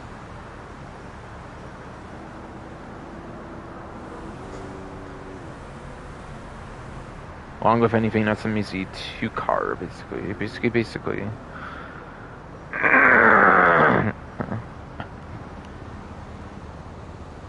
Basically, yes, anything that's just an easy 2-car doesn't matter much for that either, really.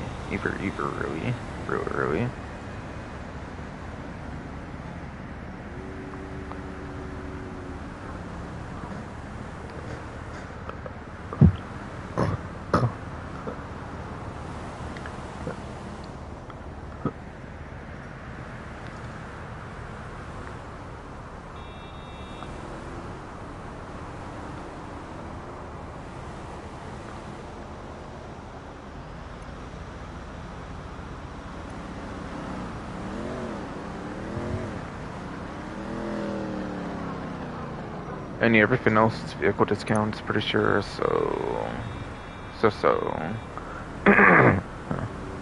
Obviously, I'll strictly be on the vehicle website since for the little other stuff I have to do still, like I said. With stash hours, it's just every time shower, really.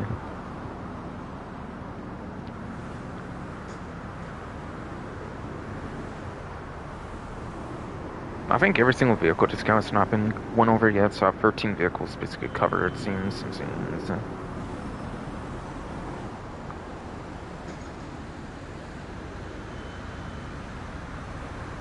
Okay, so yeah, I don't think the arena has anything, not too surprised there.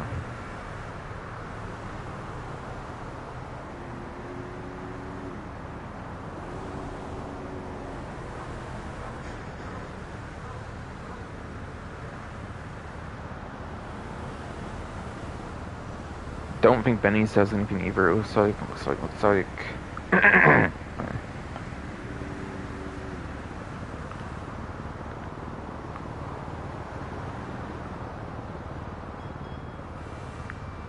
Looks like no plane discounts, it looks like no to Elitas as well. So the first thing that should have any discounts should be Legendary Motorsport then, basically. I went kind of a ways down on the 2 doors, so nothing kind of recent there for 2-door, it looks like.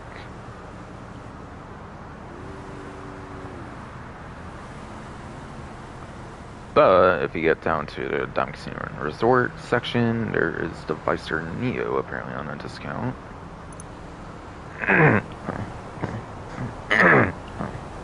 On a discount. And every single vehicle on discount will be 30% off, apparently, by the way. By the way, so I don't have to keep mentioning discounts, every vehicle discount will be 30% off. But yeah, the Vicer Neo goes from $1,875,000 to $1,412,500. Now, I don't think this is one you use in the casino heist. I don't think there's a trade price on it. So I think it's priced for everybody here for the $1,875,000 or the $1,412,500. Now, like the Sterling GT, I kind of mentioned as an example how that got locked on Jammer when it got added back to the vehicle website. This is another case. This vehicle actually was vaulted for a while until Agents Sabotage just recently. So that is why it's a lock on Jammer available, because they made it available with it being brought back to the vehicle website.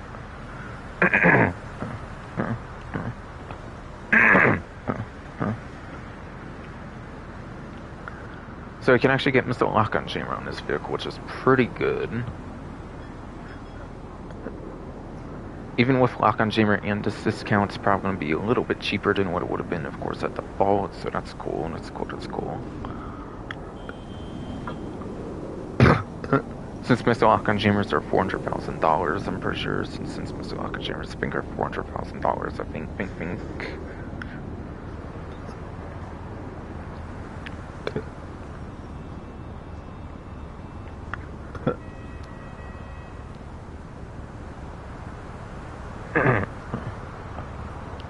Yeah, this one's in the sports class, definitely, pretty sure. So it's in the most popular class of like 115 vehicles of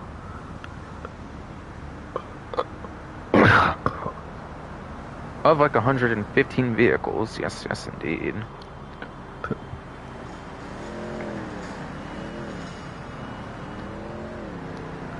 But yeah, the Vicer Neo, according to the spreadsheet from Breathy 132, according to Breathy 152 spreadsheet, which I might have accidentally not credited earlier when I was going over the podium vehicle and the prize ride.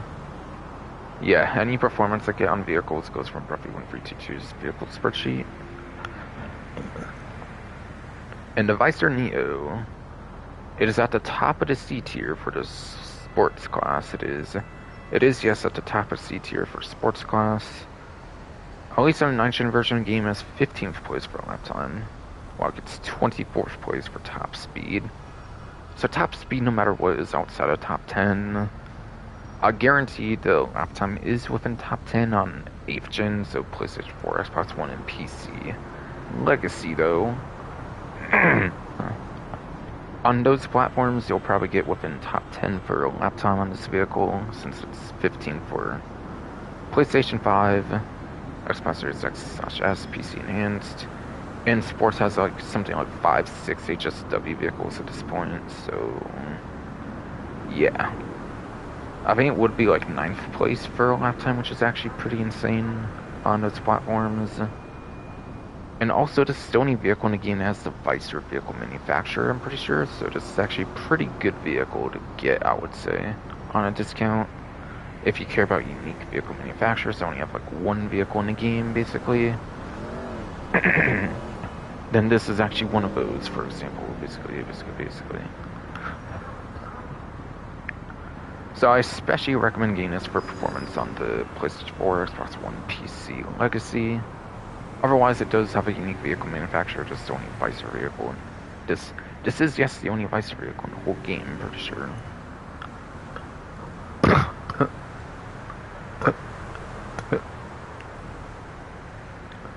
So I do highly recommend picking up the Vicer Neo for the unique manufacturer and whatnot.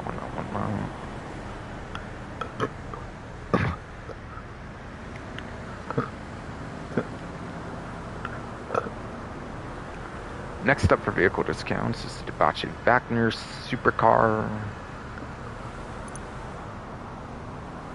This one actually used to be pretty good, at least. I'm not sure about nowadays.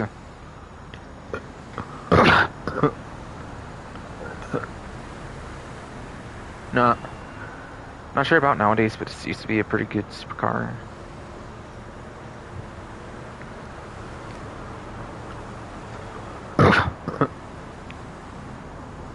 But yes.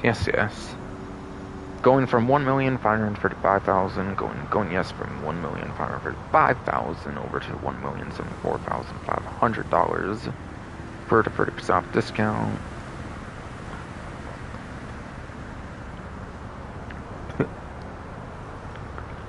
Again, for the supercar class,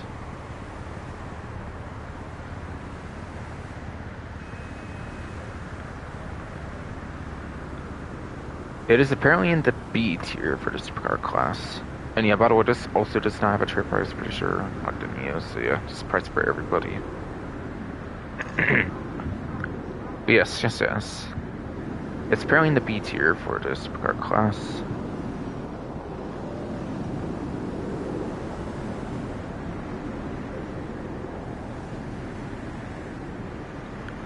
And in the B tier for supercar class, this particular vehicle gets 11th place for a lap time. And in 18th place for top speed.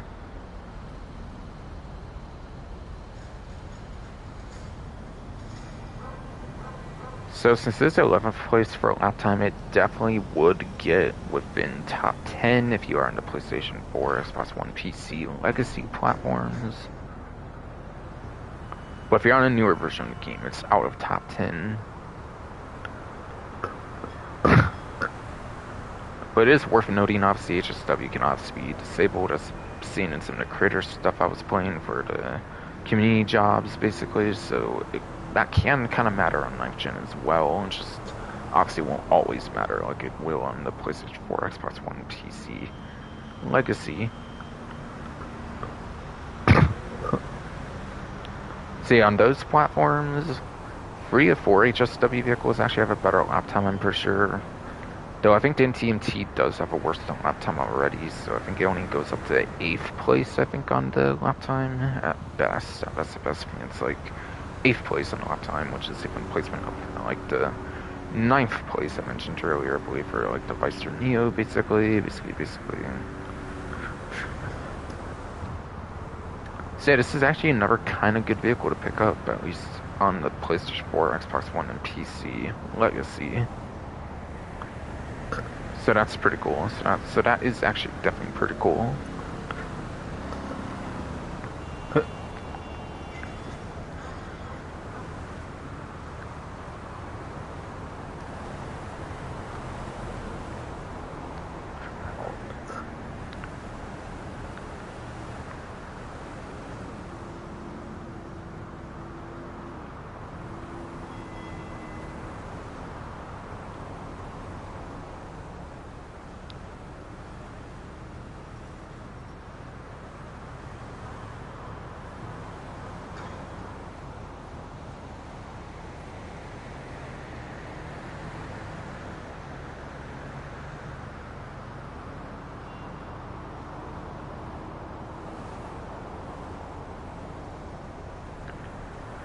Alright, I think that might have been it for the 2 doors, I believe. But I'll check just in case. Just in case. I think there is still at least one more vehicle on Legendary, like, altogether, though. I think there is still at least one more vehicle altogether in Legendary, though. For sure.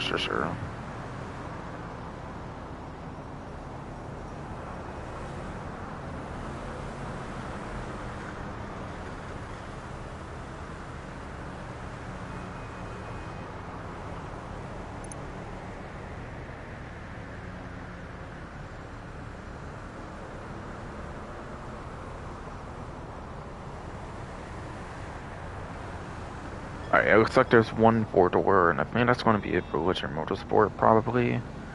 And that was the P-Fister Neon here, which is kind of similar to the Quail Raiden, by the way, from the Simeons. It seems to probably be the more popular of the two, given this one's still on the vehicle website.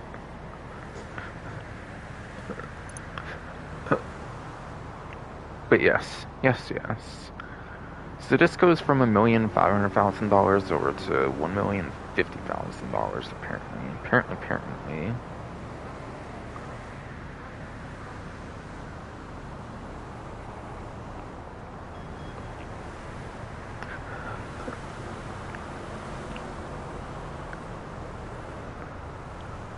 for the 30% off discount.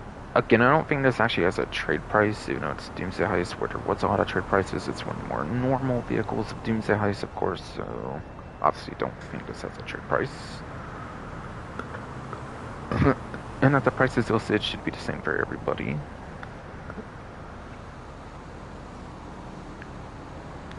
But yeah, going to a sports class for this one, probably not going to honestly do that good aside for the acceleration I feel nowadays, especially in a 4-door, and 4-doors don't tend to do that good in sports class.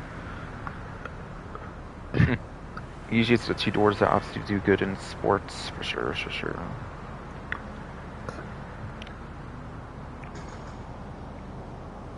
But yes.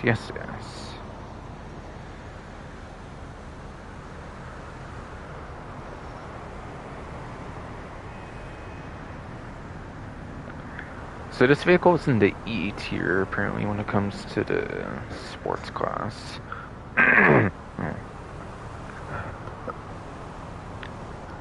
So this vehicle is apparently in the E tier for the sports class, which actually gives it 38th place for lap time, which is actually not the worst out of like 115 sports cars after all. Top speed is a measly 91st place. So that's obviously garbage, but again, it's an electric, that's to be expected.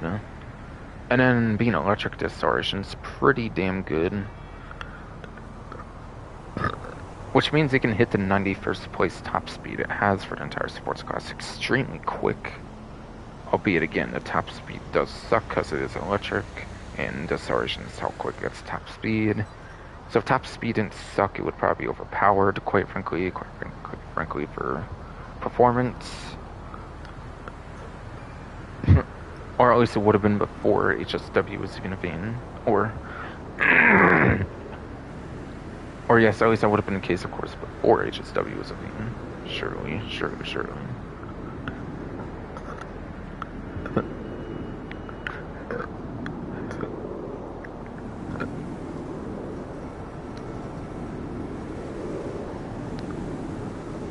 So really, it's probably just best to get it for being electric and for acceleration if you're into that thing. If you're not into acceleration electric vehicles, then I would just not get it, really.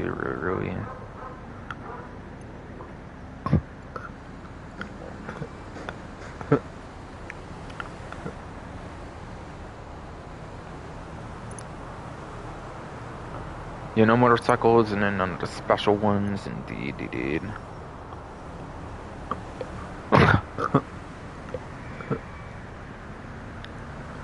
There is actually some more stock stuff to be had here this time.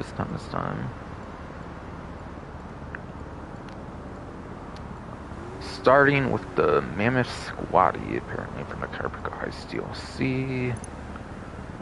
I believe this did eventually get a trade price. I don't know if it had one until like recently-ish with the Assault on Carpico game mode. Or no, not Assault on Carpico, but it might have been with Assault on Carpico. Unless it was Assault on ATT 16 that had some sort of like trade price to it or something for some reason. But yeah, I think it got a more recent trade price if I remember, and got brought back to the vehicle website when that did happen, I think.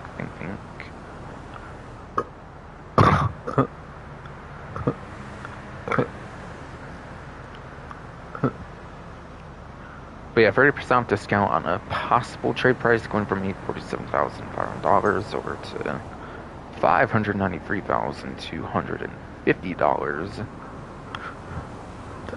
Mammoth Squatty is an SUV class vehicle. And I also don't recall it being super crazy amazing or anything.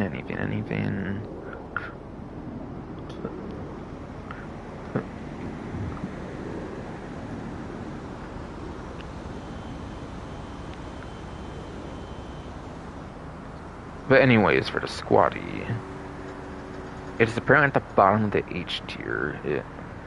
It is apparently at the bottom of the H tier for SUV class, and that gives it 34th place for lap time, which is just not that good.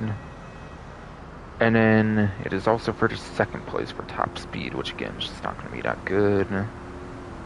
Honestly, looking at it, I don't think anybody would expect it realistically be that good anyways.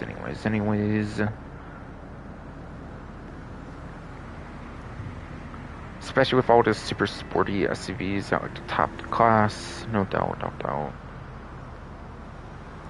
So the squatty just does not perform that amazing.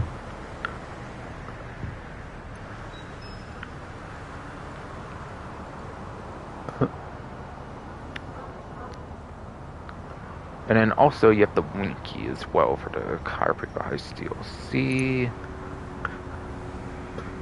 Going from $825,000 over to $577,500. Now this one actually I believe does have a trade price too, I believe.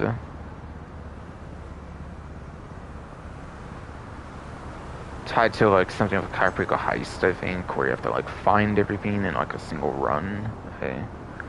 Yeah, I think you have to find like all the different like loots or something, like a single run or something for like a Chiropractor Heist or something, and I think that gets you the trade price for that if I remember correctly. Something like that. Something like that.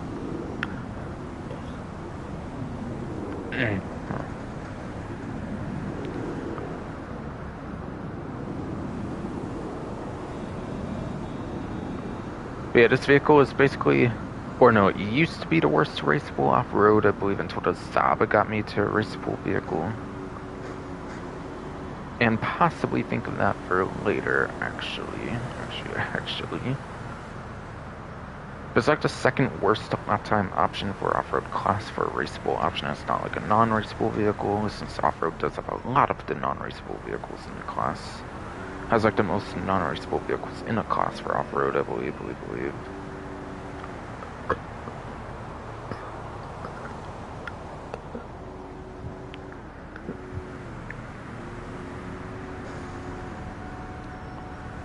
But even if you account for like the worst, like not raceable options for off-road, just like the Invade Persuade tank, or no. Invade Persuade tank is military, my bad. But if you account for the RC Bandito, which is the slowest behind like the Zaba, the Winky is the third worst basically for off-road costs in a lap time situation, which is just not good.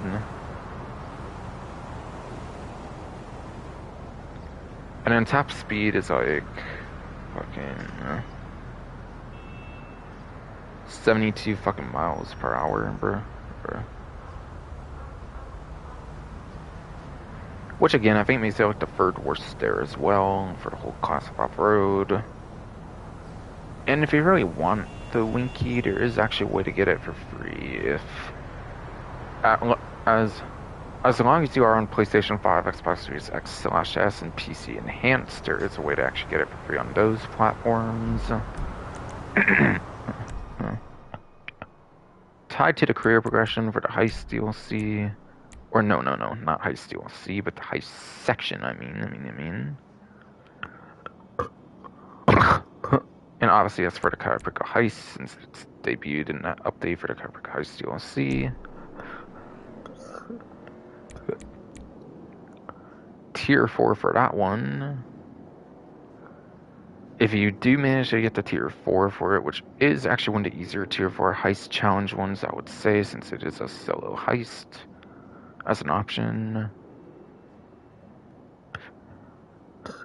That would get you the Vapid Winky, basically, right there, if you want that on those platforms. Again, that's only for PlayStation 5, Xbox Series X/S, PC Enhanced, the platforms that have the career progression. Otherwise, it might be worth picking up if you want the Winky. If you want the Winky, it might be worth picking it up.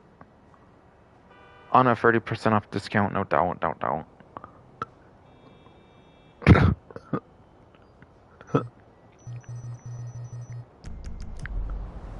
was trying to get out of here instead of Triangle, by the way, like it was the website, but cannot do it that way, but... But no, you cannot get out there instantly with Triangle, at least, like you can for like the websites. No doubt.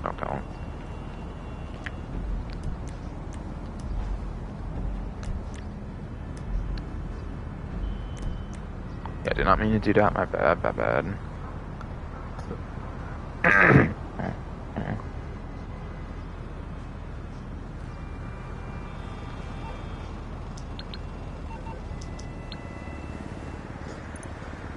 Again, I already went over those, right.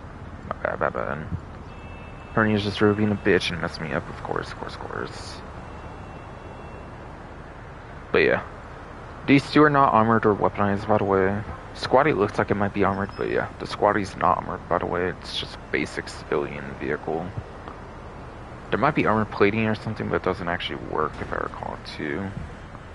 But yeah, the Squatty is just civilian, basically. Same with the Winky, basically. Aside for the cosmetic looks of them, of course.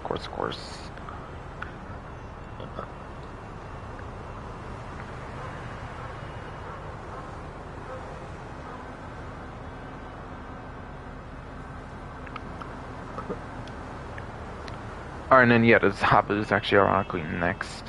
Which again is the slowest off-road, aside for the RC Bandito. So that means it's like the second worst lap time, second worst top speed of its whole entire off-road class. And it's actually the worst raceable option, if you just count for raceable options, ever since it was made raceable suddenly at some point. I don't think it was always raceable, but eventually did become raceable eventually in the off-road class for the actual races you could do, basically.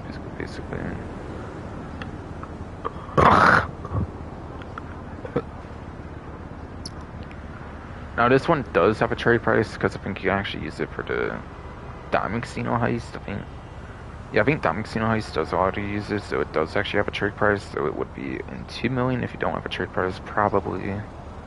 But yeah, 30% off 1.8 million apparently is 1,260,000. So that is the discount trade price, obviously.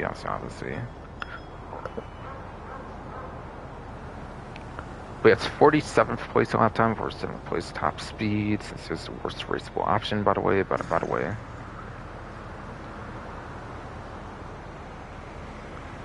And we're probably in the 60s as well for off-road, of course, if you account for the ones that you cannot race with as well.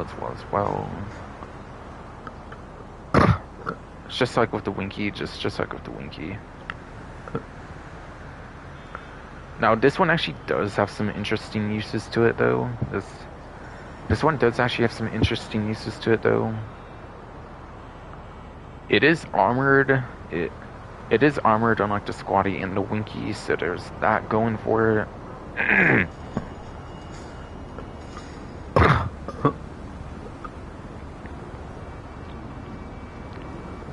It might also already start with the bulletproof tires. It might already have bulletproof tires when you buy it. I'm not 100% certain there, so keep that in mind, but still.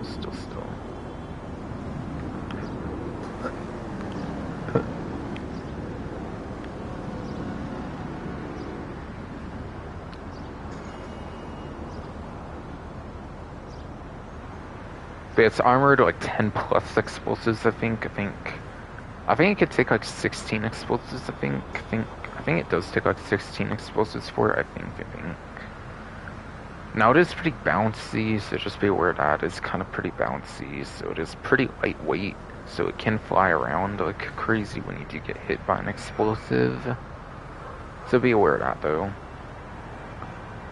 But it's also amphibious, so it can actually go on the water for amphibious missions, which is interesting. And then it also does have bullet-resistant glass to it too, I'm pretty sure. And I also do have a dedicated review and guide on this vehicle. I do also have a vehicle review and guide on this particular vehicle as well, if you are interested in watching that. So also keep that in mind, I would say. So this vehicle actually does have some interesting utility to it, even though it is super slow, and even though it is ridiculously slow, it does have some interesting utility to it, at least.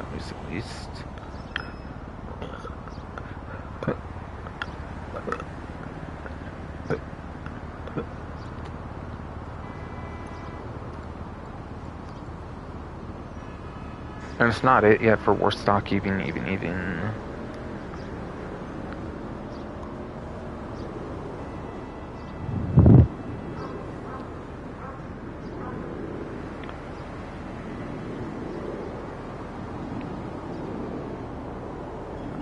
But yeah, the half track is also on a discount, apparently.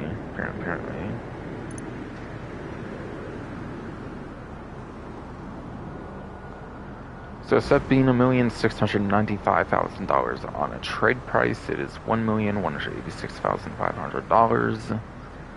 Now to get this trade price, we have to play the mobile operations called Half Track Bully, I think it's called. I think there is a mobile operations called Half Track Bully, which I think you have to do to get the trade price, which is a mission in your mobile operations center. That is how you get the trade price for this, apparently. Otherwise, it's probably going to be $2 million or so for the basic price. And then it's probably going to be something like 1.5-ish or so, maybe on a trade price. Or no. On a discount, of course, for the buy it now price. I mean.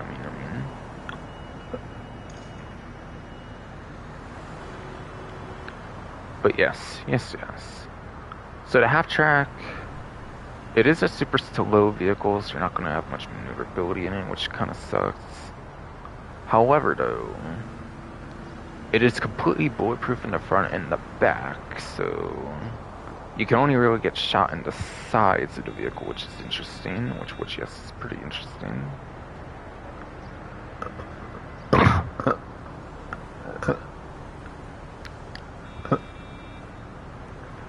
And yeah, that even includes FMJ rounds as well for some reason for the front and back. Even those cannot shoot the front and back, I'm pretty sure. So effectively, you can only get shot from the side in this vehicle, which is interesting. Now, I don't know if the armor plating makes that even harder to pull off as well, but even then, if you do armor plating, you cannot throw like sticky bombs from like the side, so it's kind of a very risk-reward kind of thing to do anyways. This vehicle is probably better to do without the armor plating, so you can actually throw sticky bombs from the side and make it a lot more useful for the driver and passenger side as well.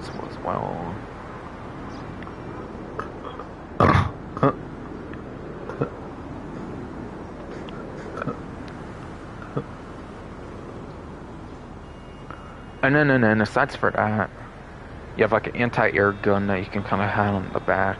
You can have some different anti-air kind of weapons on the back of it, which are not going to be the most useful thing, honestly.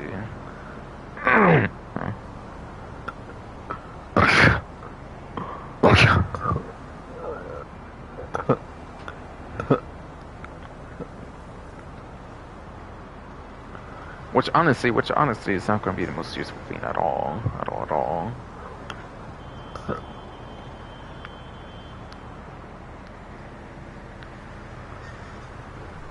But yeah, honestly, with the slow speed of it and stuff, I don't necessarily think the anti-air guns are going to be the most useful, especially when aircrafts are just going to outrun whatever you do anyways. Most likely that aircrafts will just outrun whatever it's going to be doing in the first place.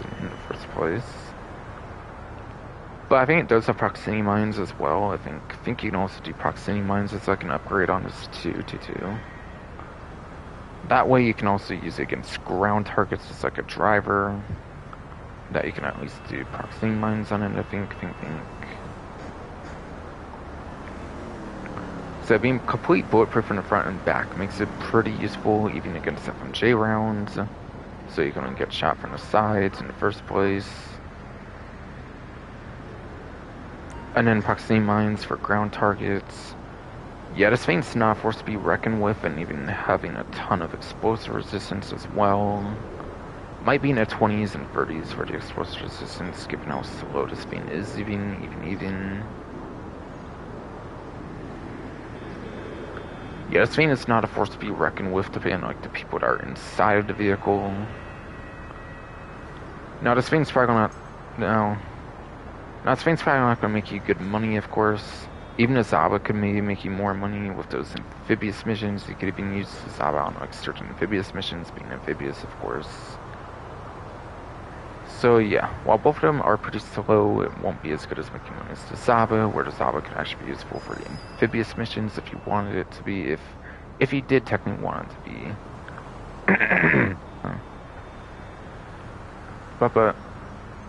But even then, there's a lot better amphibious vehicles to use in the Zaba, to be fair.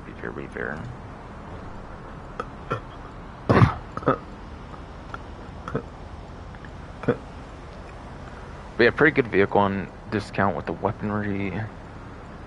Not going to go over performance on its as weapons. I'm not going to go over performance on its weaponized after all.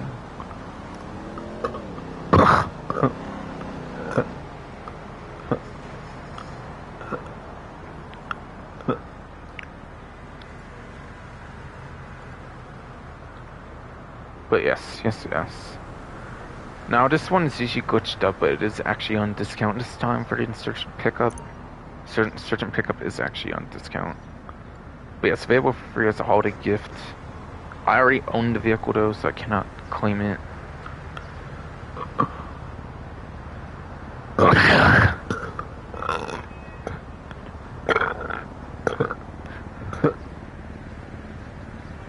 Already.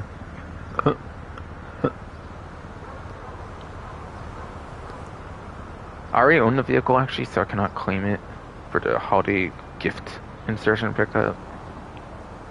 But it is on the 30% off discount right now.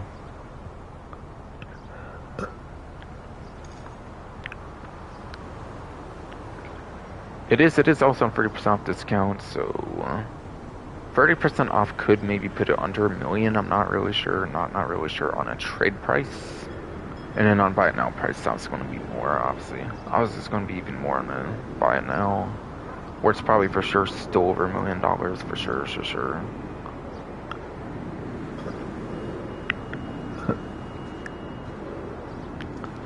But yeah, this one you could transform over to the insertion pickup custom.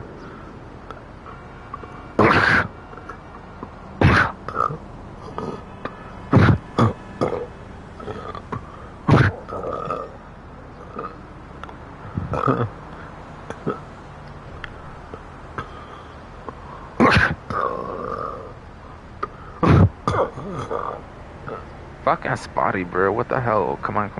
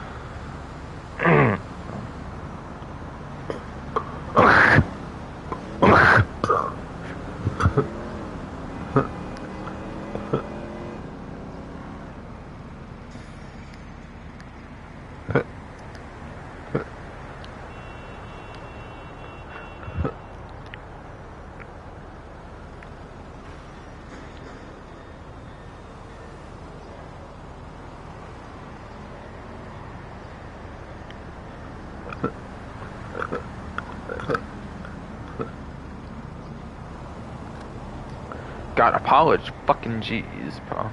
Fucking jeez, man. This stupid hernia's being an utter bitch and an ass, bro. Fucking hell, man. Fucking hell, man. Yes, indeed. Insurgent picked up, though. Yeah, for the actual one that you buy here. This one, I think it takes under 10 rockets, I think, for the regular insertion pickup, if I remember right. So it's not the most tanky for the regular insertion pickup. Might even be the same, if not less than even the regular insurgent, the one that you can actually modify with without the guns from like 2015. But then yeah, a couple years later, 2017, even after this one and then the regular insurgent, they came out with the insurgent pickup custom. That one actually has like a different armor mechanic to it. I think where you're inside of the vehicle, then it actually takes a lot more explosives to blow up. So I think it gets into tens with the custom version in comparison. And then yeah, the gun, regular insertion pickup cannot be customized, so the gun is stock on this one basically, like cannot be changed. But again, if you upgrade to insertion pickup custom, you can actually change the gun over to like a minigun basically.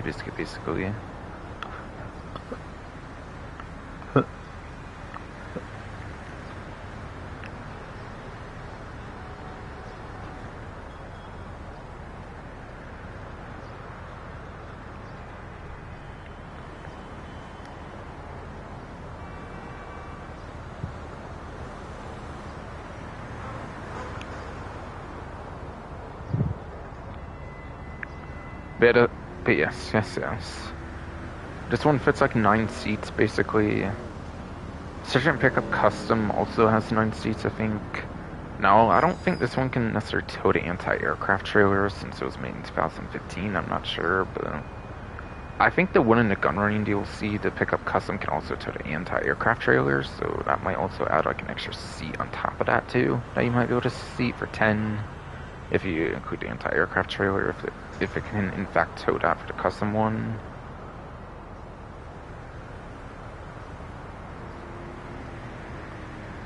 So that's something maybe too that the custom can do over the pickup. And then yeah, you might be able to do like proximity mines on the custom and all kinds of stuff. But yeah, don't get me wrong, the regular insertion pickup can be nice, but at that point you might as well just upgrade to the pickup custom so you get like a lot more features added to the insertion pickup. So you don't have to keep calling it for like Pegasus basically, and make a personal vehicle version of the insertion pickup with the insertion pickup custom.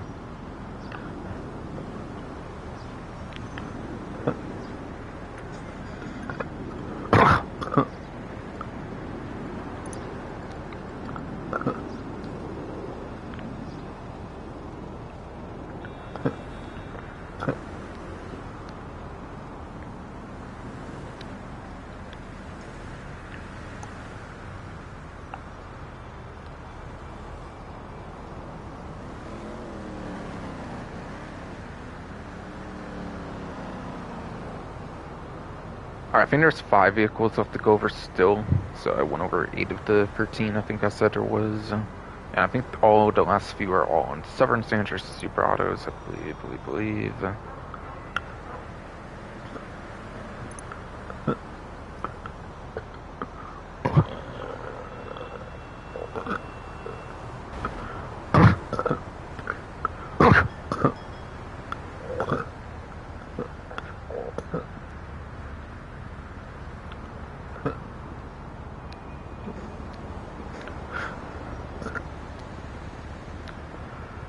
So, I think I had to go in Sovereign down here before for the Previan, I think, and these were already shown kind of earlier, I think.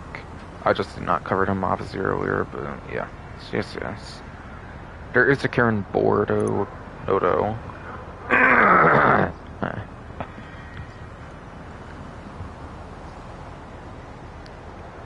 Going from $1,280,000 over to $896,000. Oh, and by the way, I didn't mention the trade price on the search and pickup, kind of for how you get it. Now, initially, you had to actually do the heist, I believe, to actually get it at all, I think. But I think eventually they added buy it now prices, but yeah, eventually they did add buy it now prices to the heist 2015 heist vehicles, I think. But yeah, basically you have to do the Humane Elaborate finale, I believe, for search and pickup custom trade price, I think. But anyways, back to Karen Bohr, $1,280,000 to $896,000 for its 30% off. for its 30% off discount, yes indeed.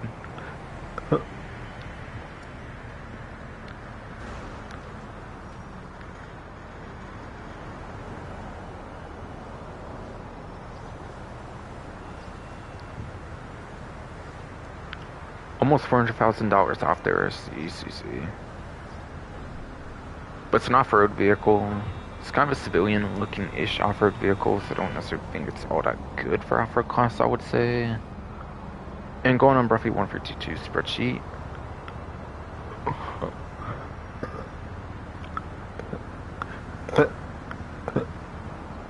And going on roughly 152's vehicle spreadsheet, yes indeed. The Bohr is apparently at the bottom of the G tier, which gives it 25th place for lap time. And it also does apparently get 9th place for top speed. So no matter which platform you're on, it's not really good for lap time, I would say. I would say. Like, sure, it is above average for the class of off-road for the raceable options. And that's only for the PlayStation 4, Xbox One, PC Legacy, by the way, since it is 25th place for 9th gen after all, which would be below average for the lifetime. For the cost of the 47 raceable options.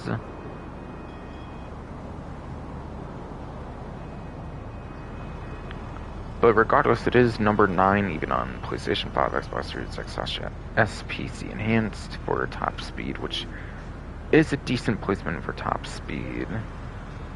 And then that would even be 7th place. That would even be up to 7th place on PlayStation 4, Xbox One, PC, and Legacy.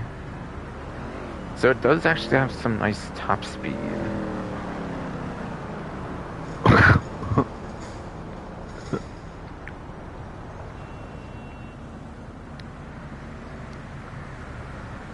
So for the off-road class, it does have some very nice top speed, so I think that alone does make it worthwhile to pick up. I think that alone does make it very much worthwhile to pick up, yes, indeed.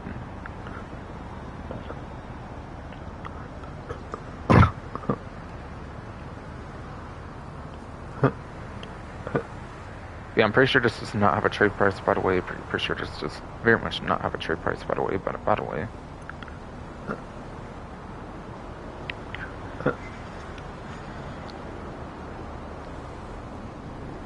And then you also do, I think, a Keijo SJ for the Criminal Enterprises DLC, which is also a tuner subclass vehicle.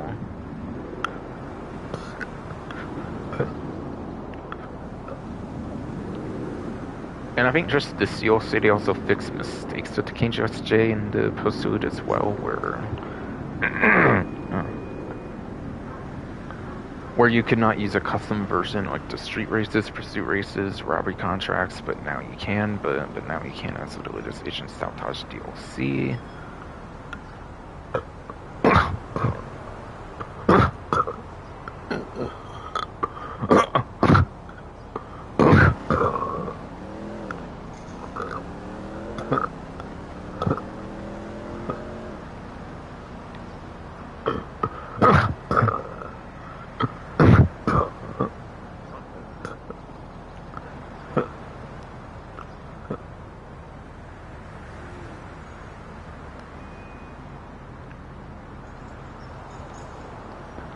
But yes, that's for the longest time you cannot use these in like Keijo SJ to post-loot and like street race, pursuit races, robbery contracts as a custom vehicle, only stock, I think, and like owned by you as well, I think.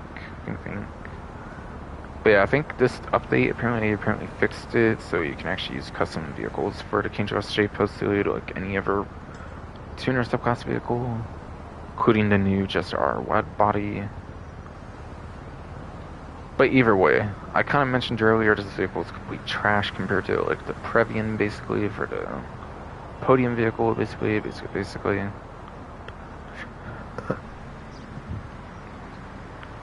So I don't think I'll cover the performances or usable industry pursuit races or robbery contracts. I'll just talk about those, I guess. So yeah, street races, pursuit races, since it's not as good as Previan, and the coupes are not really all that good for the street pursuit races anyways. Just don't use them there, basically.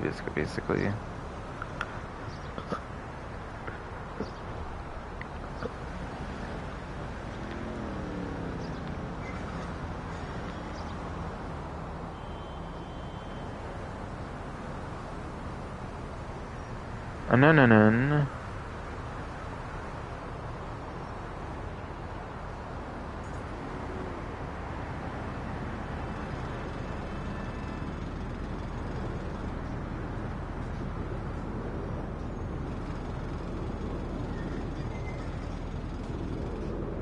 oh yeah, before I go further though, yeah, this also has the trade price being a tuner subclass vehicle. Except the Keijo SJ and the post-loot, I think, are tied to ranks 80, 85 for sure, so this one's either 80 or 85, one of those two, and it's the same requirement as I mentioned already for the Previan and the Cypher, which is tied to the Karming reputation, obviously, at those levels. But again, just don't use it for street pursuit races, and it's not going to be as good as Karen Previan anyways, and already Coupe is not as good as the sports class for the street pursuit races. So if you use it anywhere, use it for a robbery contract, really. And then aside for that, it's pretty garbage to the point where I'm not going to mention it since I already had to mention it for the usefulness of the robbery contracts. I don't know. I guess if you want to know, I guess.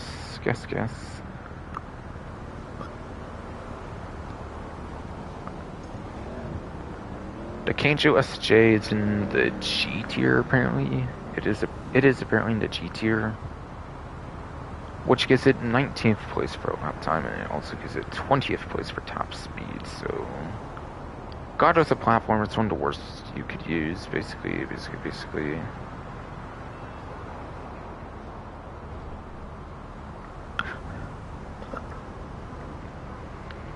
So I just would not get this unless you're a big fan of getting all the tuner subclass vehicles, really.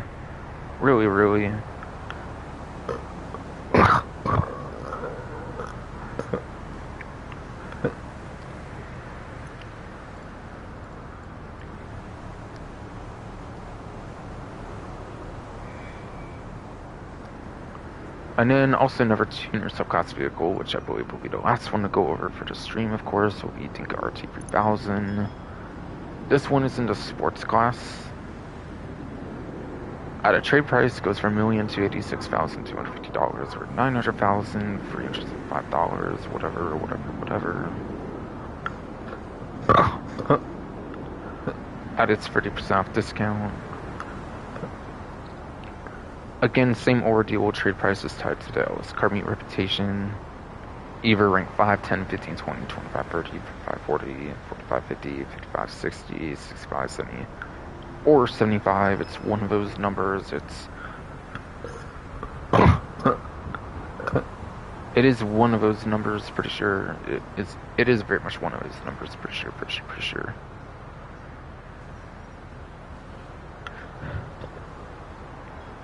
I just would not know which one. I just would not know which one, basically.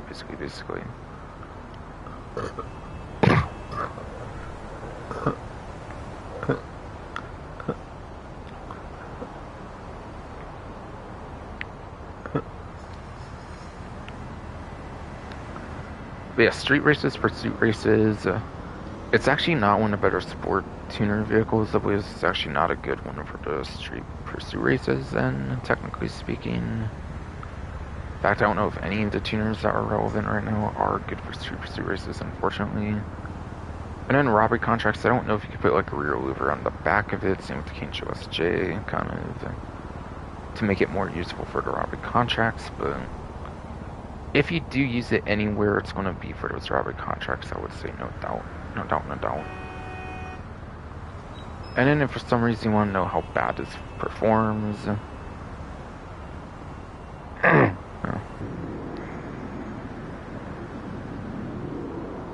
seems like it's in the middle of the I tier, and that makes it 78th place apparently for lap time, as well as 61st place for top speed. And as a reminder, there is exactly, or I meant to say 79th and then 63rd, it looks like. So it looks like it's actually below average for both lap time and top speed, at least for the 9th gen version of the game, for the entire class of sports class.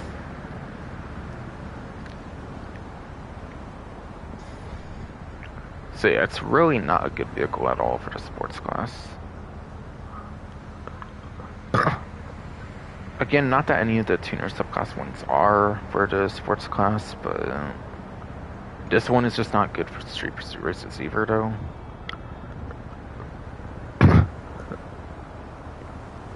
So yes. If there's one area to use it in, it's obviously going to be the robbery contracts, whether there's a rear louver in the back window for it or not, really.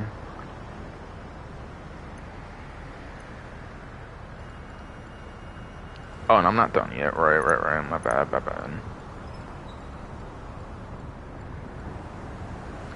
Boy, nobody cares about Dr. Dre. Nobody cares about Dr. Retard. Nobody cares about Dr. fucking Retard, boy. Alright,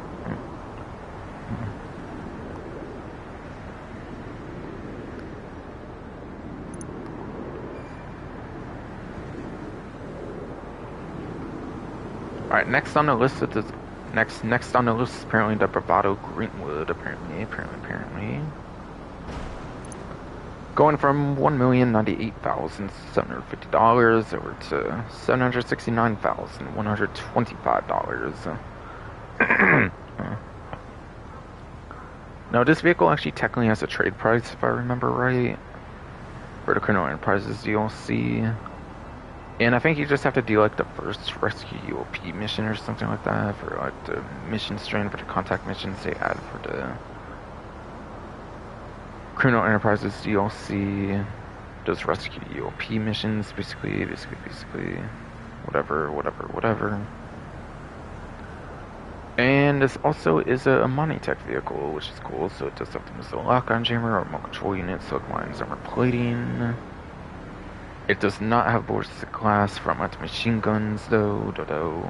This is like a newer batch of vehicle, kind of where they kind of skimped out on some features, basically.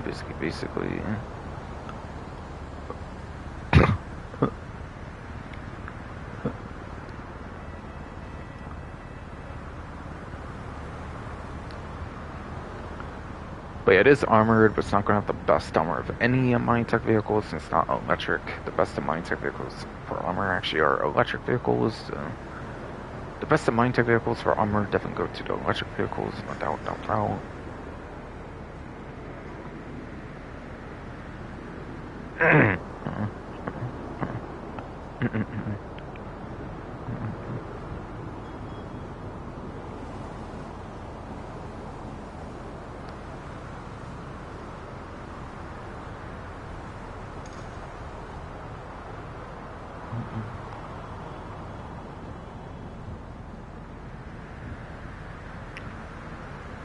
But yeah, either way, the armor plating should be alright enough, especially with the fact you combine it with the missile lock-on jammer, which would actually be the ideal option on this one. It's not electric again, where the remote control unit would be better on the electric vehicles.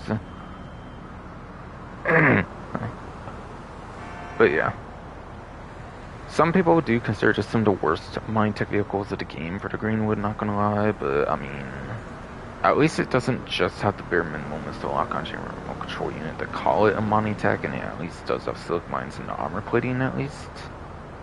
So it's not the worst of Monitech, definitely not.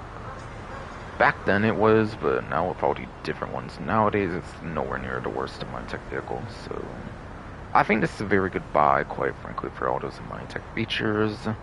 And because it's a Monitech, it's actually useful in free mode. I don't think I'm going over performance on this one, by the way.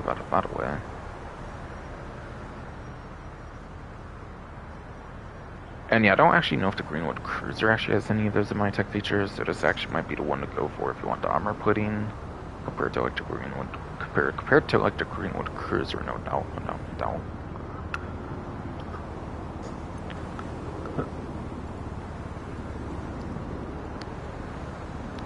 I think there's one more vehicle to cover still, I believe.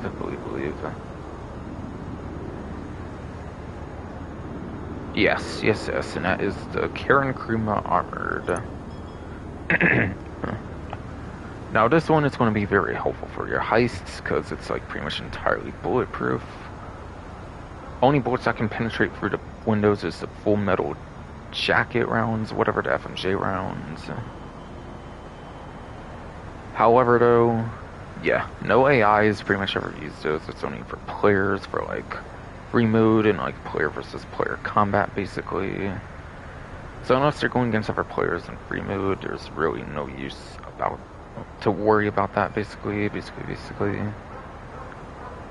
The weakness it has obviously is explosions, so if you have explosions to worry about, I wouldn't really use this in certain missions because of explosions for sure. So be worried of that, obviously. But yeah, when it comes to anything for bullets, it's definitely a very good vehicle. And if for some reason you want to know what the performance is on it, since it is, I guess, fucking, I don't know, it is useful for free mode, just like, the Greenwood and go over performance there. Honestly, yeah, I should probably just stick to capabilities. Yeah, this is a very good buy at 30% off. It's already cheap on a trade price, being 525,000, which is nothing. And then buy it now price is probably still under $1 million somehow.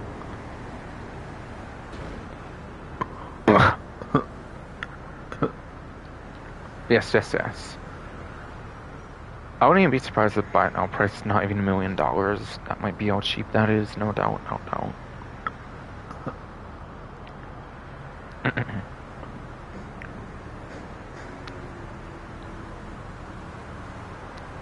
But it's a very good vehicle. Even Rockstar themselves basically prove it with their career progression for the Heist DLC as well. For the original Heists. Yes, indeed.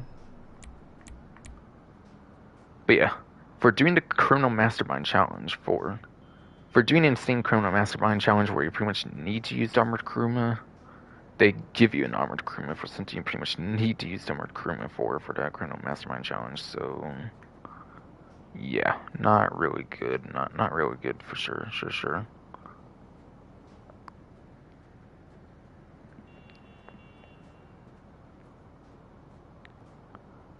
And by not really good, I mean like getting the Armored Kuruma for something you need the Armored Kuruma for in the first place. Basically.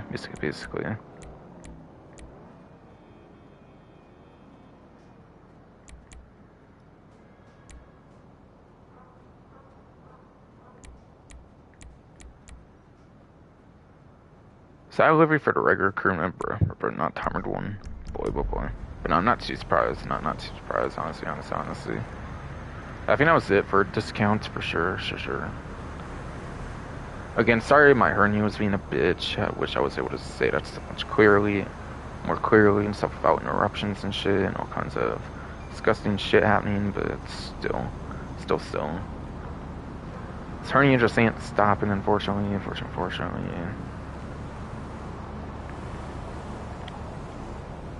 Like all fucking stream, really.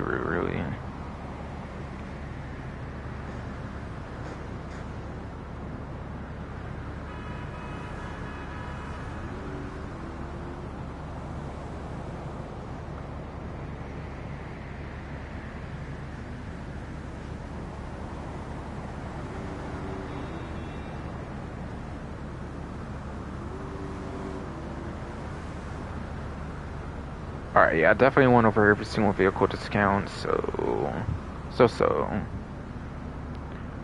I'll do the stash house, and then I'll do the HSW time trial, and that should be good from there. That should be good from there, really.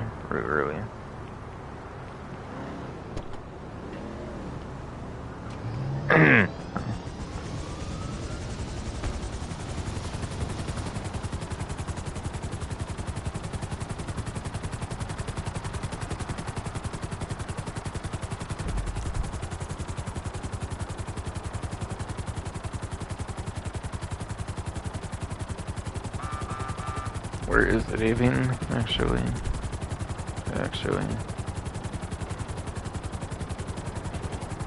I'm blind right now, or am I just not finding it right now? Actually. Oh, it's up here, okay. I didn't expect to be in the middle of the map, okay, that's why.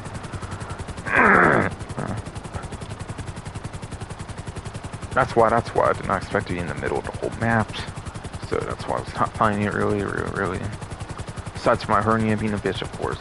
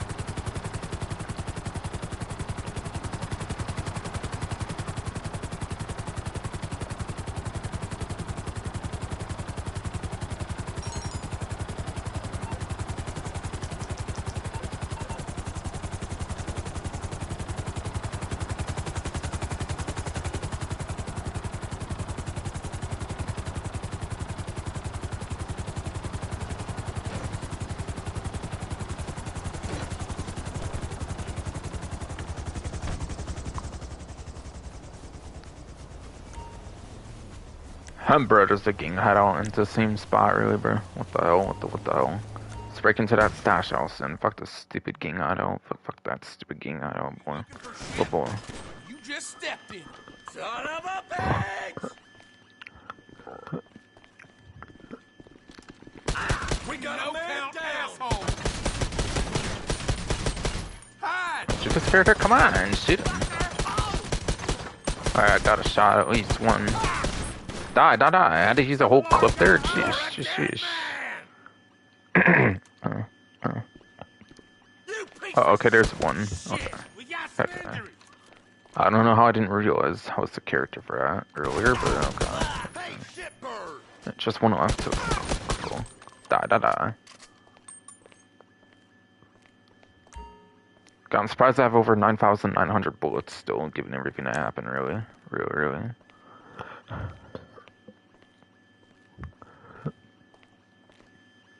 Alright, it's over here. Okay. 123.45 again. Goddamn.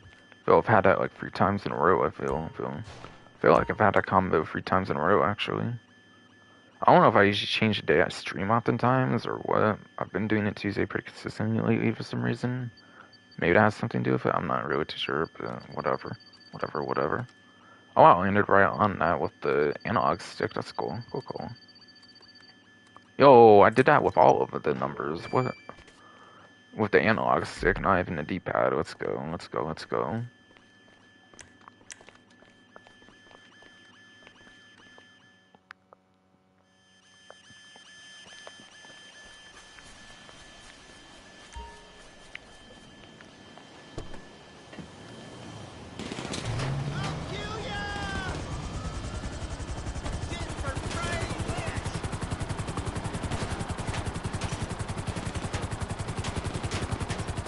Goddamn, they really pushing my helicopter up more than I thought they would by the time I was like fully up there. Alright, bunker. Let's go.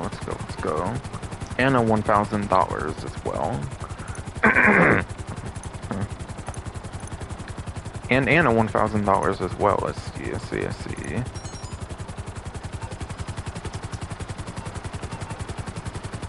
Alright, so now it's time to go to the HSW town hall, really.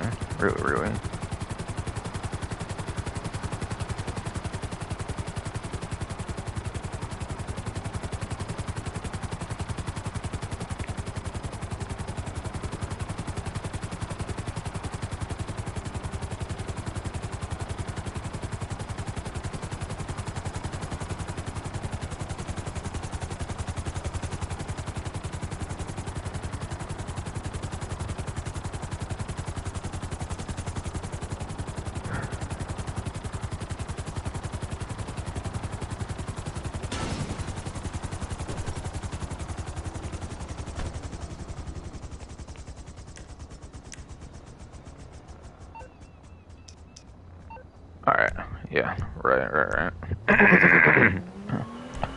Yeah, I gotta despawn that before I call that, basically. Red RBGT for the last time I'll be having to use that thing, fuck. Cause man, that's been in such an annoying... Since man. That was such an annoying driving experience, no doubt. No doubt, that was a pretty annoying driving experience for sure.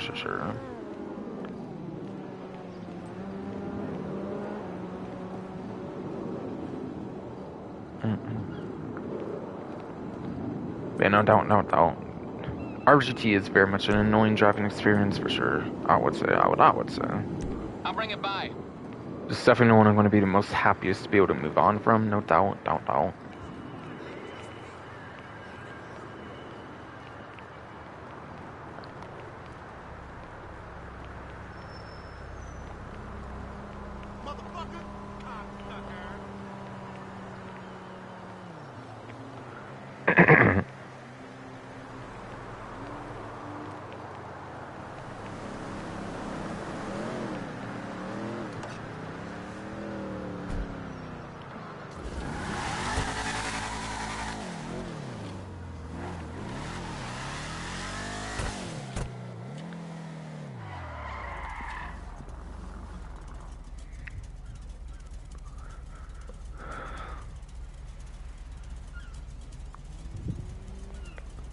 But yeah, I'll check on my stream, make sure that's going fine, obviously, right before I finish.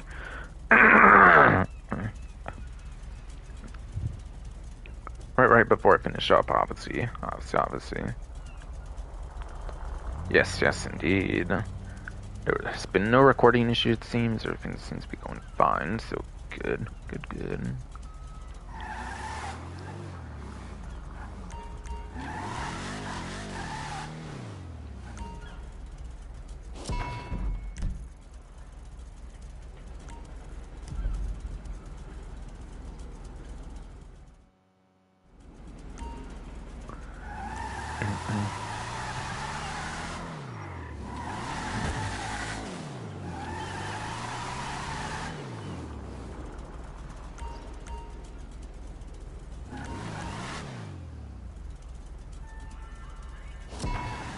Alright, 1 minute 25-second part time apparently.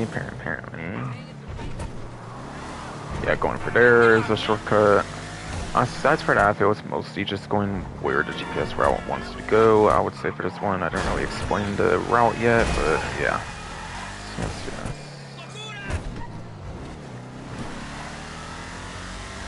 And then going for here as well is pretty much a shortcut too. But yeah, stats for that and stuff like that, I feel that's pretty much the route aside for the GPS route, basically. There's not too many shortcuts worth doing, I would say, on this one. No doubt. Kind of makes sense being one of the earlier couple HSW time trials, no doubt.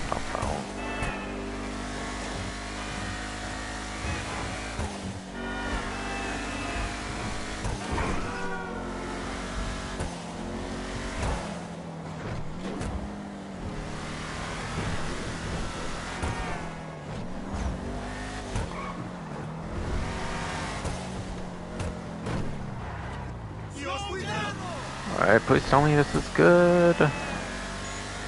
It's red already, bruh. Bruh.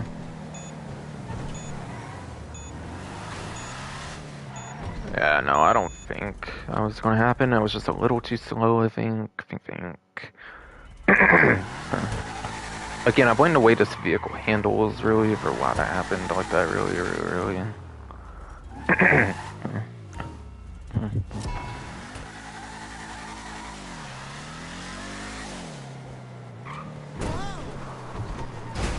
Oh, come on, no way.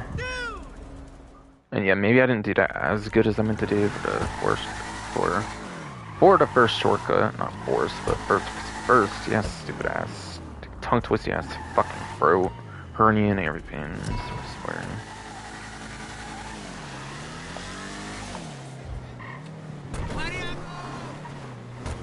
Right there.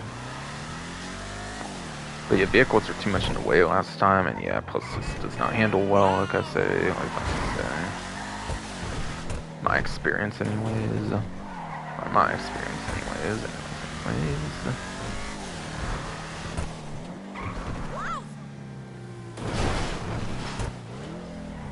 Oh my god!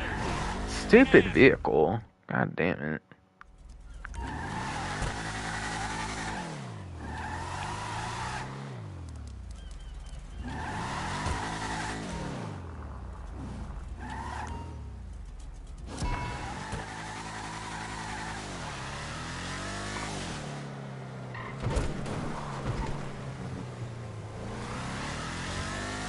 You know, I had park cards that time, I feel, compared to the last one. At least. Go! Come on! Be on my way, stupid car. I'd actually be able to do this, please. Holy shit, I overshot that shit because I was annoyed as fuck. Honestly, it was this fucking game. Honestly, man.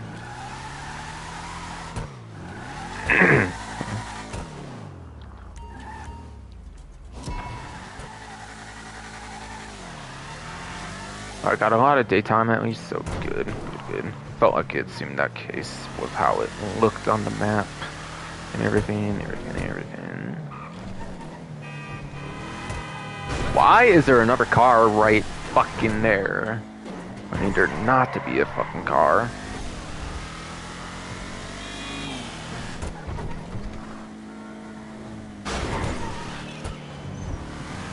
Go. Go.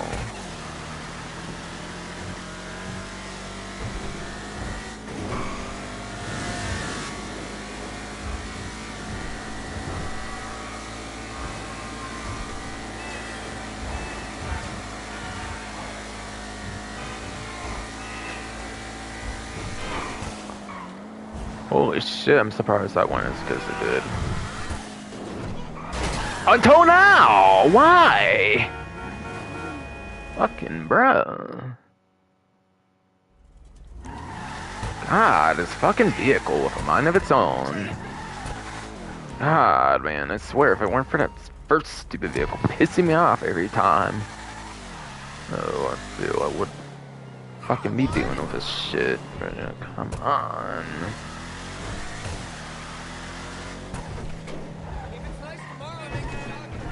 Yeah, why is that like such a consistent spawn anymore, I feel right now? Jeez.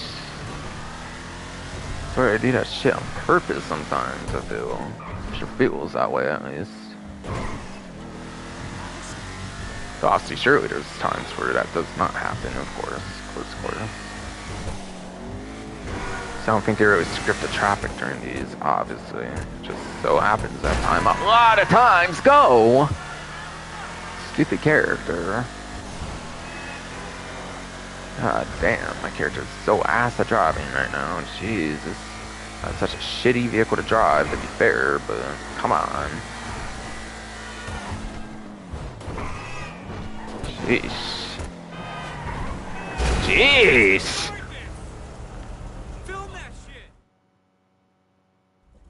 There you try again, of course, because this vehicle always has to have a mind of its own. Well, I thought that already got destroyed, okay. But, you got destroyed already. Not gonna lie, but... Okay.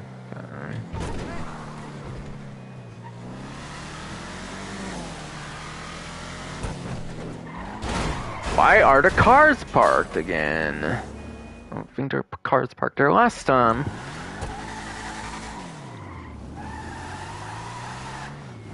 Like, fuck this game right now, I swear.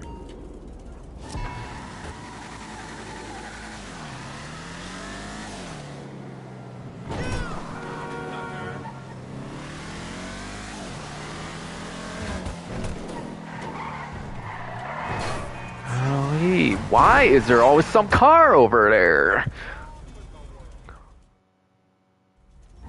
Always on that turn, like right away there's a fucking car. Why?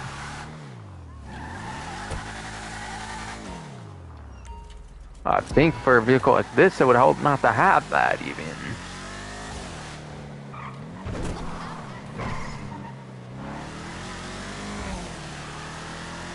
You know, look at that. It's so hell clear of parked cars this time. I was a little later than usually is, thankfully. I think. I'm still practically just as pissed. That always just keeps happening, you know? Not gonna fucking lie.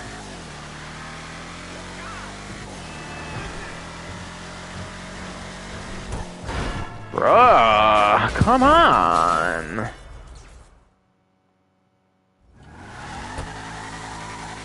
Like, are you fucking kidding me, man?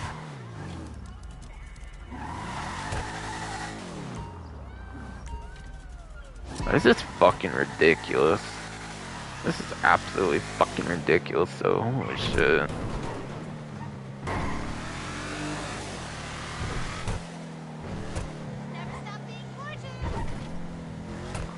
God, like the one time that didn't happen, like that early on, it seems. Thank fuck. God damn. I think this game's already pissed me off way too much for this run already, though. Honestly, for the last one. I've run the last one, honestly. Honestly, though. That didn't even matter for shit, though. Why can things not be in the way or something? For once. God! Sorry I'm going to head on so much fucking game, but this vehicle sucks to drive.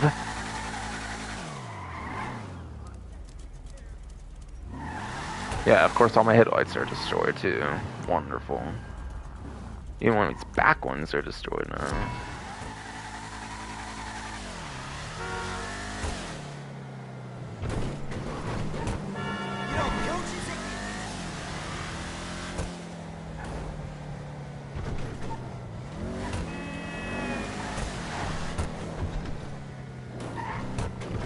What the hell? How?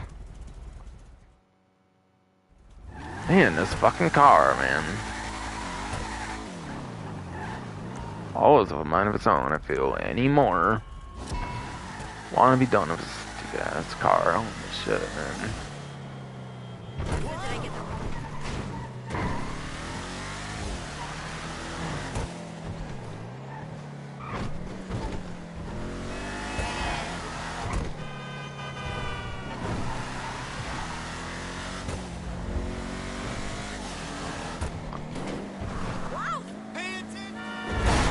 Bro, go!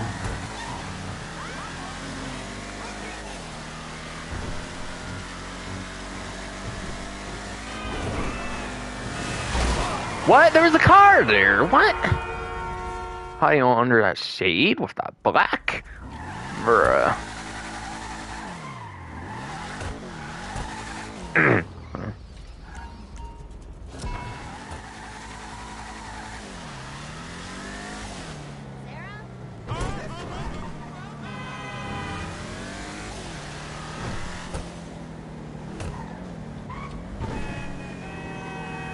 Oh, why with a car there literally every time, man?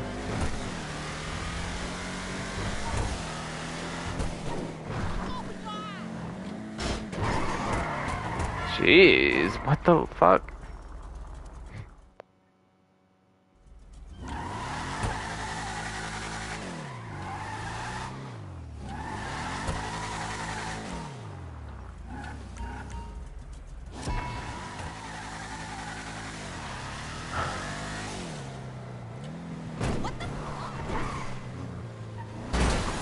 Why are the parked cars so crazy again? What the hell? Honestly, I don't care anymore at this point. I swear. It's like I might as well just go with each damn attempt until it's a crazy ass crash out. That's right. It's some kind of bullshit to worry about on this one. Stupid ass R fucking GT all the time. Nice timing on your driving there. God damn it. I think that's worth restarting. Oh my god. Like, can I not have some fucking thing in the way at the worst time? Bruh. Bruh.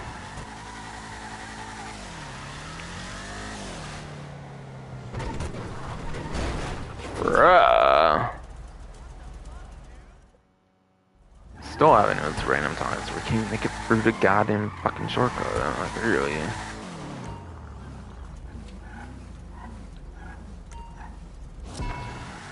Seriously, what a joke. What a fucking joke.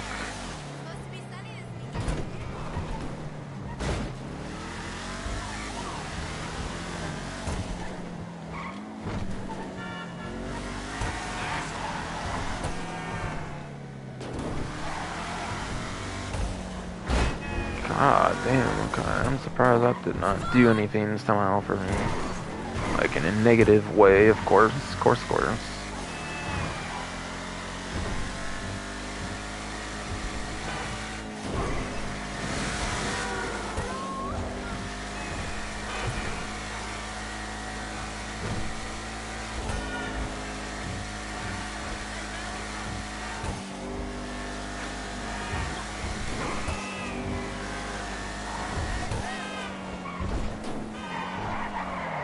Oh, how? Come on!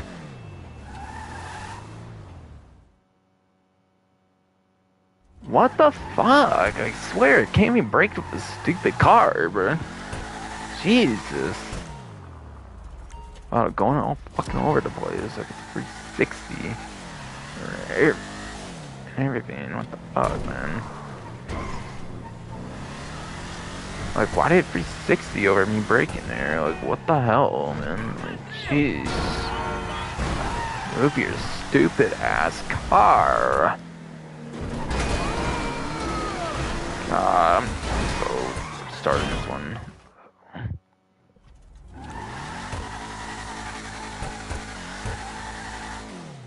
What is that? An export vehicle?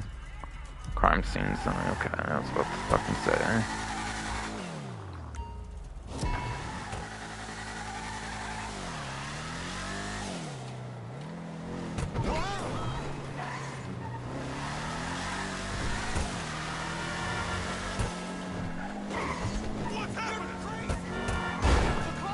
God damn, I was scraping something. These fucking characters in the way and everything.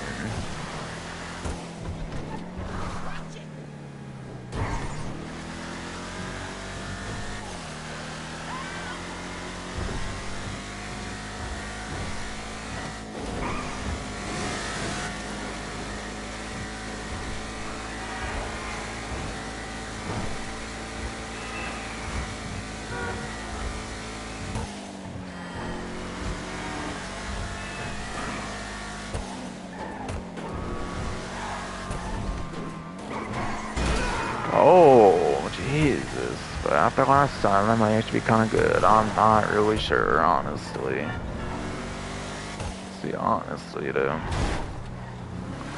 Alright, 107. I think this actually has good potential, actually, surprisingly.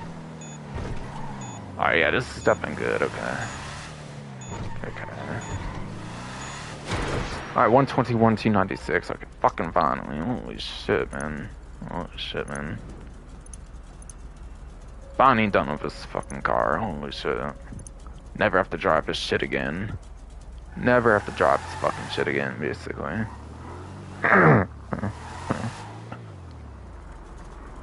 As far as I'm aware, I'll definitely never have to drive this shit ever again. I'll keep it since HSW, definitely, but I'm definitely probably not driving it again unless I want some kind of challenge when I drive.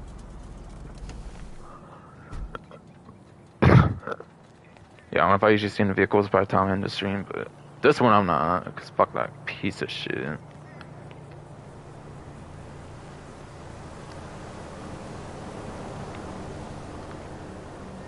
But yes. Alright, the stream is probably still live. Kind of shows a black screen kind of on there, but like I assume that was just whatever moment it kind of like got by the end or something, basically. Probably does black screen briefly when I do like a respawn, basically.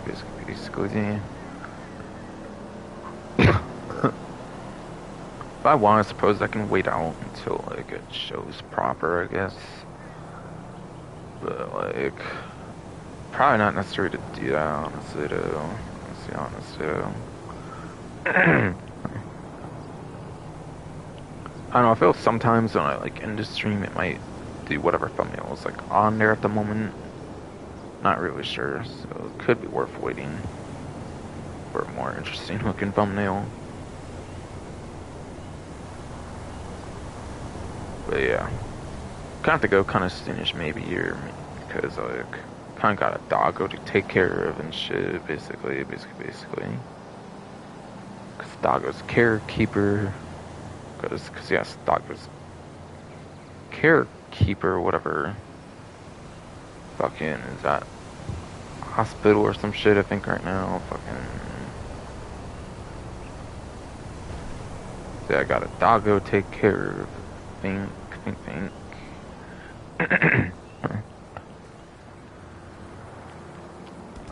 Dogs are fucking cool, definitely. And dog backwards is fucking gods. They're practically gods, aren't they? Aren't they? I don't know about that one, but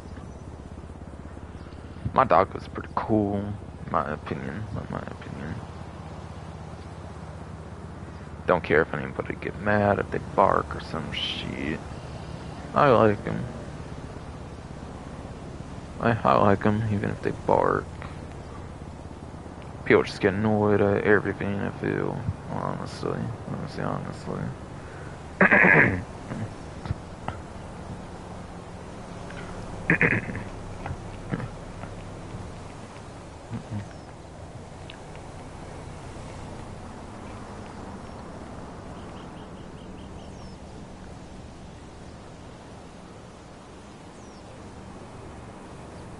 Sure, I guess I can zoom out that camera.